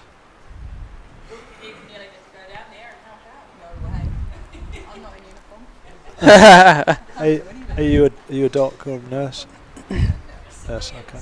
I'm actually a barista. You actually what? A barista is slightly different. Oh, barista. Oh, yeah, okay. You're a barista nurse. Okay. We've actually discovered our scorer here is actually a barista nurse, which is a different occupation. You just nurse a coffee. Well, Ryan doesn't look like a hamstring. Ryan's straight back up. He's not making any. He needs the gherkin. He needs the pickle. Needs some electrolytes. Pickles. He needs the pickle juice. Which, if you were watching the Australian Men's Open semi-final, first one last night between Zverev and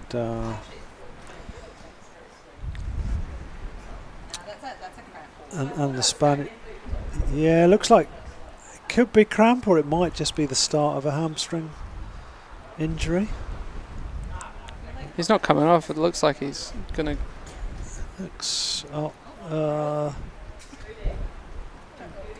Not sure whether we want to be showing this to our younger viewers on the screen. But That cameraman is diligently. That cameraman was diligently focusing on that. we've got a lot of kids watching this show, it's just why there hasn't been any swearing so far in it. So anyway, just off screen, Ryan has done fully stripped off. He's got his pants back on. He's Off. Run out. Yeah. He's going to run out to the boundary. He's jogged back. He's now On Team Streaker. putting his clothes back on. Somebody's putting his pads on. Now he's ready now, ready to receive the next ball. Pads on and nothing else. Coach is very concerned out there, Coach Steve Dransfield. He was on co-commentary for a time this morning. Very interesting chat. Really glad he's first team coach up at Wainuiomata. Doing a good job over there. Right, here we go. We've got a replay of that actually. Let's just see what happened. Oh. No, this is after. Here we go. We've got the replay here. So Ryan turns for the second run. And there you go. Right Look, there. he's just really Yeah. cramped up. Yes, that's.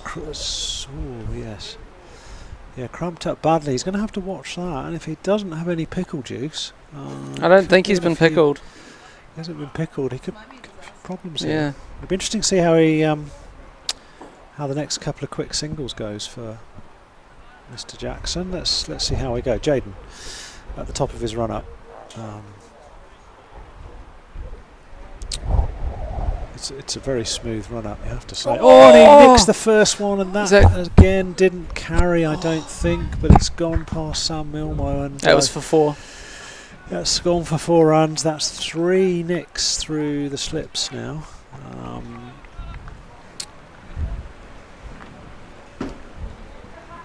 Yeah, there we go again, and that's just that's painful. That's painful. Ouch. It seems to be that's 4 runs. So look, I think the slips are a little bit too far back here. I'd like to see them up a bit, another couple of paces. They look a long way back to me. But anyway, they're the best judge of that. They're the guys out there. So yeah, in comes Jaden. Oh, nearly a play and a miss there. Just decides to leave it at the last moment. Good delivery from Jaden. So is it only the bowler that decides where he's going to place the fielders? No, it's a team effort, but with the captain in discussion with probably his senior players. So I would imagine Joey is the wicket keeper, Fraser, plus whoever's bowling at the same time. Sam Milmo maybe. Again, good delivery, play and a miss from Ryan. Obviously not comfortable out there. I think he's limping a little bit.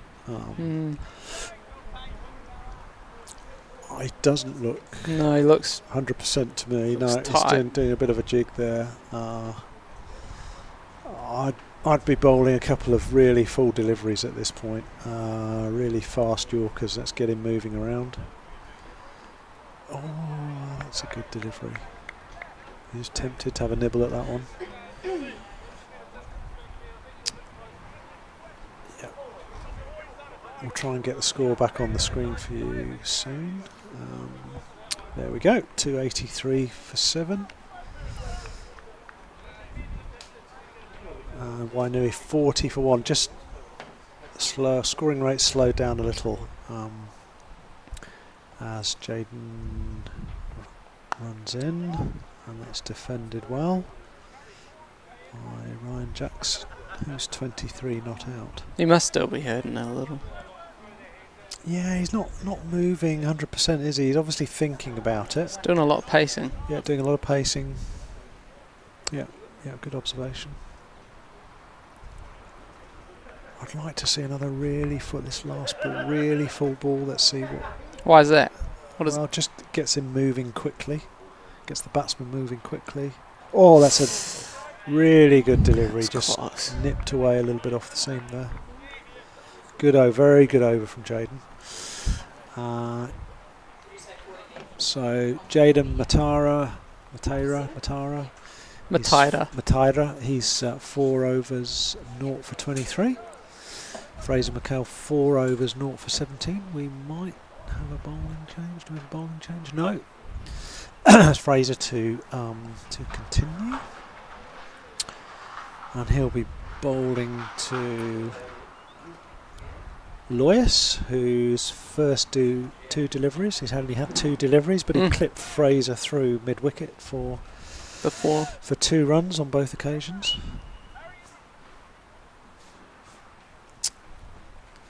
Yeah, so Gus, holidays. I've asked every guest so far. You've been to some interesting places in the last year or so, haven't you? Yeah, I have. My was girlfriend at the time, we went to Switzerland and I proposed to her. Then proposed to her in Switzerland. It was pretty special. Yeah. Then momentous. We celebrated our engagement in France. I'll just wait for Fraser. So Fraser McHale round the wicket to the left-hander. Falls over. Did he trip there? Won't be too comfortable. Does a Mark Wood. Falls through on his, the English fast bowler, falls through on his follow-through stride. Just have to watch that. We've got a little bit of a replay here. Just slips with that. His left foot. With his left foot. Probably just a bit green there. Probably needs to get a bit closer into the wicket. Oh, he didn't like that. He's come back over the wicket. To the right-hander anyway. Yeah, so congratulations on camera, Gus. I've congratulated you many times since then. Looking forward to the wedding. Yeah, you're invited. Oh, cheers. Thank you. Be disappointed if I wasn't. But understandable if I wasn't. Oh, come on.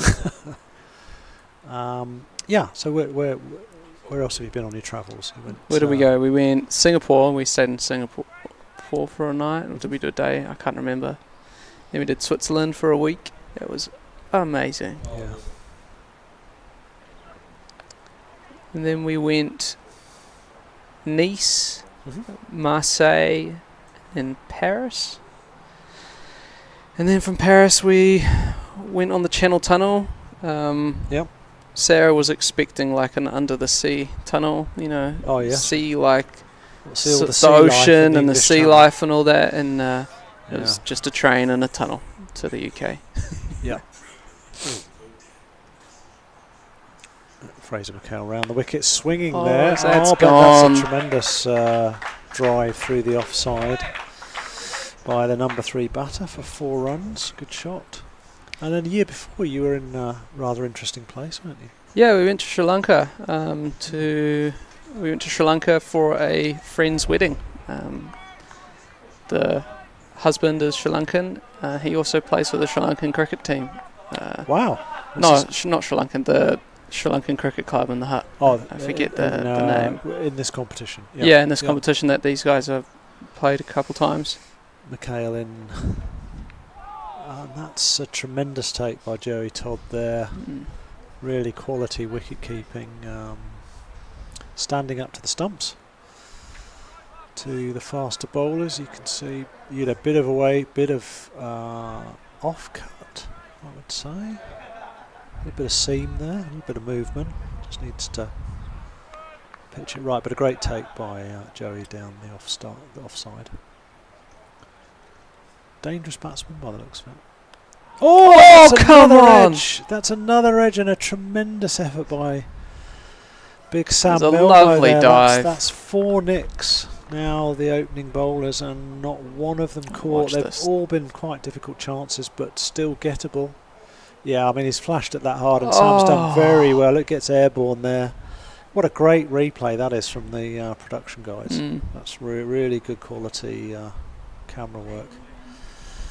Sam's laughing about it, but he'd have loved to have taken that catch. Good effort from the young man. Yeah, Sri Lanka. And did you see any cricket while you were over there?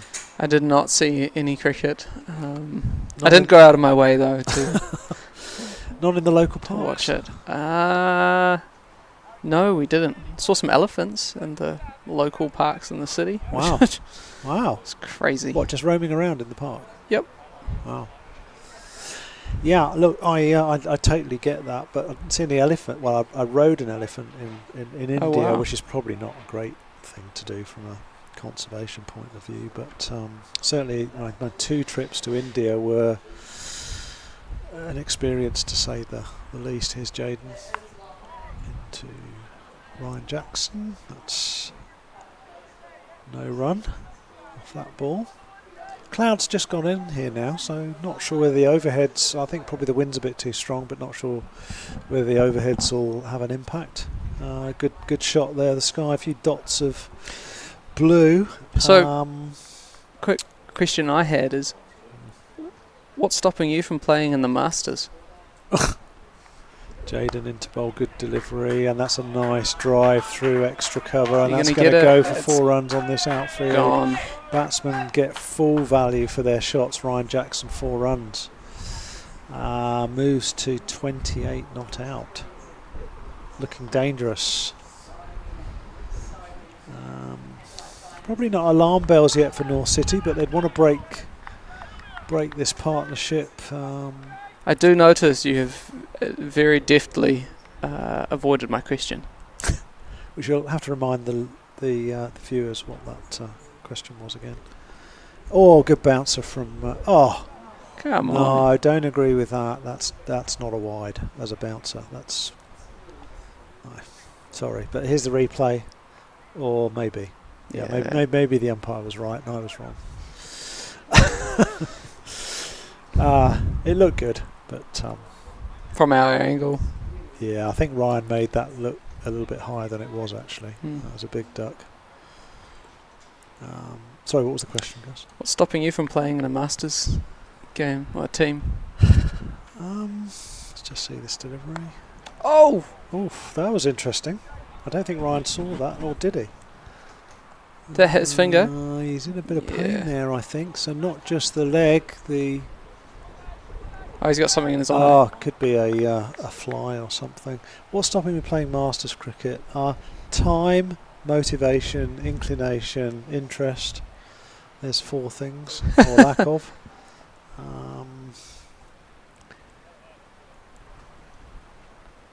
Good delivery, well played by Jackson. Look, I'd rather be out there on a Saturday or a Sunday. I'd rather be out there surfing or out on the beach up at our place in Otaki. Yeah, I just my happy place is out there in the water. I might get back into playing a bit of golf. There's a lot of these players on both teams play golf. I know it's big amongst the North City boys. A lot of golf going on. Jaden comes into... Do you reckon the skills translate much between golf and cricket? Yeah, that's a very good question. I would say definitely yes. And how? Well, cricket players have a lot of time when they're not playing cricket, and golf takes a lot of time. So that's the first thing. Secondly, the hand-eye. You've got to play cricket, especially as a batsman. You've got to have good hand-eye coordination. So same with golf as well. It's the hand-eye coordination. The fast twitch fibres are good in terms of the power. Concentration for long periods of time as well. You're out there in the field. You've got to concentrate for a long time. As Jaden comes into bowl. It's a good delivery, tucked off his legs for no run, and the other thing is technique as a batsman, particularly for on drives, off drives, very similar to a golf swing. So yeah, all of those things I think. And a lot of clubs have made it quite cheap for under 30s to play golf now, which wasn't the case 20, 30 years ago. It's not so expensive to Not so get into expensive as it? it was. No, there are lots of graduated memberships you can buy at different clubs now. What does that mean? Well, it means it's cheaper if you say under 25 and under 27. So I do know Sam Milmo and Fraser, maybe 1 or 2 others are members at Porirua Golf Club up the coast. Others are members at clubs in Wellington. So you're going to continue here with Fraser McHale's 6th over. His figures reasonably economical, 5 overs, 1 for 23. And he's going to bowl round the wicket to the left-hander, who's looking dangerous. Oh, playing a miss there. Good delivery. Bowling to Loyus Edwin, who's 9 off 7. Ryan Jackson 28 off 36.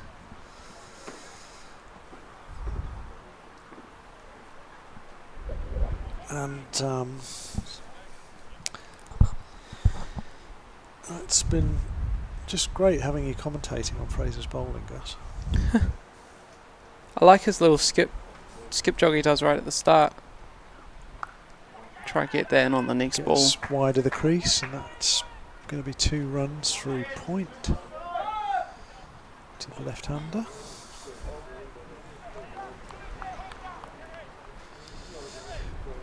Yeah, the little skip. The jog on the spot right at the start the jog before on the he spot. runs. He's had that for quite a while, hasn't he? Believe it or not, Fraser used to have white blonde hair when he was a kid, and he'd really quite long, and it would be flowing in his eyes as he ran up to bowl. Oh, I'm going to get one. It's a good effort. It's just 1 to long off.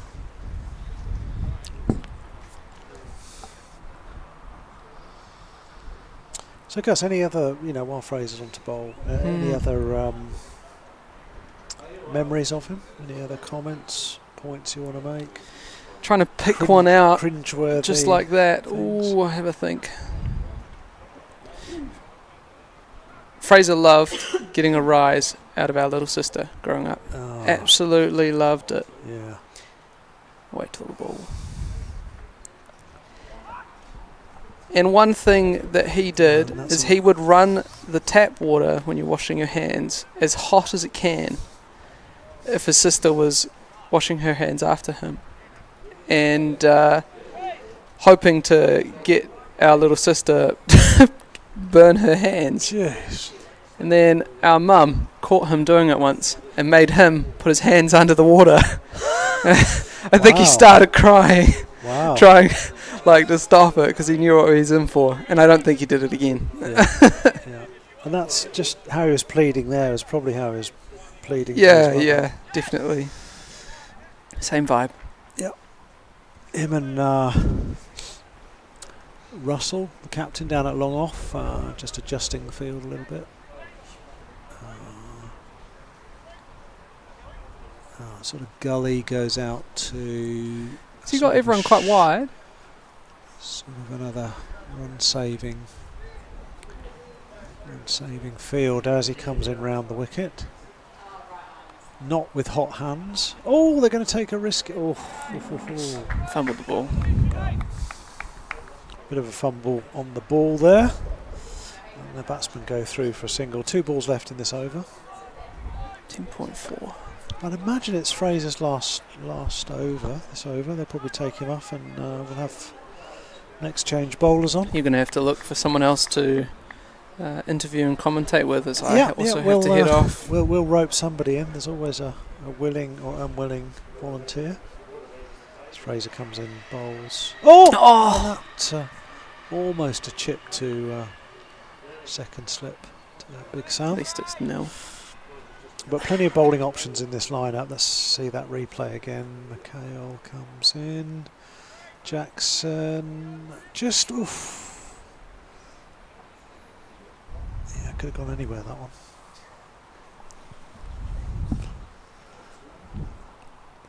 McHale into bowl to Jackson. That's a nice shot. Chance. Oh, come on. Oh. Could be overs. No. Appeal for run out. Umpire says no, and that's the end of the over. 58 for 1. Thank you for having me on.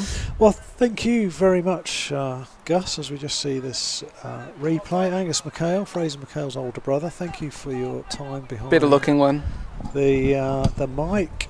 Thank you for your investment in your brother's cricket career. I'm sure he fully appreciates it.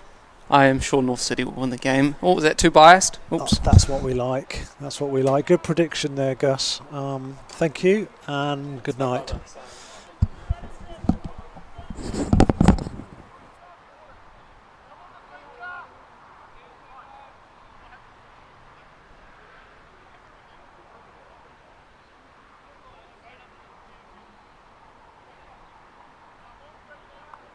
The dog walking around the pitch here.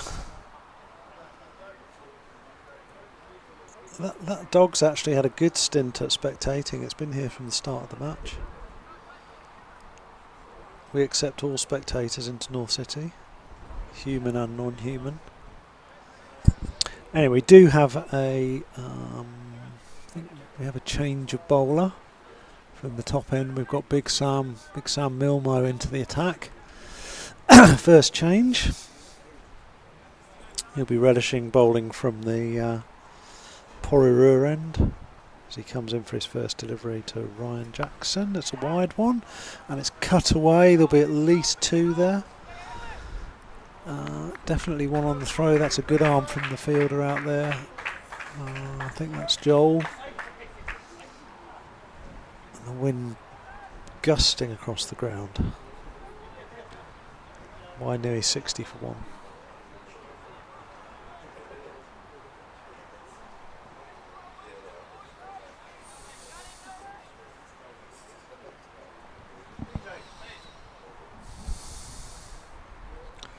Milmo into bowl.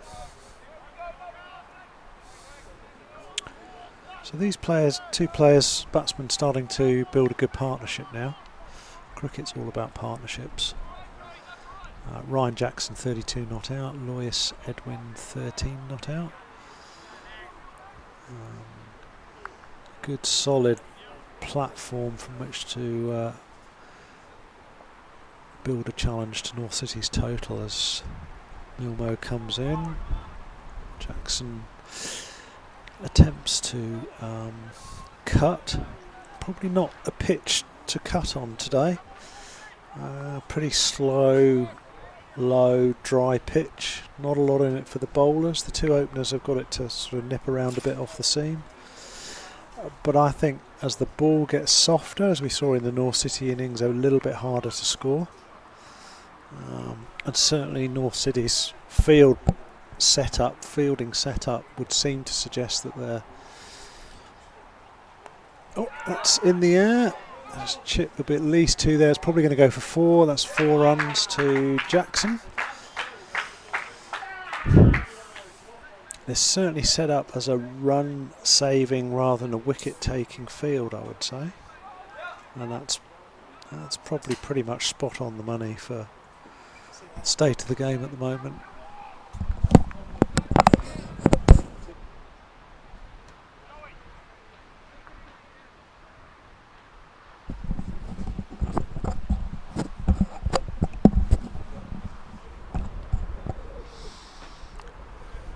Well, in that one nips away off the seam.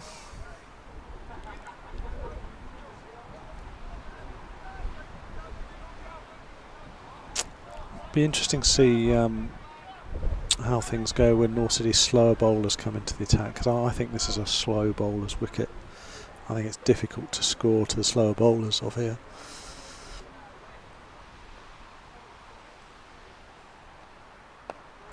Well, in, that's a good delivery. And he's sort of hit his straps in this first over quite quickly.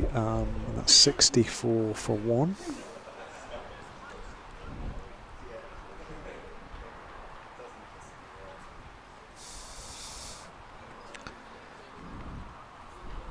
Jackson looking like he's recovered from his bout of cramp.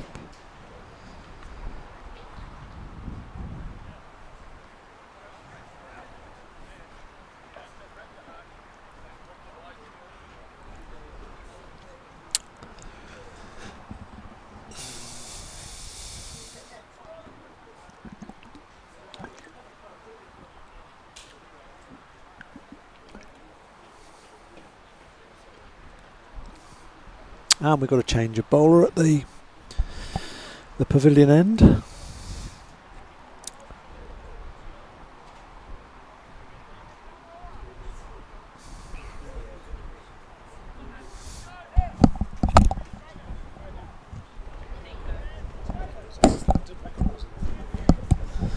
And into the attack is returnee for this season from his overseas stint, Nico Brookie. Left arm I'm picking left arm round the wicket unless he's changed since I last saw him. Oh, he might be bowling over the wicket to the left-hander. We'll see in a minute, but very useful, slow left-arm bowler, orthodox. Yep, he's starting out over the wicket. Nice, relaxed run-up. Oh, a little bit of movement in the air, actually. Uses a bit of drift there into the batsman. That's a great start for Nico. He'll be very pleased with that first delivery. Yeah, he's grown a beard since I last saw him.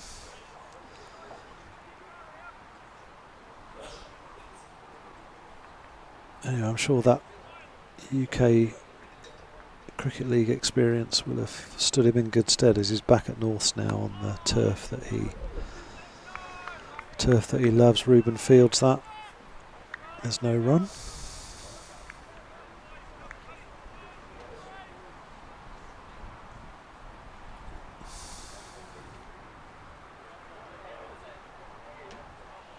Yeah, that's a good delivery as well. I think Nico's been a bit unlucky there. That's gone for 4 runs. Sort of an inside edge. Don't think Ryan really knew where that was going. And that's a really good delivery from Nico. Yeah, look, he's swiped that off middle. I think he was. That's not where the batsman wanted it to go. To me, this is the game here with the North's slower bowlers. I think this is where this game will eventually be decided. How can the Wainui batsmen play the North slower bowlers? That's a wide outside leg stump. So pretty much anything a down leg stump in 50 over cricket is a wide.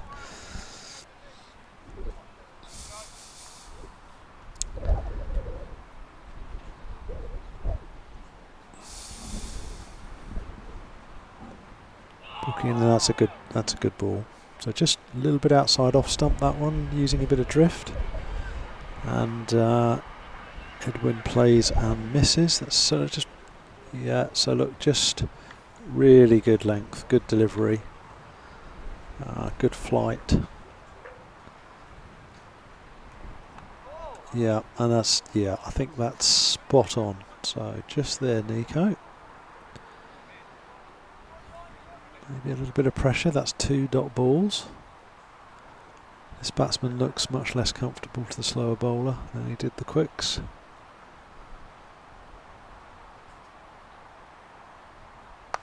Oh, good drift in, and that's just fallen short of Shield Gandhi at long on there, but a good over from Nico Brookie first up. Very impressive.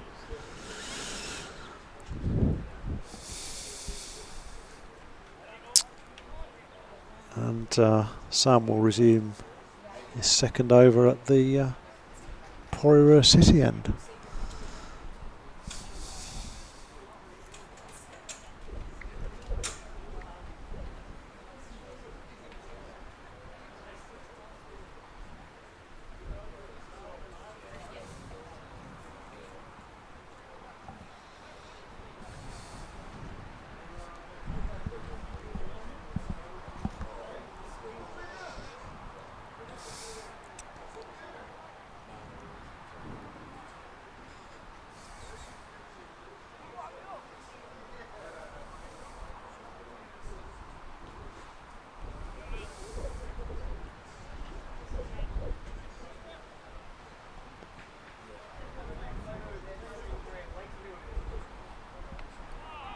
Oh, good work by Joey there, but that's a wide. I like the way Joey's standing up by the stump. So Wainui run rate 5.38. They are bang on target to chase down North City's total. But as we know in 50 over cricket, things can change rather rapidly. Get a clump of wickets, suddenly the scoring rate slows down.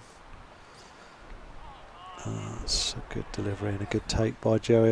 You really get to see how good a keeper is when they're standing up to the stumps of the quicker bowlers. We saw that in the recent Ashes series with the Australian wicket keeper standing up to a lot of their quicks and doing a pretty incredible job.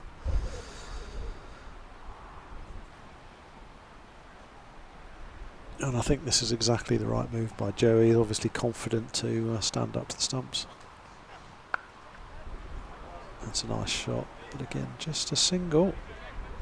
They're deep cover on the boundary.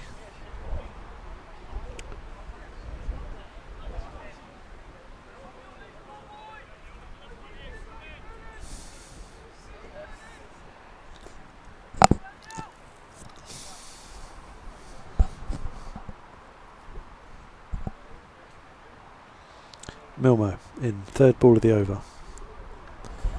Sort of a wide one. Umpire thinks about giving it a wide, but decides not to, and that's a dot ball.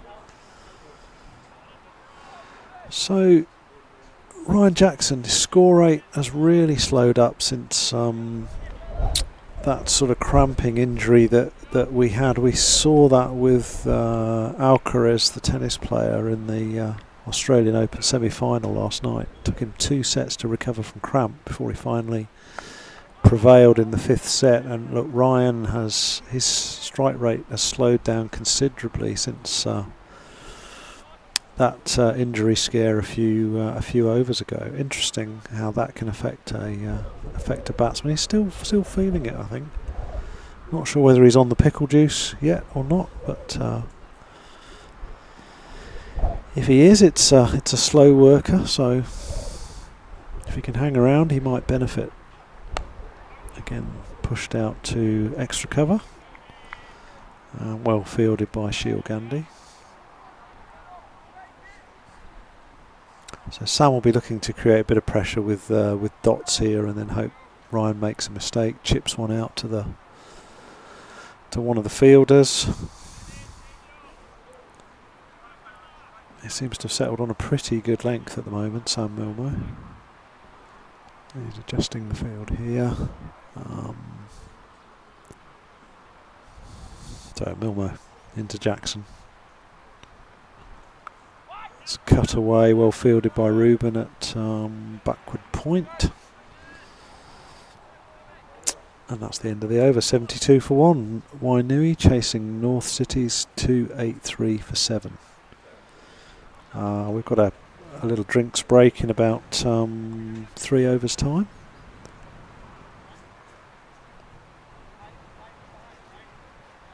I think probably after the drinks break we'll get the North City coach Fletch to come up here and do a bit of co-commentating. It'd be interesting to see his insights into not just this game but into the North City season.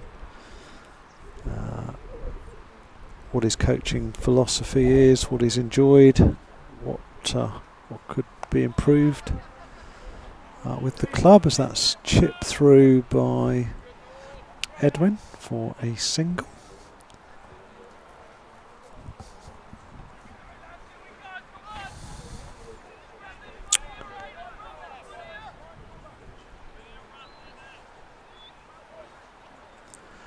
So Nico Brookie, left arm, is going to come round the wicket to, as you would expect, to the right-hander, to Ryan Jackson. Be interesting to see what Ryan's approach is here. Has he really, truly recovered from that injury scare?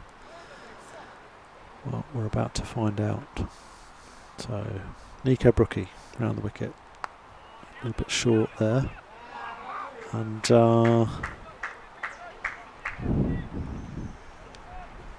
Sam Milmo doing a good impression of an 80-year-old man trying to field a ball at the wicket. Obviously tight hammies there.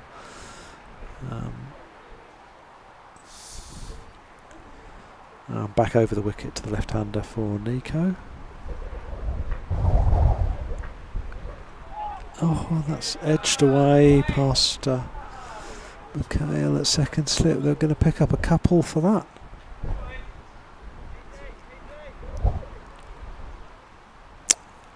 A replay here. I think you'll see a thickish outside edge past the left hand of Mikhail at a sort of 1.5 slips there. Yeah, not really a chance.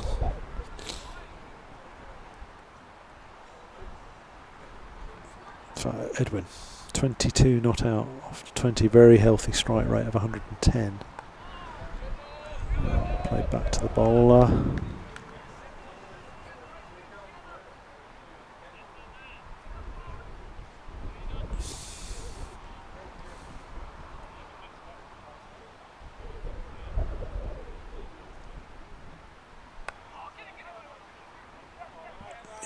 That's nudged out.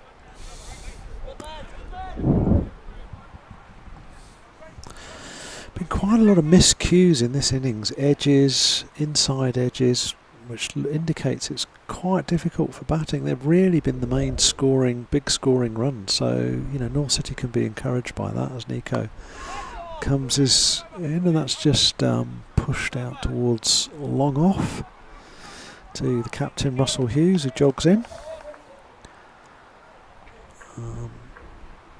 Just for a single, and Wainui are 77 for 1 off 15 overs. So again, they're up with the required run rate.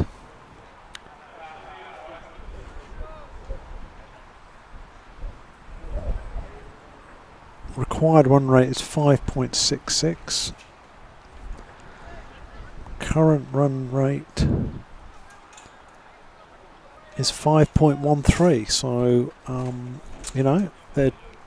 if we had the worm, they'll be tracking very nicely at the moment as Edwin nudges that down to fine leg for a single.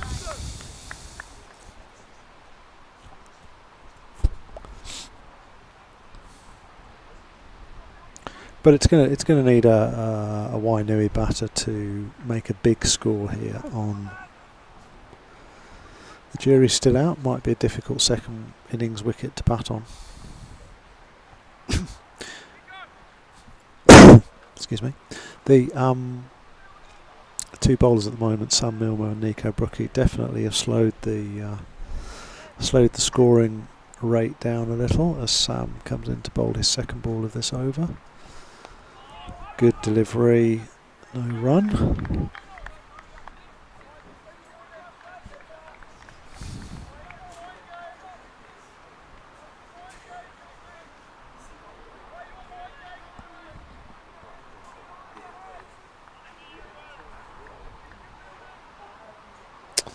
Couple of spectators out there on the bench enjoying the day's cricket. Milmo into that could be very close. Wow, full delivery. Batsman didn't know where the ball had gone. Miscommunication issues. The replay of the couple sitting on the bench. Here's the replay. Here's the LBW shout.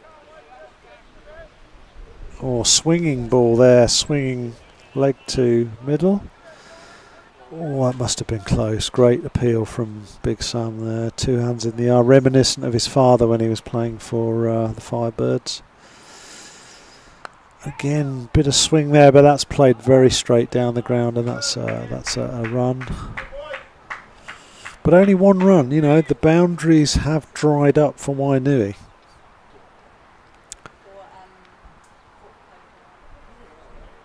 Not sure when the last boundary was, but would have been a few overs ago, I think.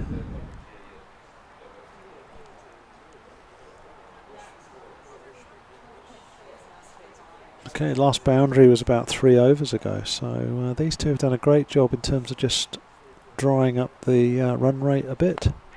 That's another good ball. That's no, I spoke too soon. Why did I say that? That's driven through the offside for 4 runs. I really should not have said that. But good for Wainui, good for Edwin. 83 for 1. He moves on to 28. His strike rate is probably one of the top, if not the top strike rate in the game. 112 at the moment. 28 up from 25. Looking like a dangerous player. Again,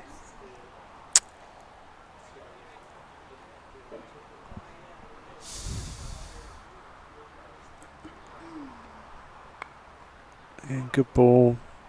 Sam Milner gets it back on a line and length, kicks it disconsolately down the wicket. Good football player in his time, Sam, and that is 83 for 1 of 16. Wainui still up with the required scoring rate. Again, replay here. A little bit of football. Yeah, good skills there. Good football skills from Sam.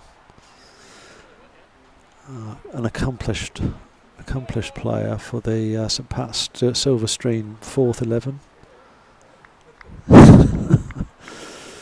Sorry, St Pat's Town. He'd kill me if he heard me say that. St Pat's Town 4th 11. Anyway, here's Nico Brookie, who's never been anywhere near a 4th 11 in his life. Lovely start to the over there. Very good sportsman, all-round sportsman, but settled on cricket. Coached by his father at junior level. And again, another good delivery, building pressure.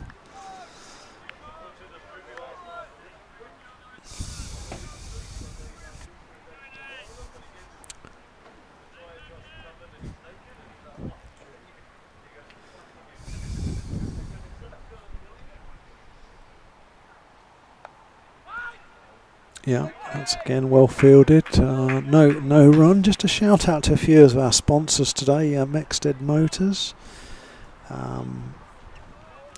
Obviously Mark, the owner of Mexted, was in earlier today. Great that he could come in. Tamsin Davidson from One Agency. They've been a sponsor of the club for a long time. Connected Accountants, the Spring and Fern Tower, TLC. Code, Electrical Laser, to name but a few. That's a single there. And Nico still bowling. Vicio Cream, Eversure double glazing. They've done some great work around the clubhouse. Quizzes. Go Plumbing Gas Drains, Business Knowledge. Local accountants run by Brent Melhop. Primal Kitchen. Coherent Print Signage Design. They do a great job creating the signs. Axion Strategic. Cricket Express. Janice Laundry Self-Service. Now Janice Laundry, they sponsor a lot of junior teams. And they do a great job. And that sponsorship they provide, as with Mexted's, is really valued by the junior teams. That's a nice shot off his legs for 4, and Edwin goes to 32. Just dropped a little bit short there, Nico. So yeah, there's the and of course Heavenly Fitness and Nutrition, now called McHale Nutrition and Wellness, and Julia McHale will be here a little bit later on to do a bit of co-commentary a little bit later in the afternoon. And at that point it's 17 overs, Wainui 88 for 1, and that is drinks. We'll be back in 2 or 3 minutes.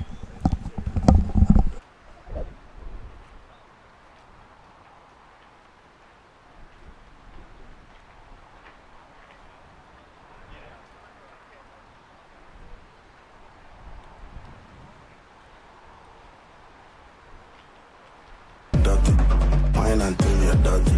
Spit and kiss me dirty. She want like me dirty. Undercover dirty.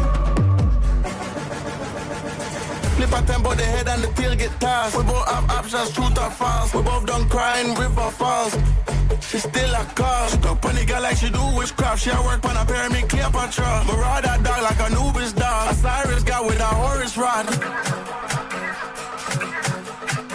Walking, everything broke down. Me need that melanin skin tone brown. 100 dollars with 100 rounds. Couple more shots, I might. Dirty, she want to me dirty. But man love it dirty. Wine until you're dirty. Spit and kiss me dirty. She want love me dirty. Undercover dirty. Stinking monkey, more grease than a 12-piece Kentucky. I'ma shoot up me club with him bucky. Leave pussy dead, pum pum dog. Dopey shit get yucky, like glass very wet and muddy. I must profess I'm in love with the body. Clump up my hair, turn this girl naughty. Dirty. I cannot get enough, run at my battery like I was a Tesla. Choking and slamming like I was a wrestler. Till I be busting just like a Beretta does. Dirty. Cry me as ever, cause I will play that E like I was a pig in my man. Cause when I was the minimum, I am insatiable. Get out there really rough. Dirty. She want to me dirty. But man love it dirty. Wine until you're dirty. Spit and kiss me dirty. She want love me dirty. Undercover dirty. Dirty. She want to me dirty. But man love it dirty.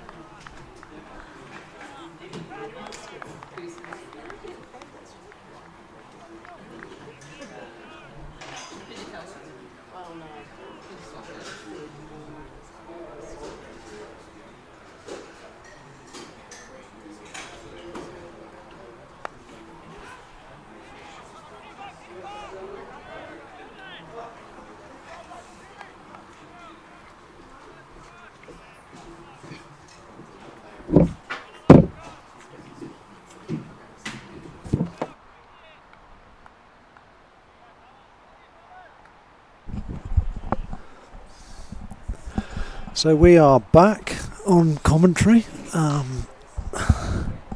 with Sam Milmo resuming his spell from Porirua City End, and that's a nice looking shot by Ryan Jackson for 1. Wainui looking pretty good here, 89 for 1. This game could go either way at this point. I still think the key is with the slower bowlers, but I might be proven wrong. Not sure whether North City have other slow bowlers in the lineup today. I haven't been watching too much this season. Anyway, Milmo in, he's doing a good job. Oh, that's a big shot. Is that going to go the whole way? No, but it's going to be 4 runs. You get full value for your shots here. That's a nice looking shot by Edwin through cow corner for 4 runs. 93 for 1, Wainui.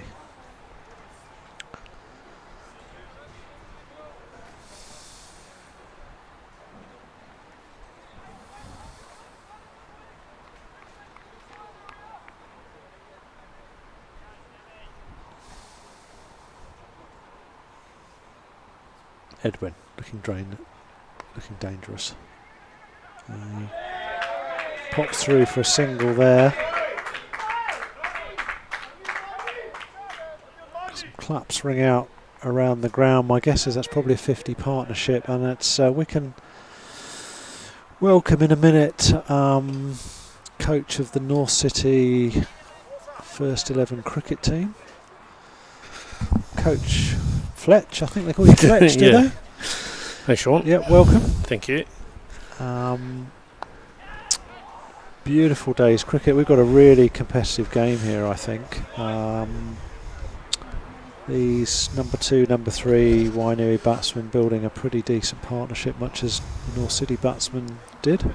Similar time. There you are on the screen there. Yeah. That's a face to the name. Anyway, welcome. It's pretty sunny and windy out there. Welcome. Yeah, it's definitely a day. It's nice to get out of the wind and get out of the wind, isn't it? So, what's your take on the game? Well, it's pretty level at the moment. It's a hard ground to defend for sure. Mm-hmm. Although this wicket is a bit more tired than some of the wickets we've played on this year, so right. I think we've got a good score. Probably 300 can be par, but it's had 4 games on it, so wow. I think we're probably 30 above, but obviously it's still pretty evenly balanced at the moment, so we're just trying to put the pressure on and get the required run rate up above 6. Yep. It's just been hovering just below that. Yep. But Ryan's batting well. Yeah, Ryan's batting well, and both of them really. Yeah. Good partnership. Lois has got pretty healthy strike rate since he's come and taken the initiative after Ryan had that cramp with his leg, just struggling a bit, but he'll keep fighting for sure. Yeah, I think Nico and Sam have bowled well, I think, given the conditions. Yes, so that was always the plan with the new ball. It's always can go either way. I mean, they had a good start. If we'd held our catches behind the wicket, we would have been looking pretty, but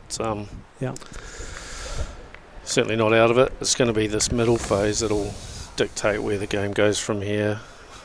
Bit of spin, pace off, and hopefully I just chatted to the guys at Drinks about how important our fielding is going to be. Yeah, absolutely. And 4 nicks through the slips are difficult chances. I have to say. I mean, the one Sam jumped at the far end. Don't expect to take that. One of the ones that went for 4 didn't carry, but the other 2 should have been taken. So yeah, a bit niggly. It's kind of hard to know where to stand on a slow wicket. Like I was telling them to go back a bit, because if they just play a defensive shot, it's not going to carry. But it was more if they flash at it, it was coming through at overhead height. Yeah. So it was more for that one, so I got them to stand back another metre just to give themselves a chance, because they're pretty difficult to catch if you're standing close. Oh, for sure, yeah.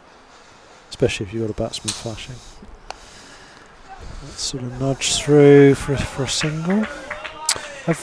When you played Wainui earlier on in the season, I don't know much about this number 3 batsman, Loyus Edwin. Was he in the lineup last time? Not sure actually. He normally plays for them. I'm not sure actually. Okay.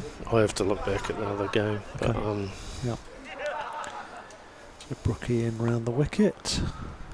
That's good fielding off his own bowling there.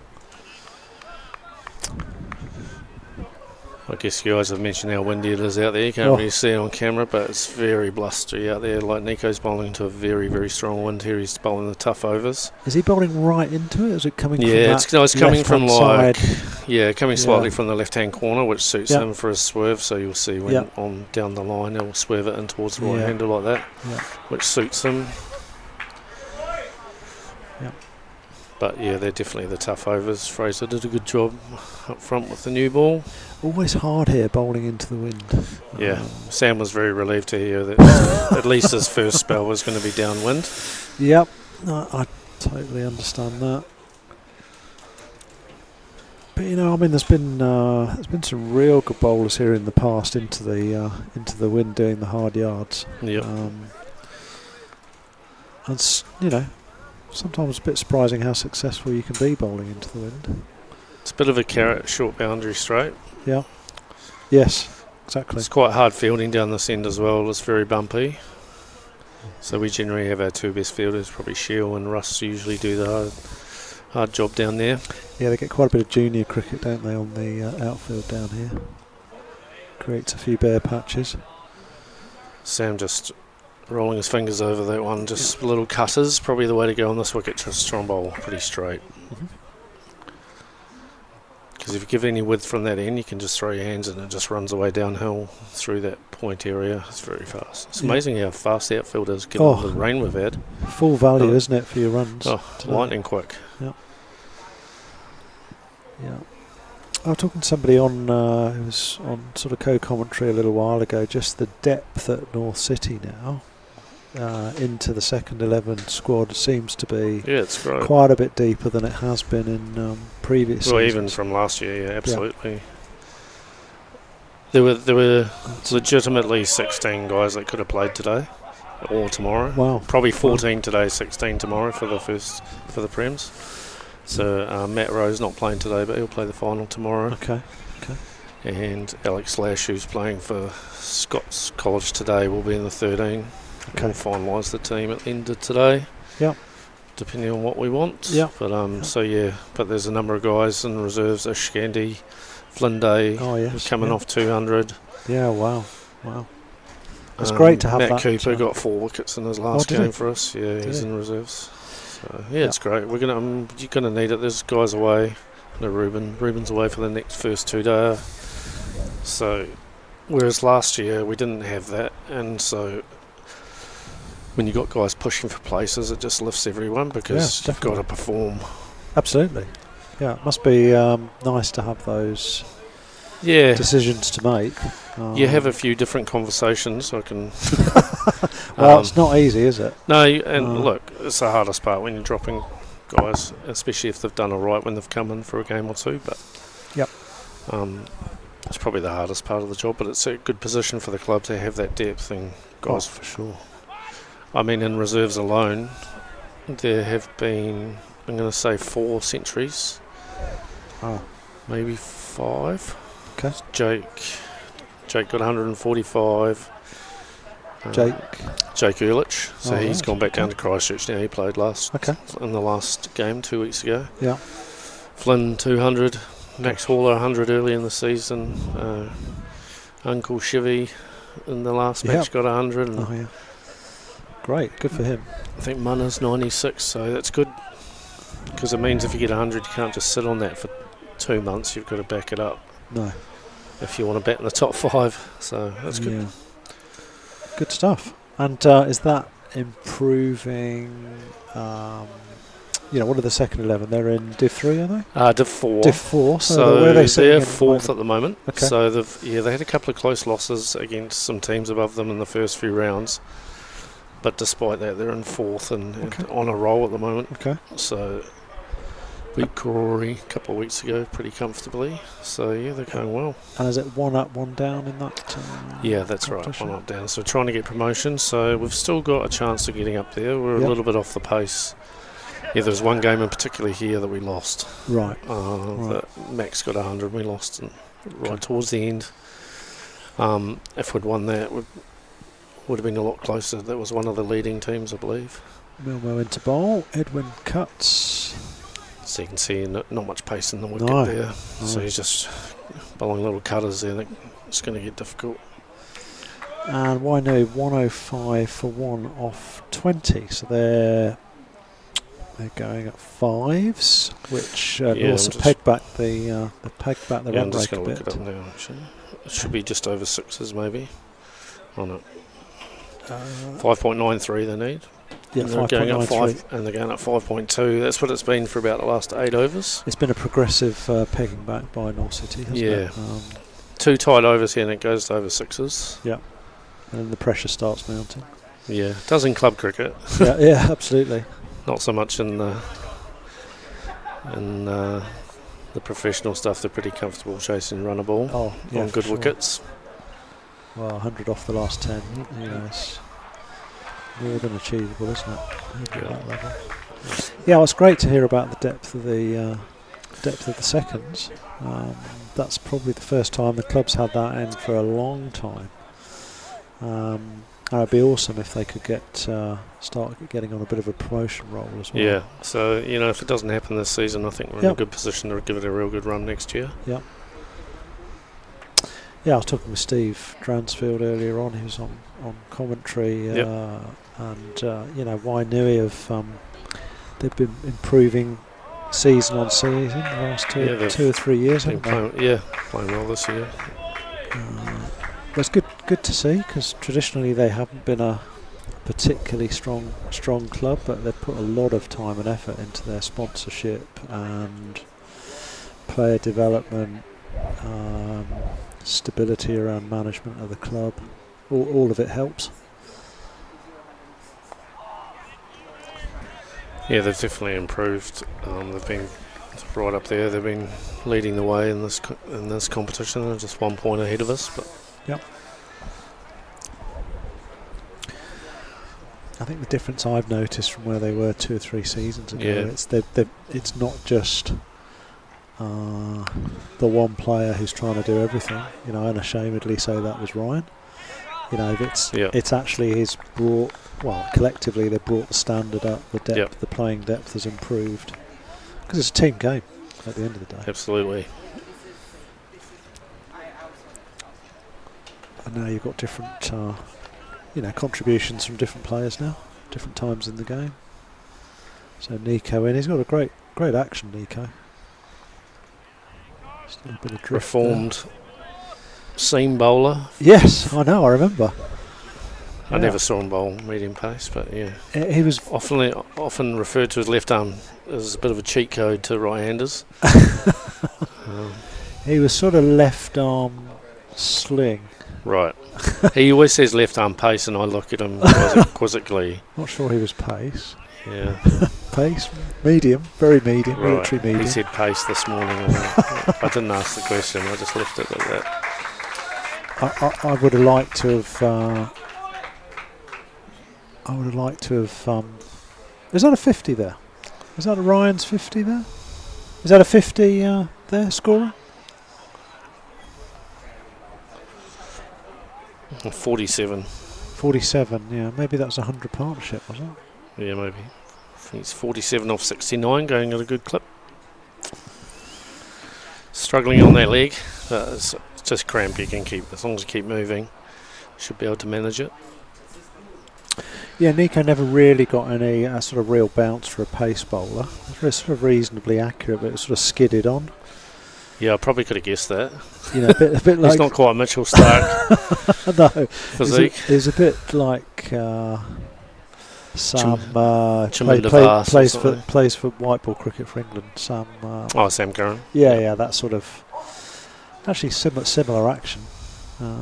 Nico would probably tell you he's a better bat. Even though Sam Curran's pretty useful. Well, it's okay. I mean, look, I think the depth in the batting order for North City's it was strong today. Improved, hasn't it? You know, there's batting all the way down. And we've got options as well. We've got power hitters, or we've got Joey Todd can throw the pads on if we get in trouble early. Yep. So a floating rebuilder as well as floating hitters. So that's a good way. We've got options and left and right hand as well. Yep. So Sam Milmo into bowl. That's good fielding off his own bowling. Something we're lucky we got quite a lot of all-rounders. Dan Van Straten's not bowling today, probably. Okay. But, normally we've got 4 or 5 all-rounders, so it just helps your batting depth. Yes. And Nico's put his hand up a couple of times now. Yep. He keeps reminding me. That's good to be reminded, though, isn't it? You want that. You want keen play as well. So it's horses for courses, isn't it? Yeah, that's right, and different roles. Yep. So, but he took his chance to a few away in the new year, and he came into Open when Russ was away and got 70. Oh, yes. And I think 50 off 20 balls at Collegians coming in late. Awesome. So, it's good. Awesome. Sam Milmo, right arm. He's really settled on good length, I think, Sam now. Sort of hit the length, not bowling too fast. Don't need to on this wicket. No, just bowling stump to stump, nothing too wide you can throw your hands at. Yeah. The advantage always with Sam is he comes down from a reasonable height, which most tall bowlers do. Jaden does as well. He got a few through, Jaden. I was actually quite impressed with him as a young guy. How you say he's 18? 18, yeah. Nice action. Oh, here we go. Oh, that's unlucky. He's top edge there over third man. That's 4 runs. Sam hands on his head. He's doing the teapot. Rightly so. Bit unlucky there. That was actually Ryan's 50 on the previous couple of deliveries. Well done, Ryan Jackson. 51 not out. After his 3 wickets, I think he got. 3 wickets, yep. And his partner Lois is on 44 not out, keeping his strike rate going. He's on a 118 strike rate. Again, Ryan's gone. It's just gone 6 and over as well. Just gone 6 and over. Okay. Required. Oh, here we go. Here we go. That's Fraser McHale under it. Yep. That is out. Safe pair of hands. That's who you want under that. We actually had a discussion on Thursday night. The ball goes straight up, and it depends on your life. Who do you want catching? It's probably Fraser. Yeah, always loves his fielding, but that's great. Good reward for Sam there. Deserved that wicket. False shot. The ball before. Another off cutter, I think. Yep. Created pressure from. We talked a bit about that today. Creating pressure on dots. Batsman makes a mistake and a well-deserved wicket. Wainui 114 for 2 as the run rate ticks over 6 and over, as the coach said.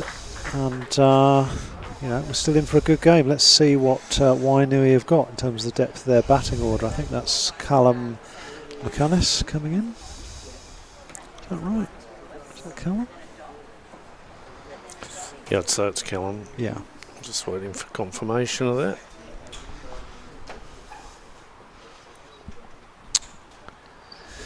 So, a wicket. Now, what we saw in the North City innings, it's quite hard to get into your flow and get started on this wicket. Yeah, especially this stage, it's a bit easier with the new ball, but once the ball gets older, it's definitely not coming on with the slower medium.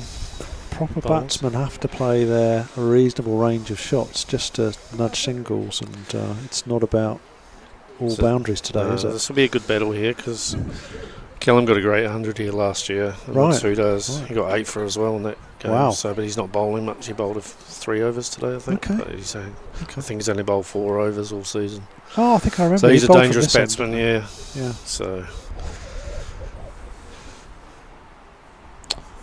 Milmo in to McCunness. It's a good first delivery. Strangled appeal. Nico will like this matchup though. he won't mind bowling to kill him. Okay. Be a good contest. I don't think either of them will die wondering. No. Be interesting whether Ryan kicks on now, whether he'll just play that anchor role. Yeah, I'd say with the batting they've got to come, he'll probably just try and anchor it. He can hit quite powerfully straight down the ground, but I'd say he'll probably try and anchor it and get guys around him to try and lift the tempo. Yep. So like I said before, fielding is going to be crucial. And also bowlers just bowling to their fields. It's hard ground to defend on, it's fast outfield. So making sure you got your sweepers in the right place. Yep.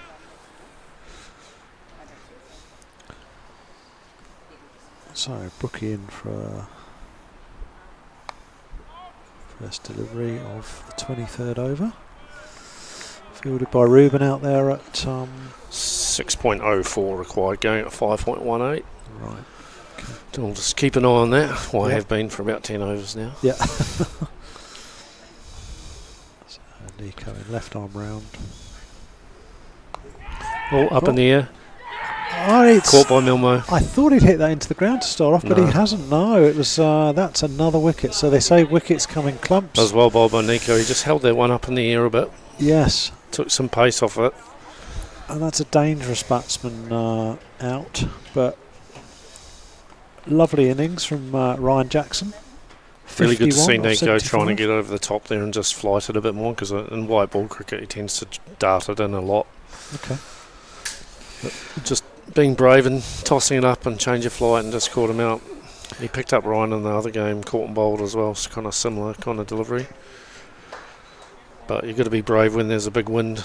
Yes. Pushing the ball back over your head if you get it wrong. Well, he's got his just desserts, a very well-deserved wicket. He's 1 for 27 or 5.1. He'd probably want to take 10 runs off that, but he'll take the wicket. He'll be very happy. Yeah. The next batsman at the wicket already is Daniel Hewitt. Don't know much about Daniel, but he's batting 5. Yeah. Yep.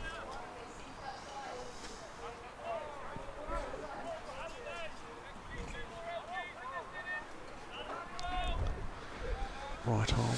Well, bang bang, eh? Yeah, the well, old thing, get one wicket. It's the way it goes, doesn't it? Especially when it's the set batsman, that's a real. Yeah, they come in clumps, and now we might see the scoring rate possibly really slow up. Yeah, it's whether we can get it up to 7s in like 5 overs, maybe 6 overs. Good opportunity, isn't it, for the next 5 overs to get so that. Probably just see Nico and Sam toil away. How many Sam bowled? I'm thinking about 5 overs, but let's have a look. Yeah, further 6. down. He's bowled 6 already. He might have a rest. Yeah. He'll probably have to bowl at death at this end. So wouldn't be surprised if they try and sneak one more out of him before. Try something else at the far end. So Hewitt facing. It's a good shape. Well fielded there. Sam. Yeah, he's getting involved in the game a lot. Yeah, he loves it. Yeah. Not as much as his horses, but he loves it. No, well, his dad loves the horses as well. Well bowled, good angles good, that. Just good ball. His dad and myself, we were rivals at junior cricket level. Right. For a few years, coaching. Wouldn't have given much away on the field, I would have thought, Jonathan. Geez, Jonathan just tried everything on, as you'd expect from an ex-pro. With the umpires, with us coaches, fortunately I had Bobby Kerr there as well. And we actually had a pretty good junior team for quite a few years, included Amelia Kerr. And we actually had a couple of other useful women. Big over that from Nico, backing up. Yep. Sam's over. Yep. Yep. Getting the breakthrough. Yeah. 115 for 3 off 23 overs. We've got 2 new batsmen at the crease. Daniel Hewitt just faced the 2 balls, and Callum McCannis. Yeah, if I look at the worms, they're actually Wainui are just slightly ahead of we were. Are they? Yeah. Okay. They're about 17 runs ahead of us at the 10 I over thought mark they were a after little the bit power ahead. play. Yeah. But those 3 nicks went for 4. So, mind you, we had a few extras in our innings. So Harry Fane into the attack. Yeah. Oh, Harry.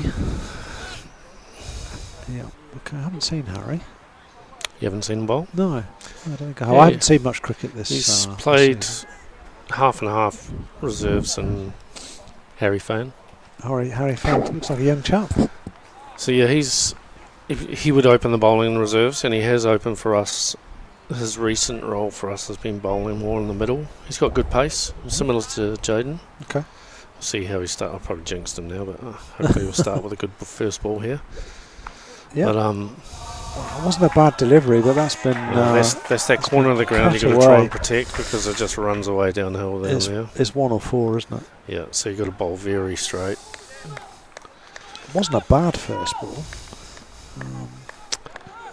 Just a gentle, trying to find a good area there. Yeah. So yeah, you've got to try and protect the corner of that ground. It's just downhill and with the wind, and it just runs away. Yeah. So Ruben's come a bit finer and Joel's gone a bit finer at deep point. Yeah. Yeah, Harry's going well. He was. Got a nice action. Bit of half chance there. That's gone for another 4 through back to point. Good effort by that's Ruben there. The only thing against Harry here is the quicker you bowl, the easier it is to bat on this particular pitch. Yeah. On a new one, it's a different story, but the medium paces and the spinners are harder to get away for sure. A little bit short there, wasn't he? Yeah, just don't want to give any width. Good shot. Yep.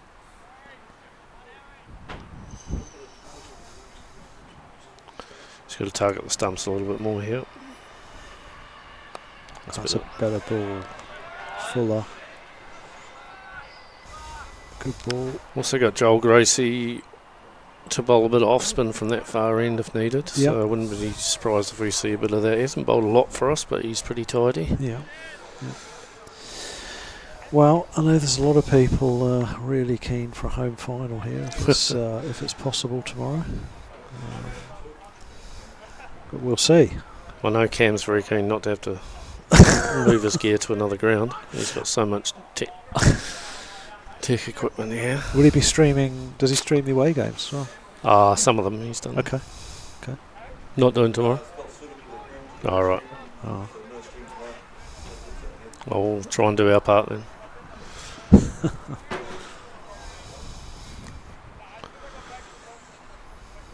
So 161 to win from here. That's a nice looking shot for no runs through cover.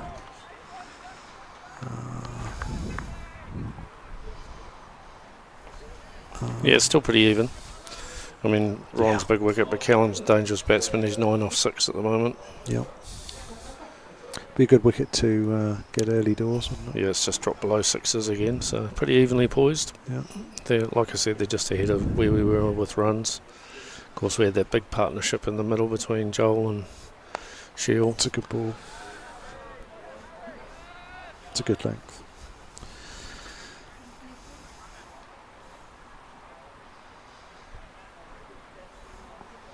It's great to see Steve Murdoch down here earlier today, former Firebirds player who's Joel Gracie's uncle. I remember that name. Yeah. Is he still here? He's not at the ground now, but Okay. he lives in Christchurch now. He's assistant coach at my old club, Burnside West. Ah. But yeah, he's Joel Gracie's uncle. Great player for the Firebirds. Double hundreds at the base and a centre of recall. Opening batsman. So yeah, he popped down with his 3 boys earlier today to watch Joel bat. Okay, that's great. Good stuff. He's up here visiting family, I think. Burnside, that's is that Richie McCaw country? Not sure which rugby club Richie played for. Surely he played for Old Boys. Oh, I'm not sure. Anyway. Yeah, I actually played my junior cricket at Burnside when I was back in the 70s, would you believe, Sean? Wow, you can't be that old. Yeah, I am. Trust me. Yeah, and then ended up coaching there after I'd finished playing. So good to see the club doing well. They've had a couple of titles recently. Carl Heiser is, I believe, coaching and playing. Hopefully he's still playing. I recruited him when I was there. He's from South Africa. Great fella. So they've won a couple of titles. Okay. So yeah, Steve's been involved with the coaching there. Oh, that's very close to bowling. Wow, that was... That's almost taken off stump. Is that one he floated up again? Yes, yeah, just drifted.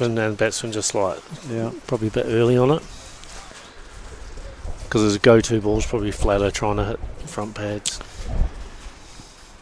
So perhaps Brookie fancies this against Hewitt.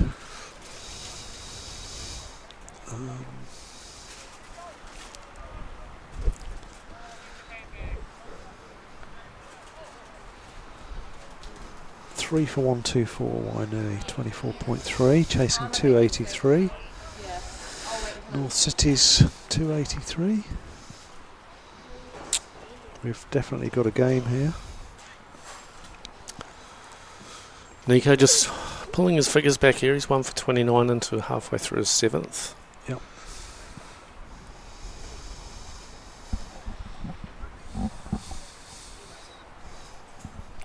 Yeah, fine. I got one here. Thanks. Tossed up again. Toss that one in again, and that's a long off for a single.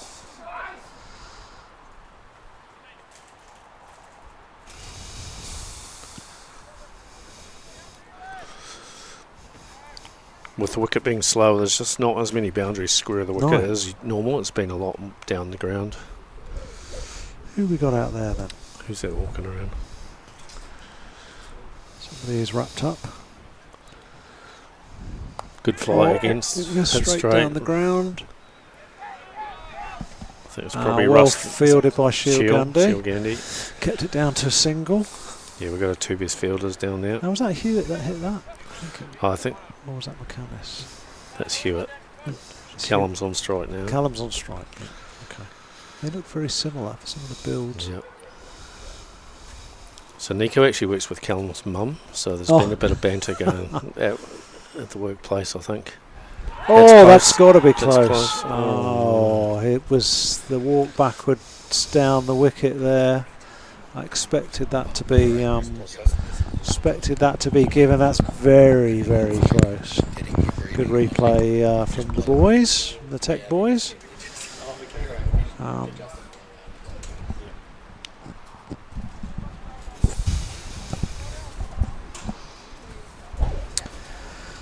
So 6.2. Can we get a replay of that, Cam? We just had a replay came sorry, through, I just missed but it. here we go. Here's the coming up. Gosh. Maybe drifting down. Wow. Hit him about middle. Yeah. Very close, I think. If we'd had DRS, I think the umpire's cool. Probably would have gone upstairs for that. So, Harry Farn trying to start Farn. the second over. That's a better line, nice and good ball. straight.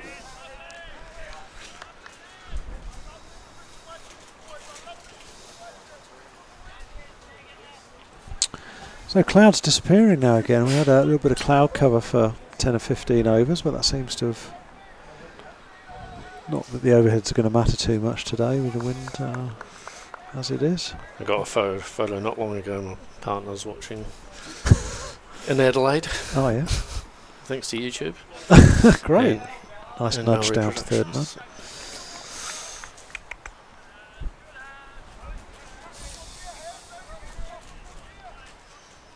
It's probably a bit warmer in Adelaide than it is here. It'd be nice if the wind was just turned off completely. We'd be roasting them out here. There'd be a lot of burnt faces we were out sitting here in the today. sun watching the batting, but it wasn't pleasant. No, there'd be a lot of burnt faces out here if people haven't got sun cream on today. Fine. Well fielded at point by Ruben. Yeah, they've got that field set a little bit better. Oh yeah, got a bit better at point. Joel's just behind point on the boundary.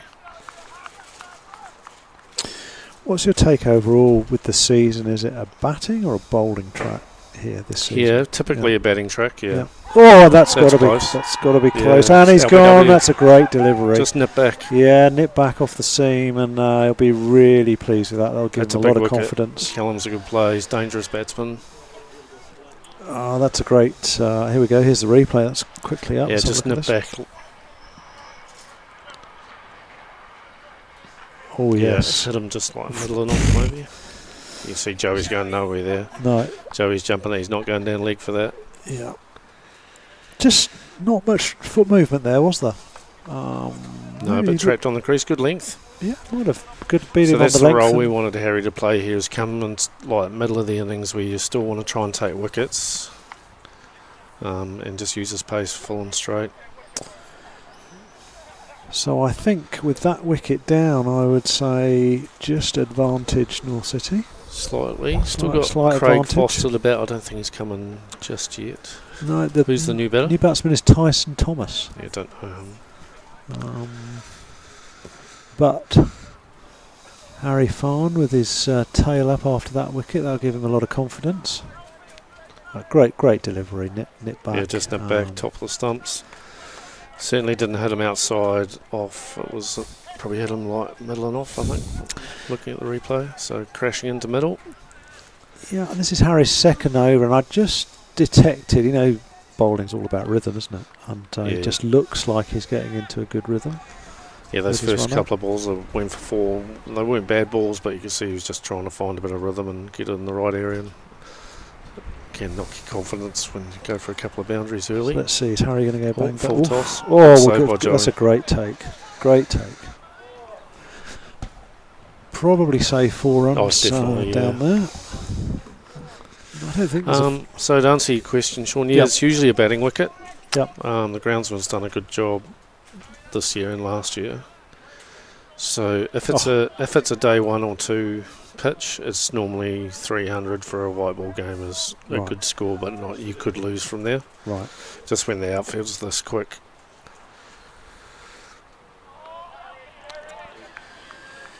used to be the best batting wicket in Wellington. Did it? I understand. I know they had but some issues a couple of years ago, didn't they, where they had a game abandoned when it was dangerous, but they've had the groundsman, sorry I don't know his name, but he's done a good job this season, last year, producing good wickets. I think might have been a complaint made. Groundsman was changed. This is 2 or 3 years ago now. I think probably when Shanksy was coaching. It was, the outfield was pretty awful for a time. It's recovered, I think, to some extent now. It used to be like carpet. Well, that's but well protected down at third man there, as Coach Fletch was saying earlier on. That's a high scoring part of the ground. There's 3 fielders in that little quadrant behind the wicket. So the outfield was like a carpet. I was just talking with Steve Dransfield, who coached a lot of his cricket down here at junior level, and the boundary used to be about 5 metres in from the hedge on the left there, on the screen as we look at it. So you had big boundaries either side of the wicket. Yeah. But actually, because the outfield was like a carpet, it was lightning quick, and it was a batter's wicket. There was a lot of running to be done, both the fielding side and for the batsmen. Because, but now last few years the boundaries have been brought in quite a bit on one side of the wicket. But yeah, interesting you say that. I don't think it's ever been a bowler's wicket really, but fast bowling, it's been quite a good wicket, I think, in years gone by. Yeah, from what I've seen, spin and medium paces tend to do pretty well. Yeah. Yes. The quicker guys, I just think with the extra pace on the ball, it's a hard ground to defend short boundary straight, and any kind of nick can go for 4. Yeah. So I think Ryan went for 60 off his 10, and he bowled well. Yep. Yes, but bit depressing if you're a Oh, that's 3. where's that? How's that not bowled him? Gosh, I thought he bowled. They must have spun. What's that hit there? Because that's gone through the gate. Have we got a replay on that, chaps?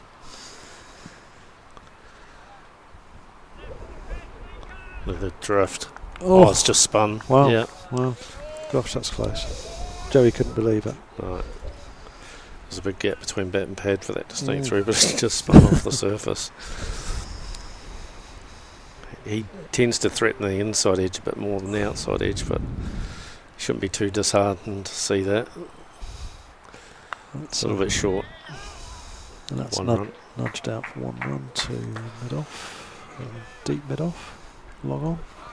So run rate required has jumped up to 6.4. Yep, so it's and dropped down to 4.9. There's a good restriction on the run rate. Good strategy by North City. They've pegged that back very admirably. And Nico's on the money again here. Look, really, he doesn't want to give away any runs off his bowling. He's very competitive.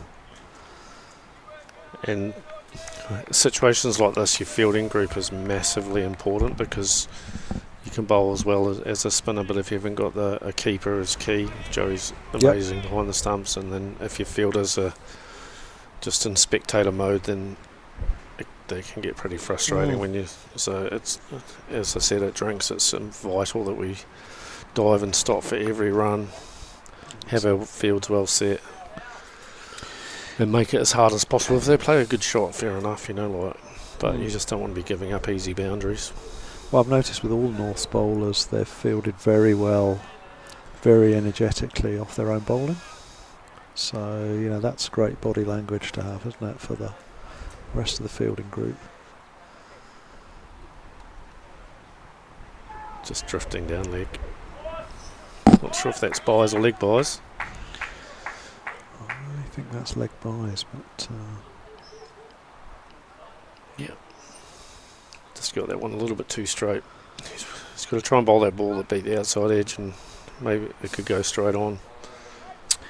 So that's 133 for 4. It should be off 27 overs. We look like we're a delivery behind on the screen. Should be 27 overs. Yep. Thank you, score. So we've got 23 overs to go. We've got Callum McAnnis not out on 12. I thought Callum was out, but anyway, Callum's not showing that. Callum's actually not out on 12, and Tyson on 2. Yeah, I thought Callum was out. But, maybe have we got the right batsman in here? Yeah, it's hard to tell from here. I can't say. Yeah.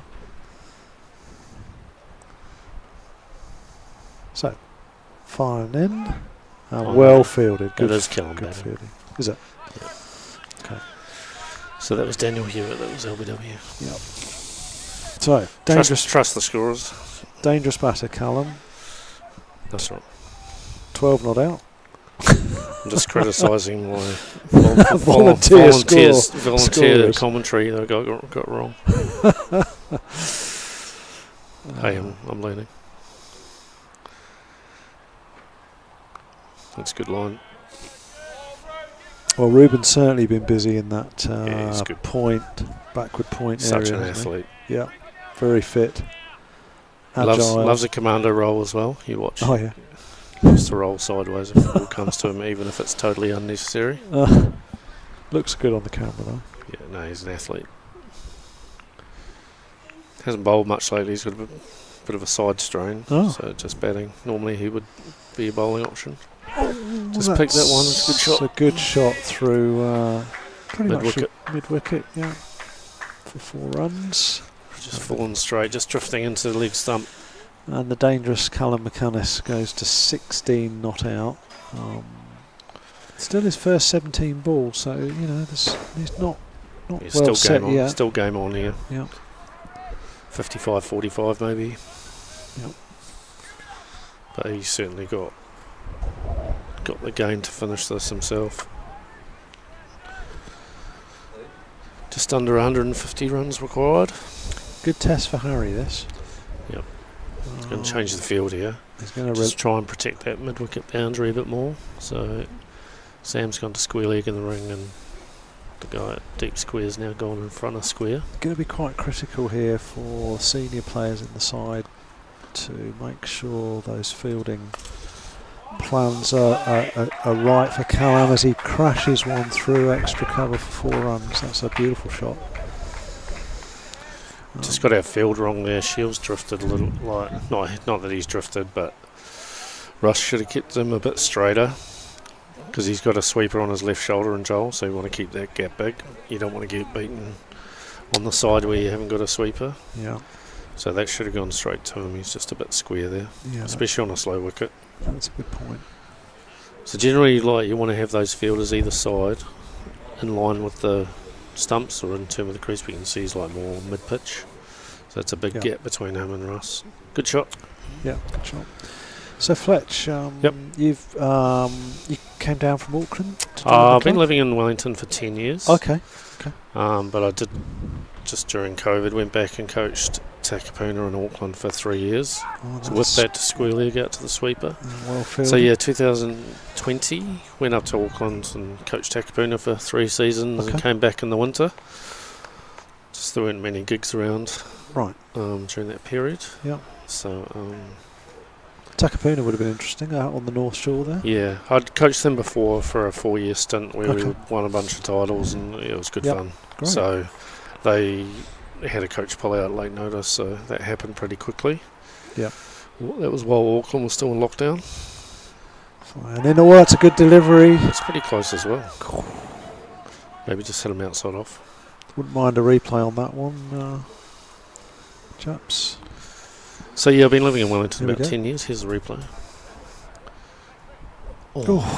That's got to be that's close. pretty similar, isn't it? Yeah. Just lower. Yeah, keeper was appealing there. What do you think, Cam? You think going down? Yeah, so he came back down from the North Shore, living in Wellington, and yeah, it was enjoyable coaching there. I shout out to the Pirates up there, but it was kind of difficult coming back every 3 weeks for a few days just to see the family and just living away from home, and got plenty of time to work on my golf game. But what'd you play off? Usually about 15, but I've got a shoulder injury at the moment, so I'm not playing much. Well, that's pretty good. It's ballooned out a little bit from there, but just waiting for surgery on my shoulder before I can swing a club again. Okay. That's always can be a bit complicated, can't it, with the shoulders? There's so much stuff going on in the shoulder. Fraser's been really good hitting catches at training and stuff. Just can't really use my arm at the moment. Fortunately, the brain's still okay, I think. That's the main thing. Nice line there from Nico. So you still keep in touch with the Takapuna guys, particularly the captain Matt Jones, and just see what's happening around the cricket space. But are they in the top league up in Auckland? Yeah, they're one of the better teams. Okay. So they're leading the 2-day and the 1-day comp. They didn't make the final for the T20s, but they're leading the table. But they've had a couple of players not available, so it'll be challenging little patch ahead for them. So yeah, this is my second season with North City. I had a season with Karori 10 years ago when I first moved. Yeah, so I've had seen a little bit of club cricket and then a few years at Onslow College. It was good fun. Ah, right, okay. Across the line here. Joey's gone up there. He's gone up for a stumping there, has he? And he's pretty honest as well. Yeah. Oh, here we go. Here's a replay. Well, I don't think this is We'll going to tell us see much. from this angle, but that's actually a really good, great glove work. Great glove work. He was convinced about that, wasn't he? Yeah. Joey's pretty honest. Yeah. Anyway, not out. Yep. Good ball though. Just hung that up in the air. Weather-wise in the cricket season, been pretty good here, hasn't it? To be honest, this year. Yeah, we just had one washout last week. Would that be similar to Auckland? Would you get more? Yeah. Well, I think the weather's washouts? been pretty. Yeah. Right around the country, there's been washouts, isn't there? So. Yeah.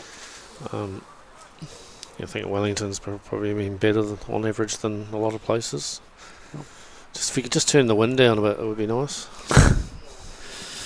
It varies year on year, I find. It was really warm yesterday, like no wind. It was, it's beautiful yesterday. 25. Yeah. What is that? Okay, that's spun big. Jeez. The batsman's left that thing. It's going to be a wide down leg. Can we get a replay on that, please? And that's one of those. There's quite a few cracks out there. Here we go. Like the batsman's left this as though it's going down leg, and then it's just spun and bounced and hit the gloves. Yeah. So, promising signs. So, Wainui 144 for 4. We've got Nico Brookie 1 for 35 off 9. Here's a different angle on this. Gosh, that's just... Yeah, there's a few cracks. The wicket's very dry. Spun and bounced as well. Don't be surprised if you see a bit of off spin from Joel Gracie at the top at some point. Yeah, absolutely. So, we've got Harry again, he's going well. He's in a good spell here. Yeah. The LB shot was close. Oh, gosh. I'm going to say close. Yeah. Just being polite. So, is this McInnes facing? These two are such a similar Callum's at the far. Callum's at the far end. So he's number 11, okay. Yep. And Tyson's 25. Okay. Because they've got no distinguishing features apart from the bat sleeves. handle. Tyson's got a yellow bat handle, has he? By the looks of it. Anyway, Harry Farn in. That's a dot ball. Looks to have good rhythm downwind. It's not a wicket you really want to charge in and bowl full speed anyway. It's more just about bowling good line, maybe a few cutters. Yep. A few wobble seam balls for those that can bowl them. Is that something the players practice? Yeah. Because it's quite a popular delivery, isn't it? Yeah, it is.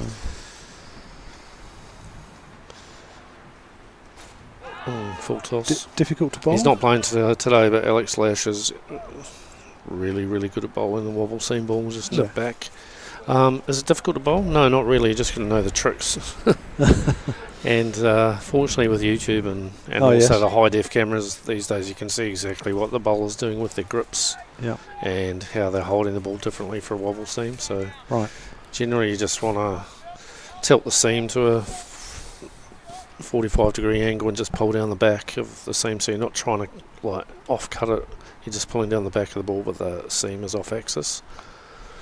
Good shot. Sweet shot for pick that up off his legs. Just back with a square. Just back with a square. So yeah, it's more just same release to a normal delivery, but you're just presenting the seam not straight or not pointing towards for an outswing or so. Right. And so then the seam's like wobbling as it's called wobble seam, and then from there you're hoping it nips back, or could go either way really, but and it's about executing the right length to hit the top of the stump. So Alex has been really good at bowling that. He's had a few wickets bowled bowling those ones. At Javel we got 4. There's a couple of wobble seam deliveries. I'm not sure the bowler knows which way it's going to go, does he? No. But if you get it right, it's devastating. So if an outswing bowler's going to point the seam towards the first slip, and then so you point the seam towards more like fine leg, so a 45-degree angle the other way, and then just pull down the back of the ball as hard as you can with both fingers, and just and then usually it'll nip back rather than go away. Okay. So guys like Tim Southey, Stuart Broad, very good at it. Yep. So it'll generally go the other way to your stop swing ball, but not always. It could go straight, could nip away, but I think Mitch Stark. He bowls a lot though. So for him, with the angle, it's angling across the right-hander. So winning Nick Crawley off in the first innings in the Ashes. So it's just about using the angles. So that finishes the over with Callum McInnes. Nice little glide down to third man. He's on 27. He retains the strike. He's number 11 on your screens. Tyson Thomas on 4 not out off 15. So relatively slow start for him. But Callum actually striking at 112. Yeah, striking around, which is a good effort on this pitch. Yep. He's a boundary striker. He'll want to hit a boundary every couple of overs. So some nice round numbers on the screen there in terms of the state of the game. 150 for 4 off 30 overs. Oh, that's nice. So 20 overs, 34. So they're going at 5s exactly. Yep. They need 6.5, which is quite manageable on this. So from our point of view, we want to get above 8s at some point. So that's short. Nico in the middle of what I think has been, well, in fact this is his last over. 9.1 overs, 1 for 36. He's only going at 3.92. So I mean, I think this has been a excellent spell and probably a strong indicator that the slow bowlers are really difficult to get away. But I think that's a beautiful ball. It'd be interesting to see whether Russ opts for any other spinner at this end, hitting downwind. You might do.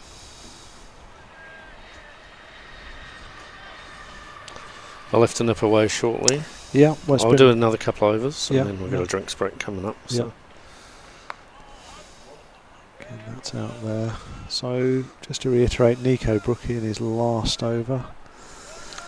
10th over. I think he was targeting trying to bowl 10 for under 40, so he's pretty close to that.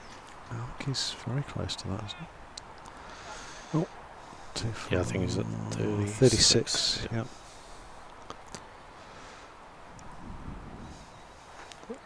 That's the job Foster did for Wainuiomata. Bowled 10 overs for 40. I mean, he was bowling downwind, so a little bit. Bowled well. Nico's bowling harder. Oh, that's well fielded. No run. Yeah, but Fozzie bowled well. Good spell. He just bowled straight at the stumps, and it wasn't easy to get him away. Didn't bowl many bad balls for sure. Yep. Yeah, so I'll probably nip away after this over. Thanks, Sean. No, thank you. Thanks, Fletch. Nice to spend a bit of time talking to you, and go well for the rest of the season. Really been, although a lot of us don't get down to the games now, we all keep check of how the team's getting on. I think this has been awesome this year to think that North City have been there or thereabouts and continue to be. Yeah, we'll have to kick on from here. Still, the overall competition, whoever finishes first goes up to Div 1, so it's very even between us and Wainuiomata and Javel. There's only 5 points between the three teams. We're 5 ahead at the moment, but you can make that up very quickly in the 2-day competition. So yeah, it's very close, isn't it? Yeah, we'll give it everything. Yeah, and great to hear about the depth of the wider squad now, first and seconds. I think that's really encouraging sign. So look, thanks very much. Really appreciate it, and we'll keep working hard. Yeah, keep working hard. We've got 19 overs. It's going to be an interesting finish. All right. See you at the end. Thanks, Cheers. Sean. Thanks.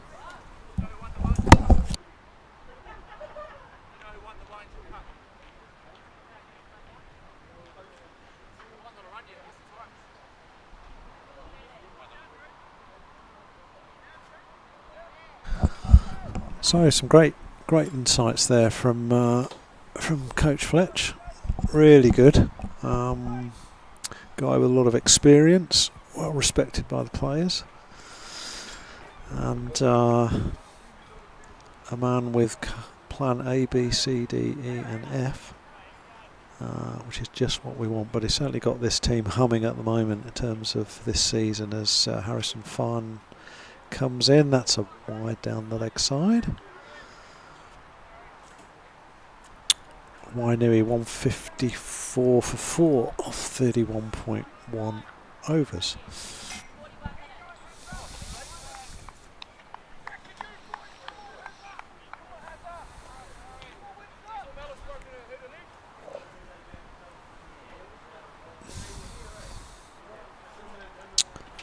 So Callum McCannis on 29 not out. Oh, that's bowled him!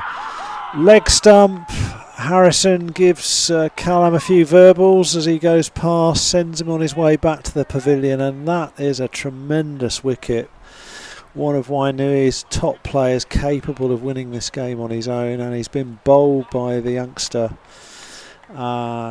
Tremendous delivery there. We'll get a replay on it soon. Callum's kicking himself, but no complaints about that one. That's C. Harrison comes in great rhythm. Oh, look at that, nips back and takes leg stump, and let's just see as Harrison runs past, he's giving him the verbals there. send him back to the pavilion. I can hear downstairs the bat's been thrown around the changing room, and that's directly underneath us here. I wouldn't want to be in that Wainui changing room for the next 5 to 10 minutes. And what a tremendous reward for the young North City Quick. Harrison Farn, 2 for 27 now. Tremendous delivery there, takes the stumps. And Craig Foster, again another very accomplished batsman coming in to bat with Tyson Thomas, who's been pretty steady on 5 off 19 balls. And I would say slight advantage still for North City, 154 for 5. Harrison comes in now with his tail up and bowls the delivery. It's a little bit quicker. Fantastic fielding again in that point region by Ruben Nithiganesh, and there's no run. So we've had some interesting guests on today. I think we've probably still got 1 or 2 more to come a bit later in the innings.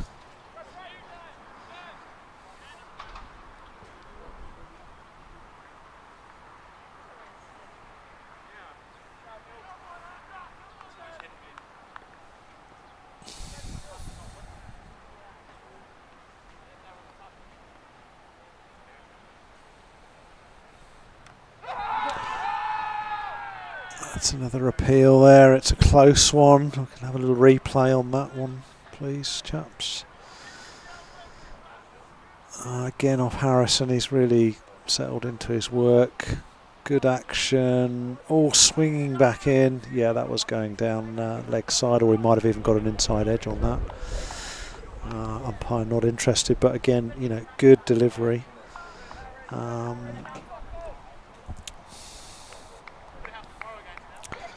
So Craig Foster here getting a bit of a working over early on in his innings by the young North City Quick.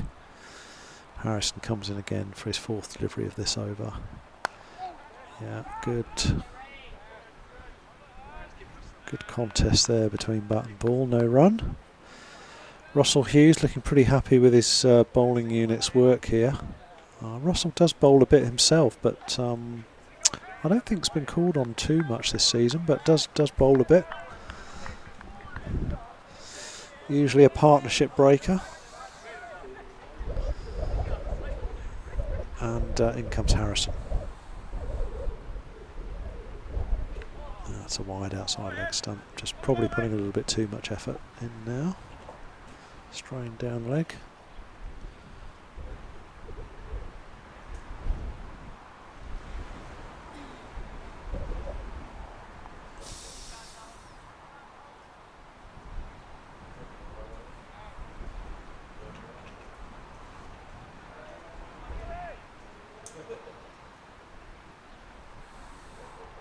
Harrison, final ball of this over. Oh, that's a wide one, and that's crashed through extra cover. I'm not sure that's going to go for 4. It's picked up in the outfield there by Russell. Nice throw in, well fielded, kept it to 2 runs.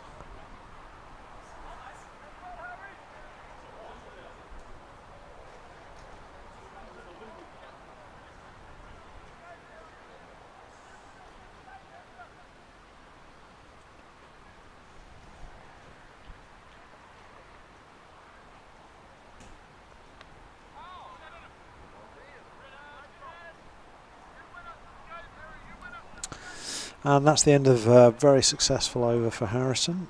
He's broken that partnership. Bowled Callum McCannis for 29. And we're at 32 overs. We'll have a break in about 2 or 3 overs time. Another last drinks break.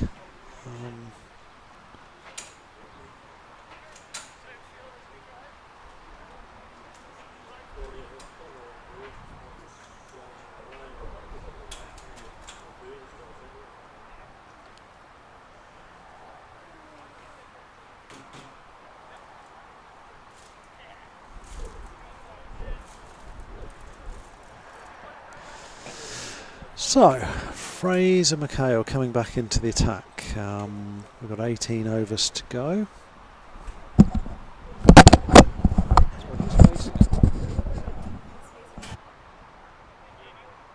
So Tyson Thomas facing Fraser McHale as he comes back into his spell. Nico Brookie, an excellent spell of 10 overs, 1 for 38. Really good line and length, a lot of drift, spin.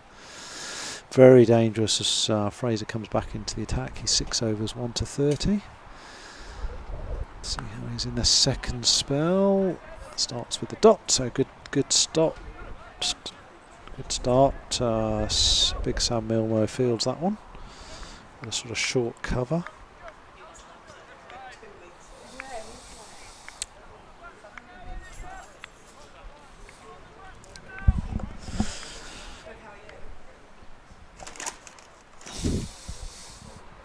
Fraser in second ball, bowling well within himself here into the wind, just concentrating on line and length, trying to nip a little bit, maybe the odd cutter. The odd slower ball. He's going to mix it up here using his one-day repertoire. Got a lot of different deliveries. Takes pace off the ball, much like Sam did in his spell.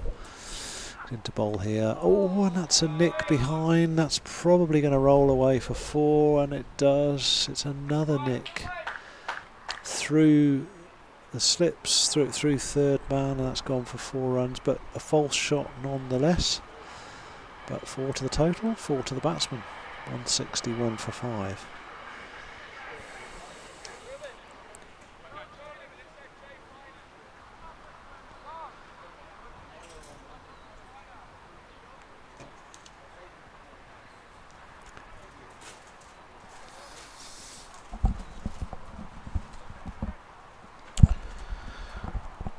So McHale in to Thomas. Slide on length, and that's a easy single down to Russell Hughes, the captain, at long on. 2 right-handed batsmen at the crease at the moment.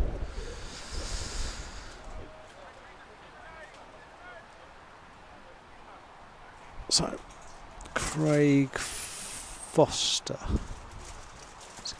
number 14, number 140. I wonder what the story is behind that number. An unusual number to have on the back of his shirt.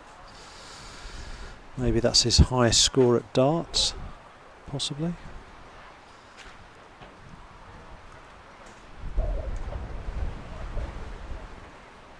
Triple 20, 20 will be 140. So first ball to Foster, just straying onto leg stump there, and Foster nudges it for 1 into mid wicket.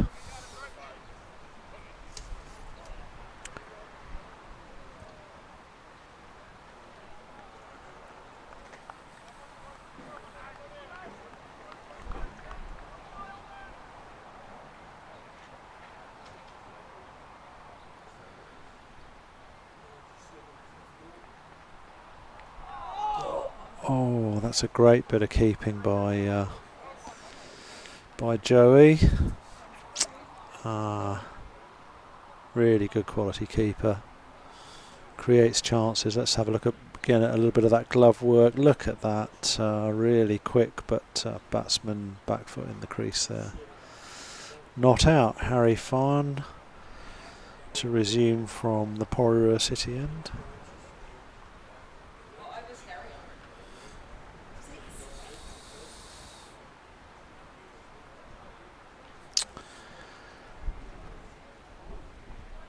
Harry Farn 5 overs, 2 for 30. He's been a good wicket taker for North City today. And he's going to steam in from the City end, Porirua City end, that is. Right time over the wicket, playing a miss from the Wainui batsman.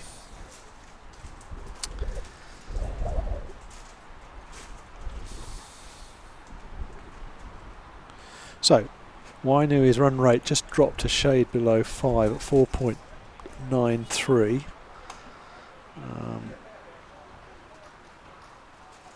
That's 5.66 is a required run weight. Oh, and he's cleaned him up. That's a Yorker. Thank you, good night. And the Wainui batsman's off to the pavilion. Tremendous delivery. Harry in the middle of a great spell here. He's picked up his 3rd wicket for North City. Let's just see this delivery on replay. It's a full delivery. It's swinging. It's hit middle stump. Great delivery, and he'll be very pleased with that. And with the Wainui batsman clean bowled, that's our final drinks break at this point. In North City now in a fabulous position to get home billing for the final, and not just that, but to go possibly even extend their lead at the top of the overall table depending on other results. So we'll take a little break here, 2 minutes. Well done, Harry Farn, the fast bowler from North City, come up through the ranks, and we'll come back in 2 or 3 minutes. Cheers.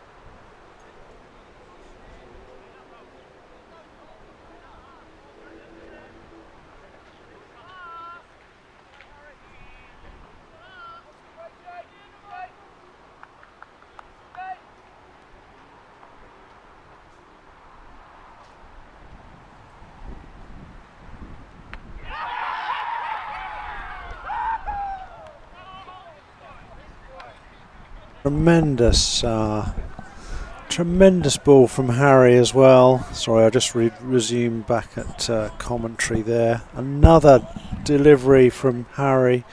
This time right arm round the wicket into the new batsman, and look at that, crashes into off stump, and that's what we call taking poles. 4 wickets now for the youngster. What a spell he's having, match-winning performance at the moment. Certainly from a bowling perspective anyway. He's now 4 for 30 from 5.3 overs. This game could actually be over pretty quickly from now on, but we'll see.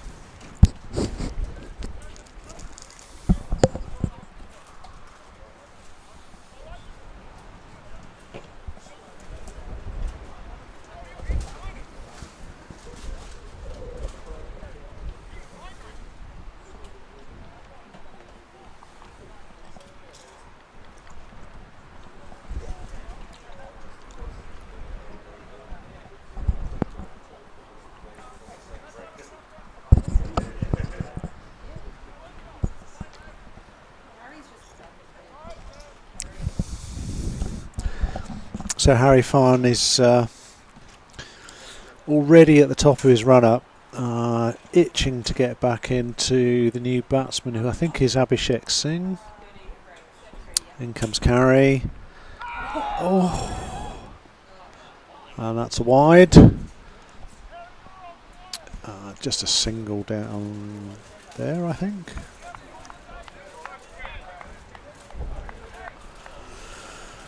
No. I think that's actually 4.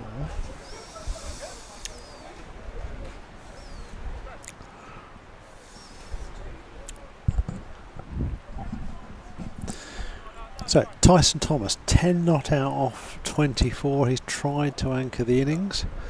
This is actually Abhishek Singh, I think, this end.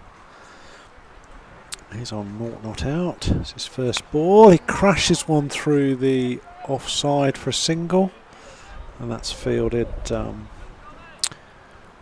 there on the boundary for 1.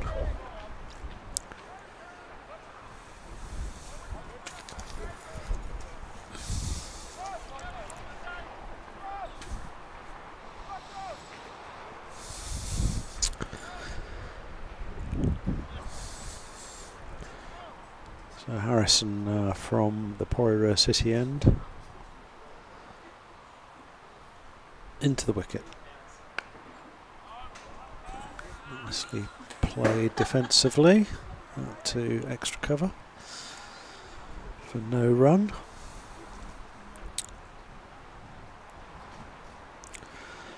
So suddenly, you know, Harrison's gone bang bang, and very different complexion on the game now. It's really down to Tyson Thomas and the Wainui lower order to see if they can get somewhere near that total and win this game. It'll have to be a little bit of consolidation if they want to do that. They've got plenty of overs left. They've got 16 overs left.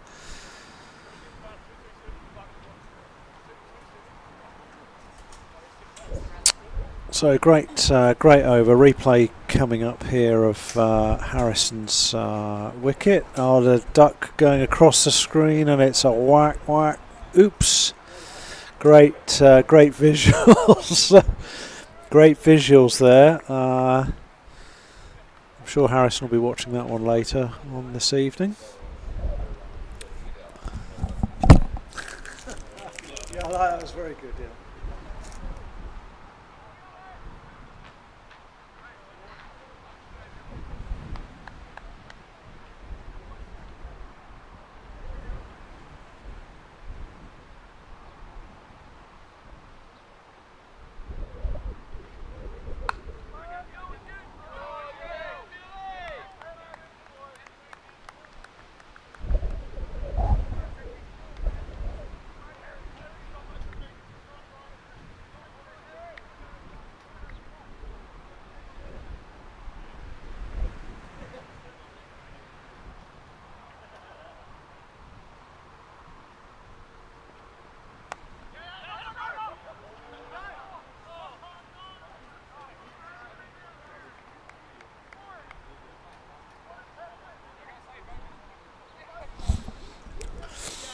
So Fraser McHale into his 8th over, 1 for 36, good economy rate 4.9.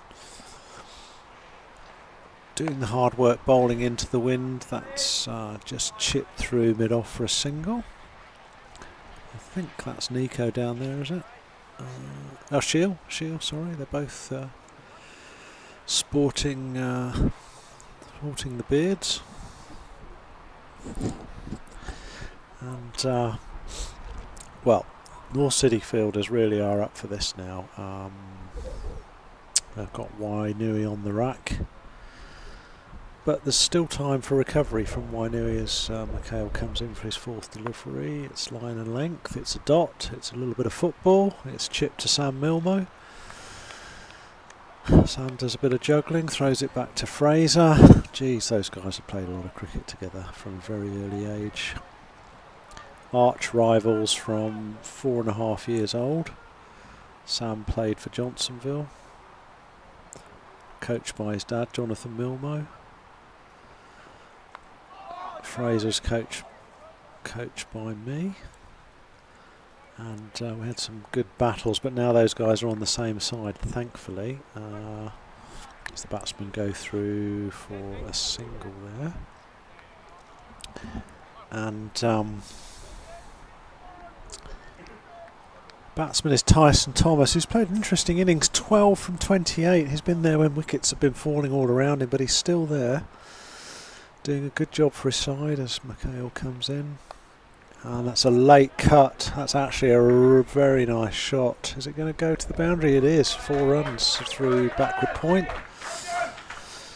Very good shot by Tyson, who has he just been biding his time? If he is, he's playing a very intelligent innings. 16 off 29. I like it. Abhishek Singh at the other hand, he had a pretty reasonable spell of bowling in the North City batting innings. That's the end of the over, 172 for 2.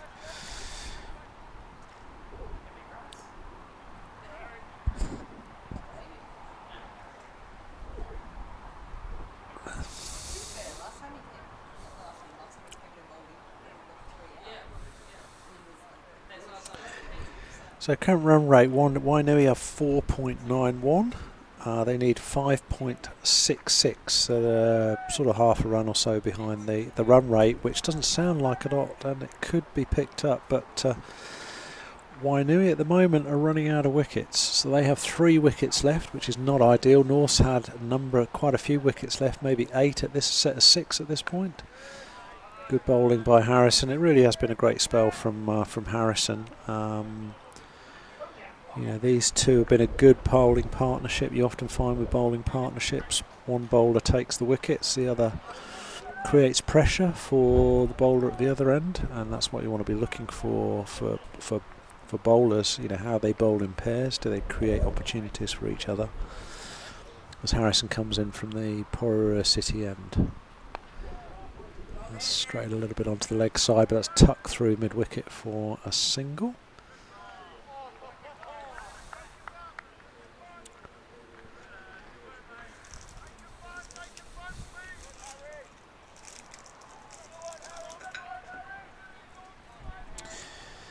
I've been sent a few messages on my phone here. I wish I hadn't told people I was commentating on cricket, because I'm trying to steer clear of texts, which people of my generation tend to use a lot. That's another good, bit of a misfield there. Who's that down there? There'll be extra fielding practice. Is that DVS? But very unlike Daniel there. Yeah, he's he's not happy about that. Not happy at all.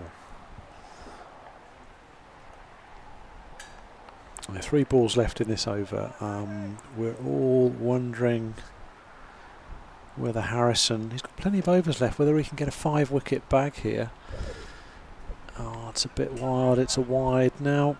Interestingly, I don't agree with this. This was a club policy from a few years ago, and I might be at risk of being removed from commentary here, disagreeing with club policy. But apparently you have to get a 6-wicket bag to be on the honours board, which I think is just ridiculous. They say 5 wickets as a bowler is like scoring 100. So does that mean you don't get on the honours board if you score 100? You got to score 150? I don't think so. I think we need to go back to 5-wicket bag means you get on the honours board in the clubhouse. I understand at other clubs it's 7 wickets on the honours board, which seems ridiculous. But anyway, topic of conversation there. Don't want to take the limelight away from Harrison, who's bowling an excellent spell at 4 for 37 from 6.4 overs. All overs downwind, and he's really excelled at that. Oh, that's a little bit of swing there. Mistimed shot from the batsman.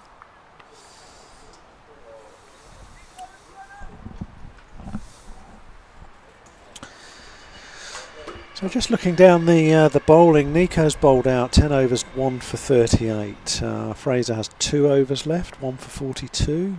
Jaden 5 overs, 0 for 28. I imagine we'll see Jaden back at the tail end of the innings, and probably, as that's another wide down the leg side, and probably Sam Milmo I'm picking as the death bowlers there. Jaden and Sam.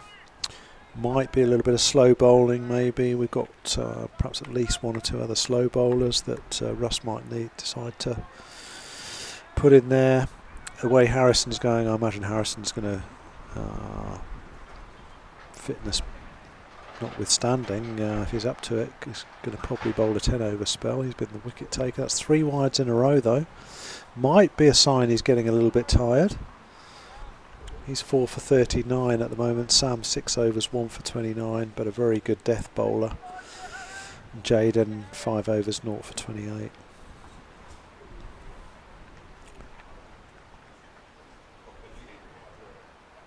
So it's going to be quite a long over this over. I think we're already into 9 balls. Let's hope no more wides. That's a slower ball to get his line and length. It's a good delivery, a full delivery. And that looks like that's over.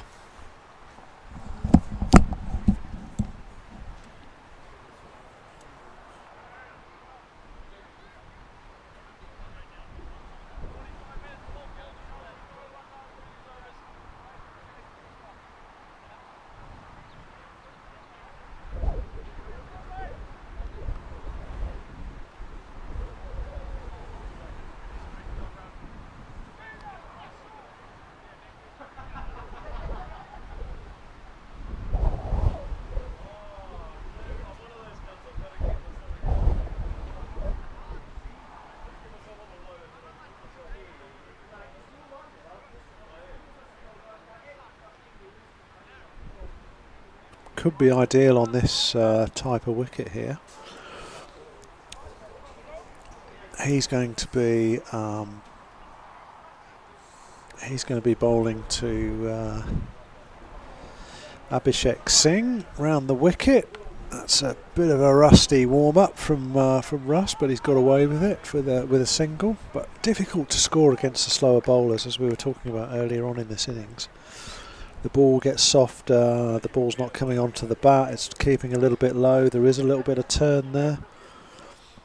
Batsmen have got to make the shots on this wicket, and it's Wainui who need to chase the game a little bit.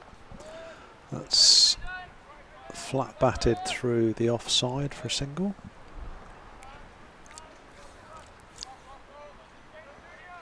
Interesting that Russ is bowling round the wicket, right arm round the wicket, so he's obviously bowling to a bit of a plan, trying to bowl some darts. That is well fielded out there on the boundary, and just the fielder there, good fielding, keeps that to a single. Not too sure who's out there. Is that Joel? Yeah, I think that's Joel Gracie out there off the back of a very good 60 odd in the North City innings. Oh, that's going to go for 4 runs. That's a drag down. I must say I'd like to see Russ coming over the wicket here and bowling regulation off spin rather than round the wicket, but he's obviously trying to tie up the batsman. Having said that, Maybe the next ball's a wicket. Anyway, Russell Hughes round the wicket, right arm.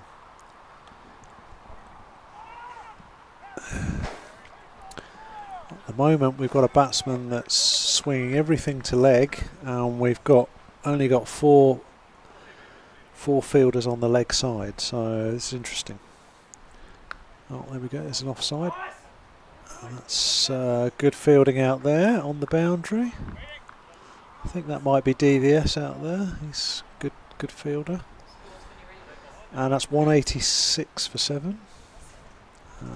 37 overs left. That's a reasonable over for Wainui there, scoring wise. We've got Tyson Thomas.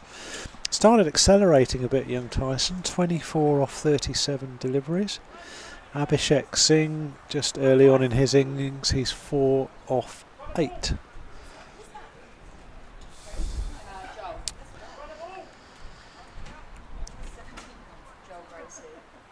I just had a message from one of our many streaming viewers, a chap called Stephen Lucy, who I've known for a number of years. He supports all things New Zealand. He'll be listening to this commentary now. I won't be replying to his text message, although it is very complimentary in terms of myself and Fraser McHale, who he's known for a long time. Anyway, we have another slow bowler coming into play. I think this is Joel Gracie. That's very close. That's very close. Good first delivery by Joel. He's bowling a little bit of off spin here he's a reasonably tall chap, so be making the most of that variable bounce in the wicket. Into Abhishek. And that's a nudge through there. Anyway, I'll catch up with Stephen, who's just messaged me 2-3 times a year, ex-work colleague. Heck of a nice guy, very knowledgeable about sport. I would describe him as your typical New Zealand armchair expert. And sure enough, Saturday afternoon, that's what he's doing, applying himself to this YouTube. Feast of entertainment from Linden Park. Again, Wainuiomata and North City, just to remind our viewers that this is a tabletop game in the Wellington Cricket Competition, first against second. As Joel comes in, and that's a dot ball. And as well as it being a tabletop game, top of the table game, it's also a game, the winner of this game will host the 50 over one day final tomorrow. Wainui need under 100 runs to win the game now, and they've got, with that ball, there's 12 overs left.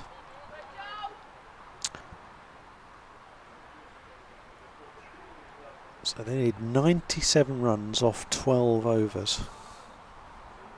So for you accountants in the room, 97 divided by 12, and Stephen Lucy will correct me if I'm wrong here because he's an accountant. It's just over 8 and over. So that's a required run rate. It was 5.66, I believe, at the start of the Wainui innings. So Norths have done a great job in terms of extending that required run rate. Russell Hughes a bit better length and line there. So you can see what Russell's trying to do. He's trying to bowl outside off stump, little sliders to just that's a good length as well. That's exactly where he wants to get it. So you can see the strategy here. Let's keep that run rate up, lock in the offside for not many scoring opportunities, and close down the leg side. And he's managing to do that. That's great. So they've obviously seen something here in terms of the way these batters are applying themselves, which is great to see. Good thinking.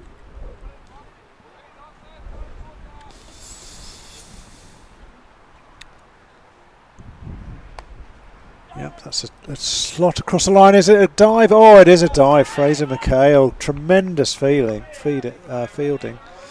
Saved a certain 4 there. He'll have enjoyed that. Probably a few grass burns, but hey, it's all in a good cause.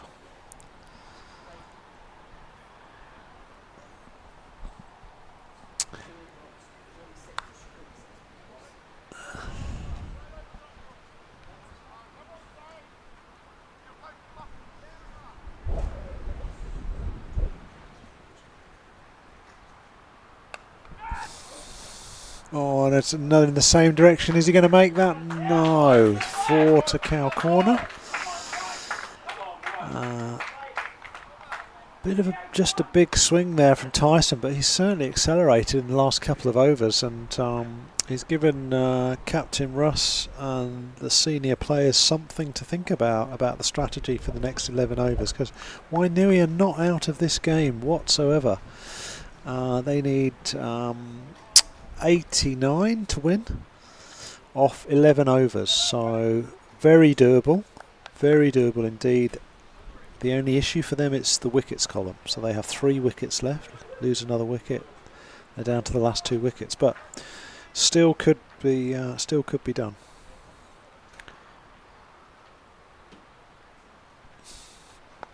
So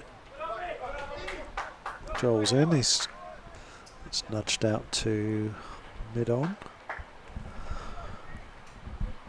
by Abhishek Singh. He goes to 6, providing really good support to Tyson Thomas.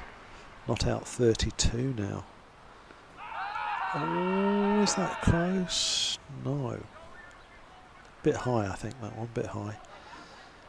And of course Joel's got height, so he's going to get a bit of extra bounce in the wicket.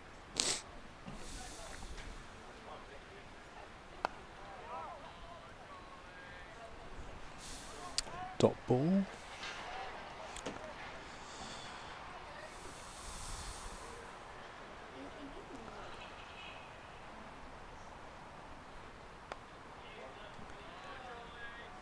Another dot ball. Good bowling by Joel.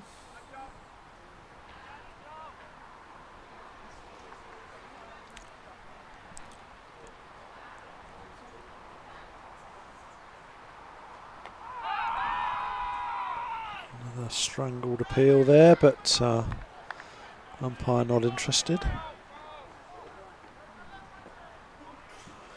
Oh, here we go. Here's a youngster.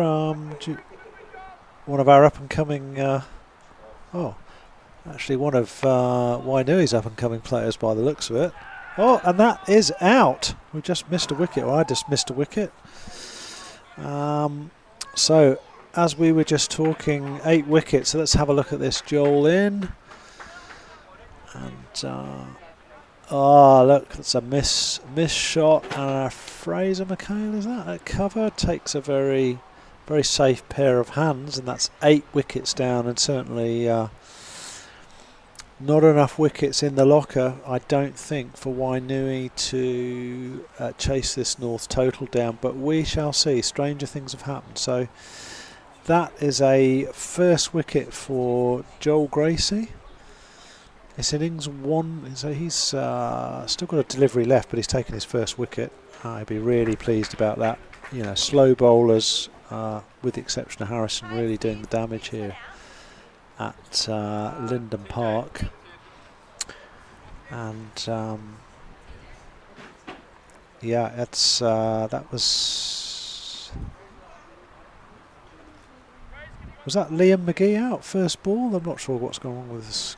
Okay, that was Tyson Thomas out. So now we have Liam McGee and. Yeah, that's all right. Okay, look, the scorecard was just updating itself. So we've got Abhishek Singh and Tanuj Ahuja in at the moment. Oh, and that's a big slog, and that's a safe pair of hands of Sam Milmo. It's a wicket for Russell Hughes, and that is very pleasing indeed for Russell and for the North City team, because it now means that Norths need just the 1 wicket, and they will be hosting a home final. They will also potentially be extending their lead at the top of the table tomorrow, but they will be I can pretty much safely say they will be, famous last words, hosting the 50 over final tomorrow at the same venue. I think on a fresh wicket by the looks of it. I don't think it'll be on the same wicket. This is about the 4th game it's been on this wicket. There has been a new wicket marked up, so we're hopeful that that will be the case. So who knows how that wicket's going to play. Not necessarily the same as this one. In fact, highly unlikely it'll be the same as this one.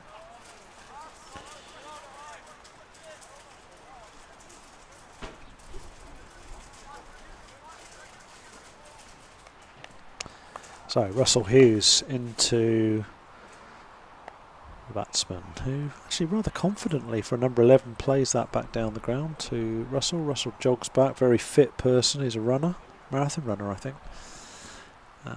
Into bowl. Oh, it's a missed shot.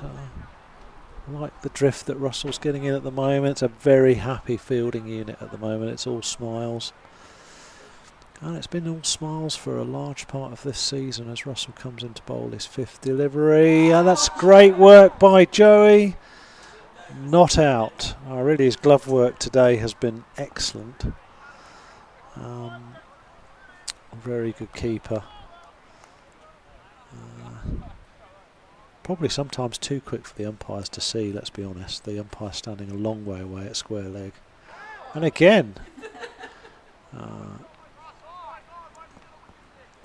bit of fishing outside off stump. And that's the end of the over.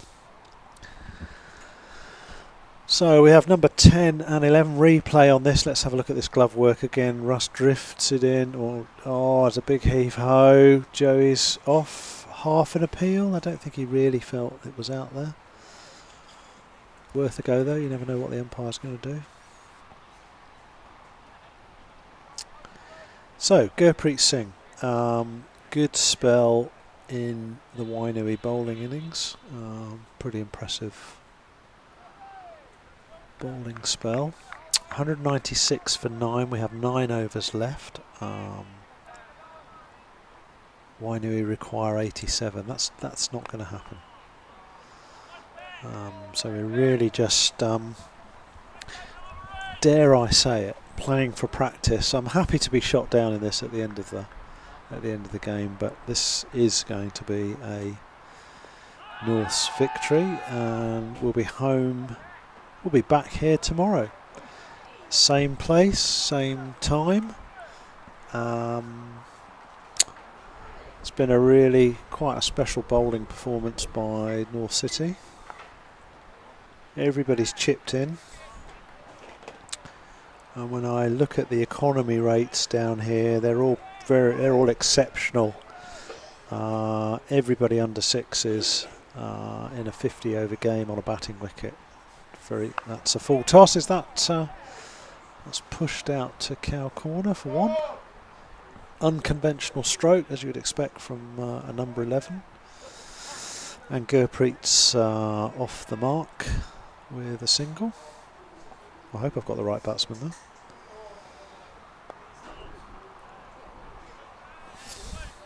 Or have I?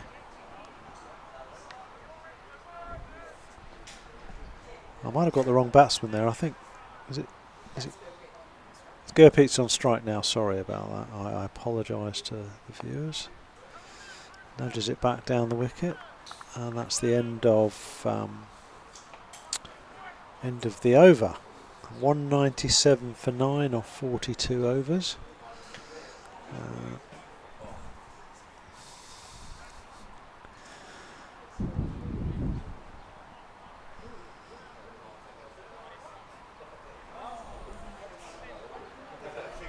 It's been good having a few guests in today, co-commentary. I've just seen a couple of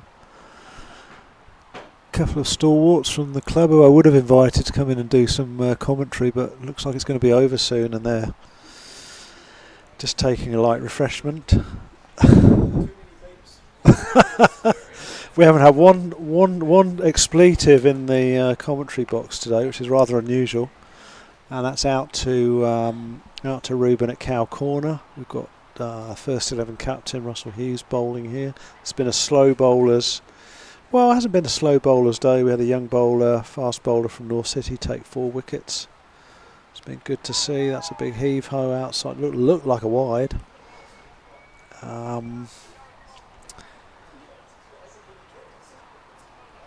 But the good news about this performance, and I'll put my hat on the line here, Norths are going to win this game. They're going to have home. They're going to have home advantage in the 50-over Hazlitt Trophy final tomorrow, which will be a great addition to the North City Trophy cabinet. They're also going to go retain top of the league, depending on the Johnsonville result today. They may even extend their lead at the top of the division before the 2-day competition starts next weekend.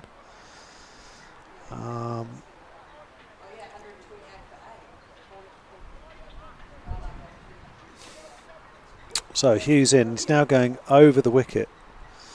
Nice bit of drift in there and turn as well. Good take by Joey. You'd expect that against number 10 and 11 batsmen, but lovely delivery. So Hughes in, final ball of the over again. A bit of turn there. Joey whips the bails off. No appeal.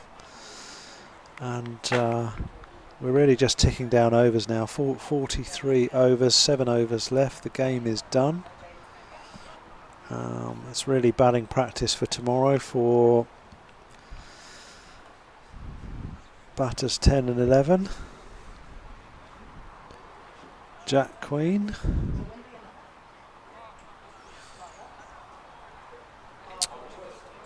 And I think we've got a change of bowler. We've got Jaden opening bowler back. Jaden Matira, 18 years old, youngest player in the team today. And he's going to steam in from the city end, Porirua city end. He's 5 overs, 0 for 28. The only bowler not to get a wicket so far. Good economy rate. Got a bit of bounce earlier on. Had 3 nicks, all put down. 2 of them pretty legitimate chances. 4 slip catches dropped today. Starts with a bounce. That'll be a wide, I would have thought. Yep. But really tennis ball bounce today. Nothing that's going to trouble top order batsmen. Maybe a 10 or 11.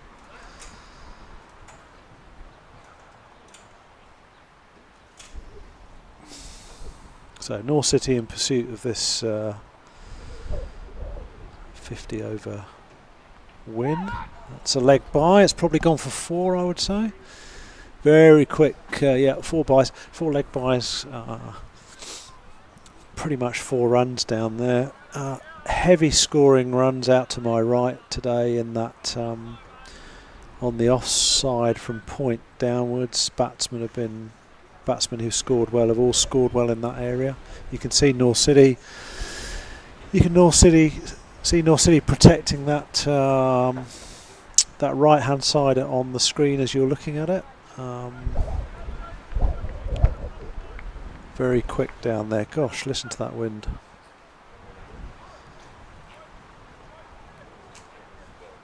As a bowler, as a North City bowler here, you've got to do it tough bowling into the wind here.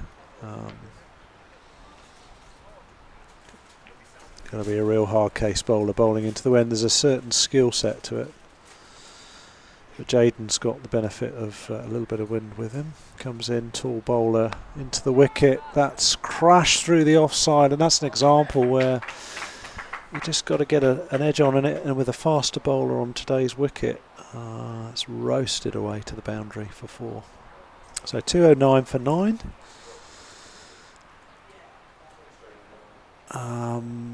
Tanuj Hoja, the Wainui number 10. 4 runs. I think he's just going to be looking to try and crash it and have a bit of fun. So Jaden into the wicket. Again, full delivery. Didn't get a middle on that, and that's dribbled out to Russell Hughes, the captain, at mid-off.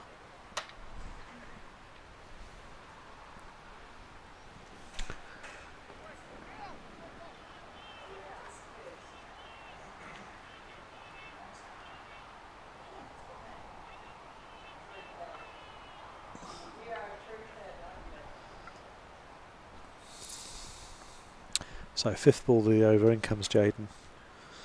Nice action, nice high action. Oh, excellent delivery there. And just defended with a smile by the number 10 bat, Tanuj.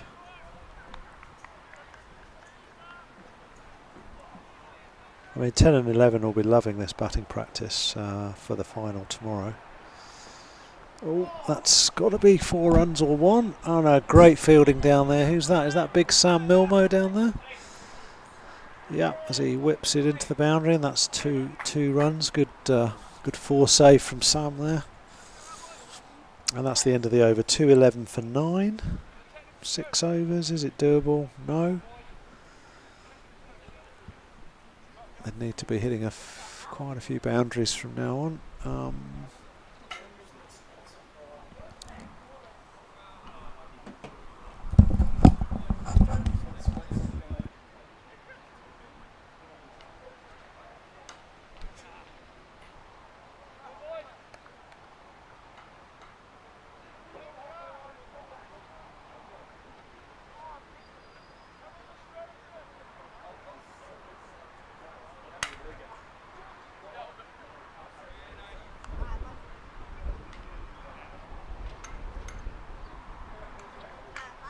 Off this innings quickly so the players can get in the bar, and that is that an out?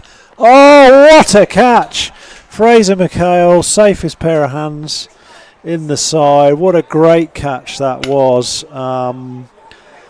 Gets the congratulations from number 3 bat Shiel Gandhi, who made a ton earlier on. He made 100, very important 100 for North City as they win the game. They retain their number 1 position on the table. They may have extended their lead from 5 points. We won't know till we've had a look at the other games in the comp. Maybe somebody can have a quick look. And that is a very good win against the number 2 side in the competition. A growing, developing Wainui side who've strengthened their side over the last year or two. But that's a very impressive win for North City. Both teams will be back here at Linden Park tomorrow for the Hazlitt Trophy 50 over final. And that's awesome that these players and the club get 2 consecutive games over the weekend. I do hope neither side will be on the beers too much tonight, because we're going to be back here at 10:30 in the morning, and it's a pretty important game tomorrow. So we don't want the North City players doing a Harry Brook. Whether there'll be a curfew tonight, I'm not too sure. But let's not take a strategy out of Harry Brook's playbook.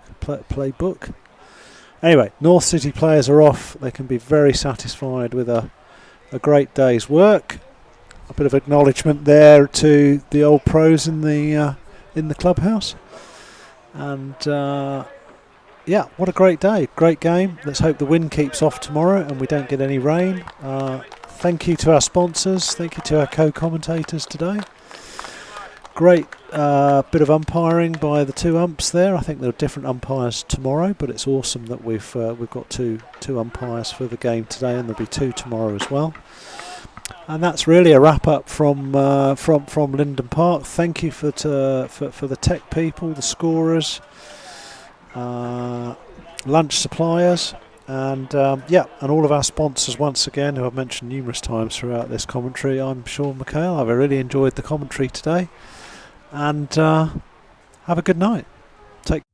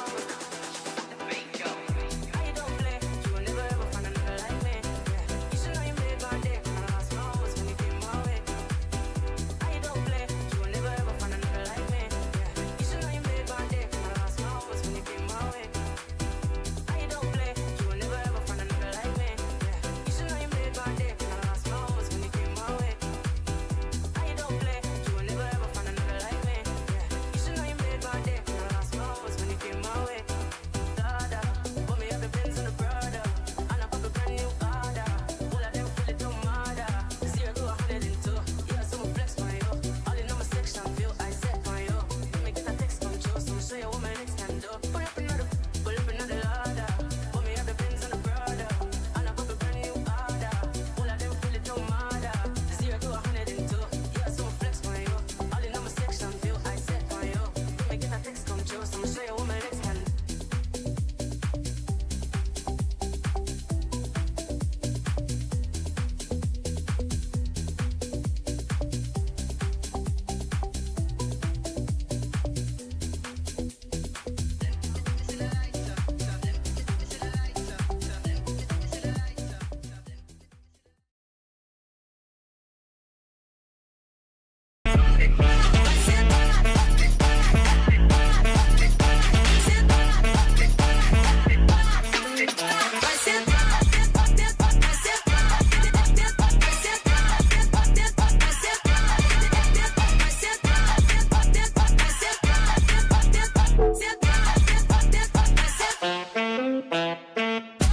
Do shake, eu jogo e você tá tum.